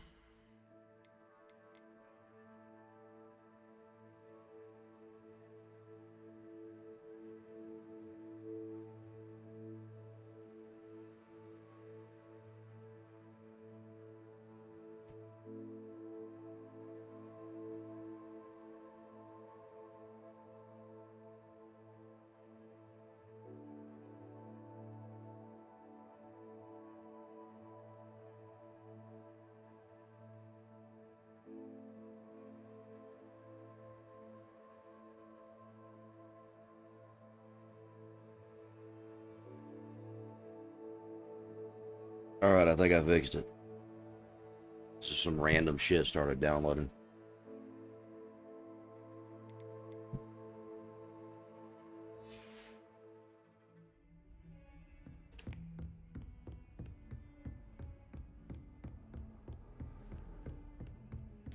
But this is where I will say, like, I think the primary reason me and Grumple will never be able to really get along very well is that the way that I express, like, friendship with people. So I talk mad shit to them. Like, I'll insult the fuck out of you. The closer I am to you, the harsher I'm going to insult you. And with Grumple, that's just a no-go. You do that, he'll get really mad and he'll just, like, cry about it for a while. And it's annoying. It's like, fine, if you don't want to communicate that way, you don't want to be a part of any kind of, if that's not what you like to engage in, that's cool. I can't be friends with you, man. Like, I can't be. That's all it is. There's nothing against him. I don't think he's a piece of shit or nothing. Glad you received it's my just owl. something that. I have something to show Just you. a massive First, personality thank you for conflict what you that did in the between me and library. him, two Of different course, opinions on what Scribner tried to that give me is. detention, but I have It's- ways out of it's these just things. whatever. Well, you took the It fall don't for me, matter. and that counts for something. Did you find what you were looking for? I did, but something was missing. I'm not sure here is the best place to discuss it. Understood. We can talk more in a moment, in the Undercroft. Not even the professors know about this place. This way.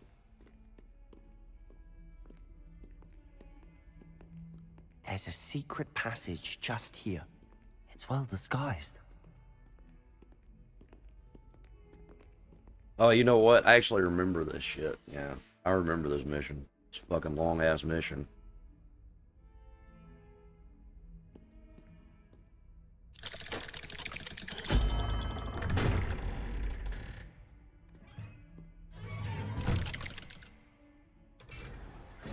Oh, no, it's not. This is something different. How did you find this place? My friend, Ominous Gaunt. He named it the Undercroft. We used to play gobstones here all the time. With my sister, Anne. She loved that infernal game. What I wouldn't give to lose to her again. I should tell you, I swore to Ominous I would safeguard this place. So please, keep this between us. He never confides in anyone. But he's trusted me since the day we met. I wouldn't want to jeopardize that. We used to After this sneak in mission, here I almost may daily. We've start never getting been ready for caught. bed. I think I've seen Ominous in potions. Or was it herbology?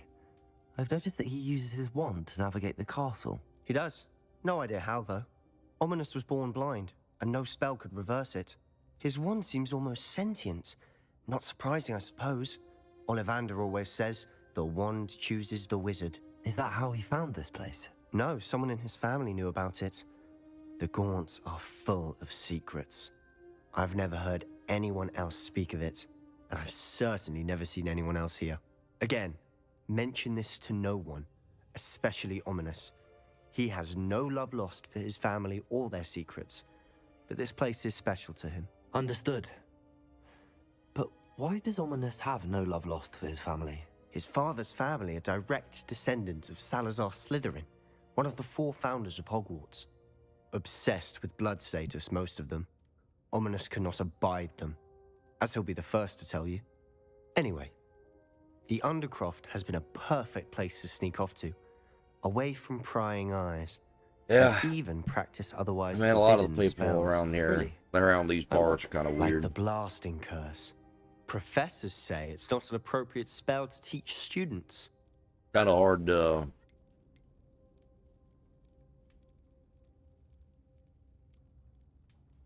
It's kind of really hard for me to take the majority of people online very seriously. My thoughts now. exactly.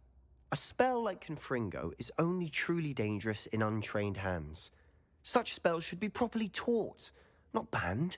To be fair, I'm admittedly partial to more fiery forms of Like, magic. But you should I don't learn mean it. that like a bad. I can like, teach it to you safely I just here. mean like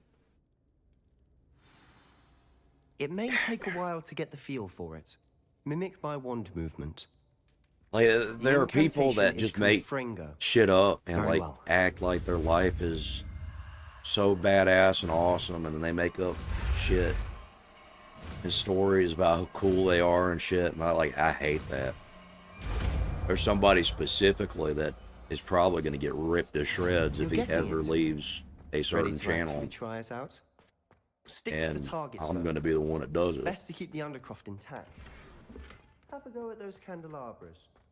I'm Both gonna have their rip uses. into that motherfucker like a damn. Find that a Confringo cast travels I a don't. bit farther I'm than gonna that of a tear spell through like that shit Incendiary. like some fucking tissue paper. I'm gonna make that dude look like such a fucking retard.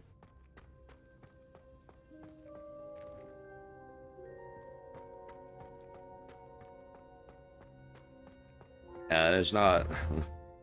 Yeah, it's not like drama people that I'm talking about either. It's somebody else. Incendio!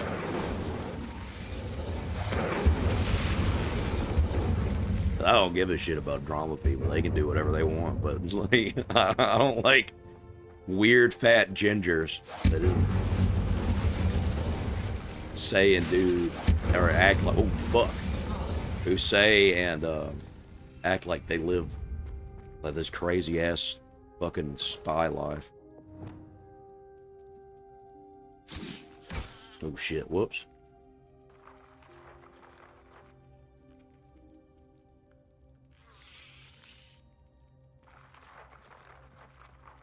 What was I doing? There we go.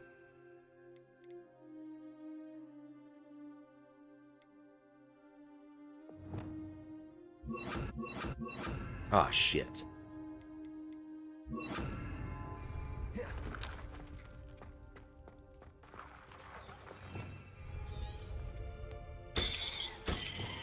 Confringo! Nice work. How's it feel? It's a tad hot. You'll get used to it. That's it. I think I've got it. Well done. So wait, this spell was banned, but every dueling class I've had, I've been hit with this shit multiple I have times. to say, I enjoyed that. The first time Ominous and I practiced Confringo, we singed our eyebrows. I would have paid to see that. I swore we'd never live it down. So this day, there's something about that spell that's addictive.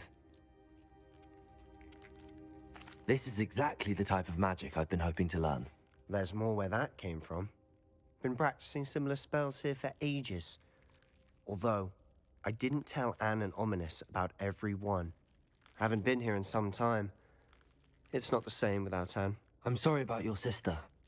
If there's anything I can do... Perhaps when I next head to Feldcroft, you could come along. Meet Anne. She could use some cheering up. If your sister is unwell, she may not want visitors. Meeting a new student will be precisely what she needs. Trust me, she misses Hogwarts. She's been stuck at home with our guardian. Alright, dude, Uncle quit blabbing. Solomon. You're just yapping now. Unfortunately, you'll have to meet him too. Very well. Let me know when and I'll meet you. Cheers. By the way, what was it you couldn't discuss out in the hall earlier? I'm not sure where to start. You said something was missing from what you found in the library. I assume it's to do with what you told me. About the port key, and Gringotts, and Ranrock. Nothing gets past you. And yes, it is. As I'm sure you suspect, there is a bit more to all of this. I'm listening.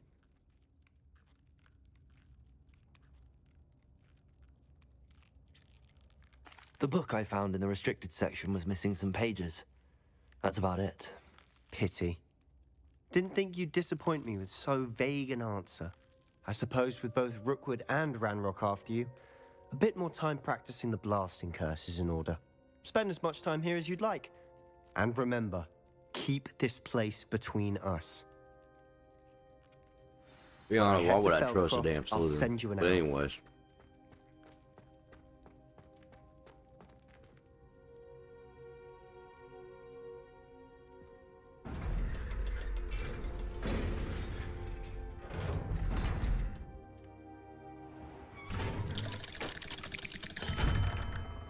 Hello, Sebastian. Wait. You there? I can hear you. Oh, hello. Ominous, isn't it? I believe we have potions together. And herbology? I recognize that voice. Heard you talking to Gareth Weasley in potions class. You're the new 5th year. Did you just come from the Undercroft? How did you get in there? Hold on, dude. I'm like, all right. That room's called the Undercroft. I think I'm gonna do a few more Well, missions. I was exploring and then suddenly Just found 'cause myself I'm in a gonna strange round it out. passageway. Don't lie to me. No one stumbles There's a couple upon that more things I room. want to do. Sebastian told you, didn't he? You breathe a word about this place to anyone, and not even your precious Professor Fig will be able to help you. My father is friends with the headmaster. I am not afraid to exploit that connection if I need to. Okay. You needn't threaten me. I'm not going to say anything about your Undercroft.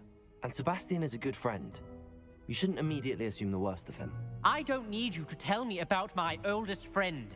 Thank you very much. Ominous, I just meant... I know what you meant.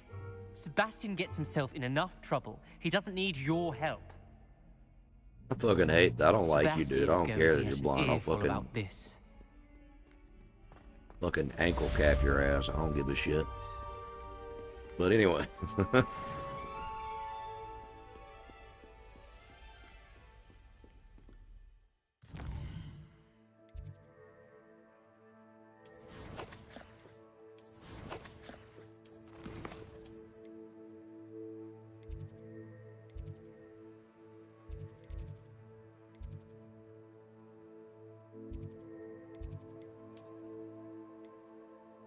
What now?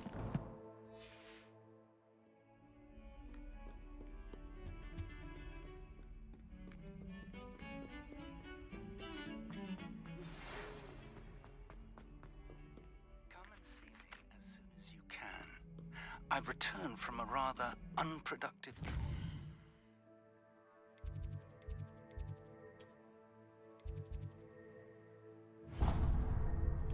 Okay, there's one last big mission before it moves on to the next month or whatever, I think. I think this is the last of the spring month or the summer month, I don't remember. Or the season, not month. Wingardium Leviosa. It can be used to levitate objects for a short time. Once you've completed a few prerequisite tasks, do see me after class.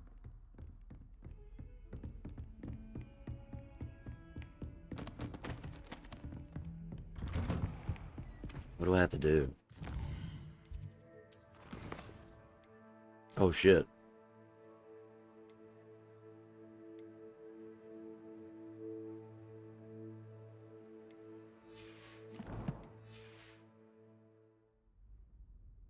See ya, Emmett.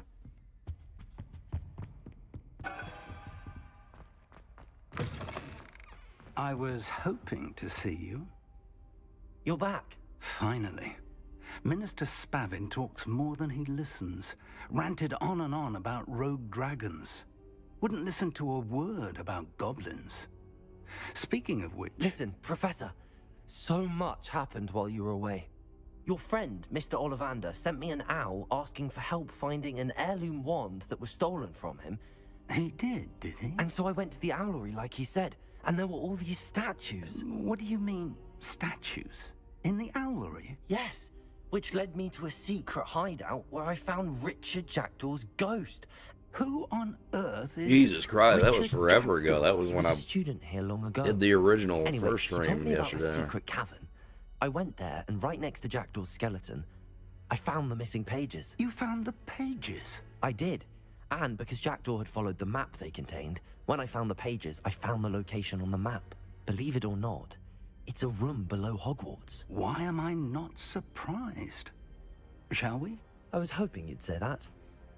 Oh, and we'll need to bring the book.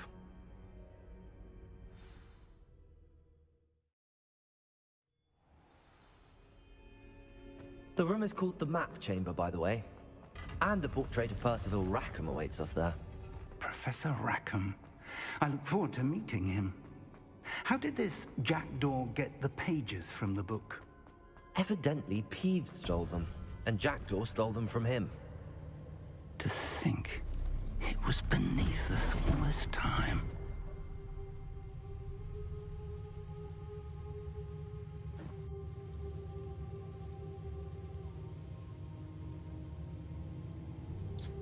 Shit, I'm sorry to get tired. I think I might just end up ending this in a minute.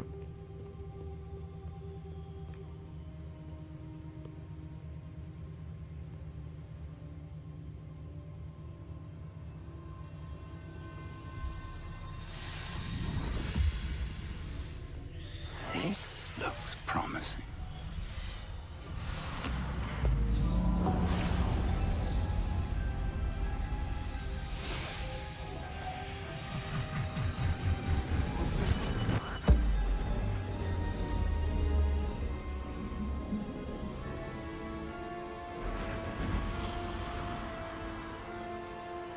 You just now ended? I thought it... Hell, I thought you got off a lot sooner, or a little bit sooner than this. A map. Or does your job not... Or does it not matter Here, when the time changes on them? And, of course, Hogwarts. It's magnificent.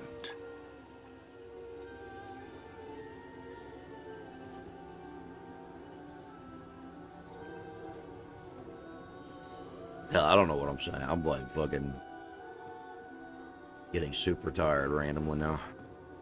If only you were here to see this.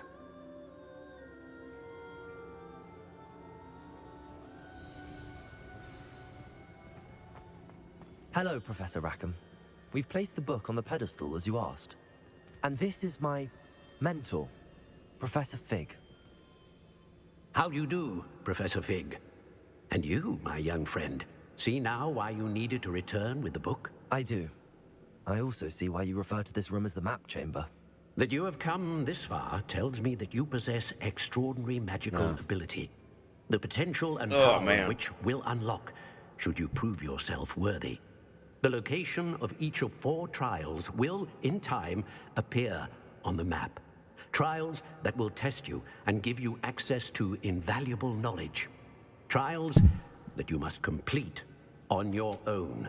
Do you recall the pensive memory you viewed in my vault in Gringotts?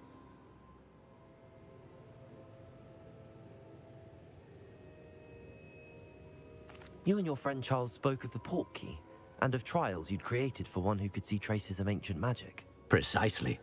Charles is another of the Keepers, a designation we gave ourselves centuries ago, in light of the knowledge that we have been bound to keep hidden. Man, I wish I had to go to work perhaps tomorrow, but I'm gonna have to. So, Fucking the passage sucks. from your ruins to Gringotts, Yeah, everything in the I don't vault, like the this shit. restricted section, finding this room, none of these was a trial. They were an Hell, I'm important fine. part of the I can do journey, it. but they were not trials themselves. The fact that you have come this far, however, bodes well. The trials were designed to ensure Yeah, I'm starting that to the get power tired and and going knowledge into drama we have queen kept mode, so I'm secret gonna for have to so stop in a long does not fall into the wrong hands. They will test your abilities, both innate and learned. But of equal importance, everything you witness as you complete the trials will inform what you choose to do with all that we share. You will need patience. The trials have much to teach you. It will take time. I'm afraid we don't have the luxury of time. We have waited this long, Professor Fig. Surely a few more. Respectfully, sir, while I do not know the secret you keep, I do know that our young friend here has seen traces of a powerful dark magic being wielded by goblin kind. And we encountered an uncommonly powerful goblin wielding such magic as we prepared to leave your vault at Gringotts. We may already be too late. This is grave news indeed. Young friend, do you trust Professor Fig? I do. Then, in the light of your considerable skill and all you have already accomplished, we shall begin. You will find the location of the first trial marked on the map below you. Whilst Professor Fig may assist you in locating the trials, they may be completed only by one with our ability. Jesus Christ, this cutscene's Shall we have going on forever. I just want to go to sleep now. I'm on now. I know that tower. It's not far. You may have seen it yourself. It looks familiar. Perhaps your young friend is more well-traveled than you might think. As your mentor, the least I can do is go ahead to make sure it is safe. Join me as soon as you can. I'll find you at the tower as soon as I can. Until then, be careful. And do not tell anyone where you're going.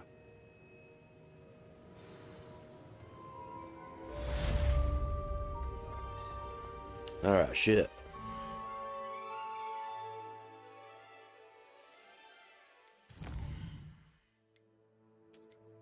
Yeah, I think I'm gassed out.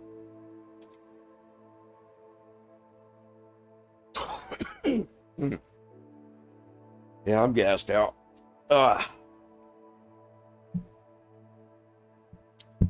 Thank everybody for watching. I'm gonna go to sleep probably in a little bit after I fuck around for a little bit. But anyways, thanks for watching.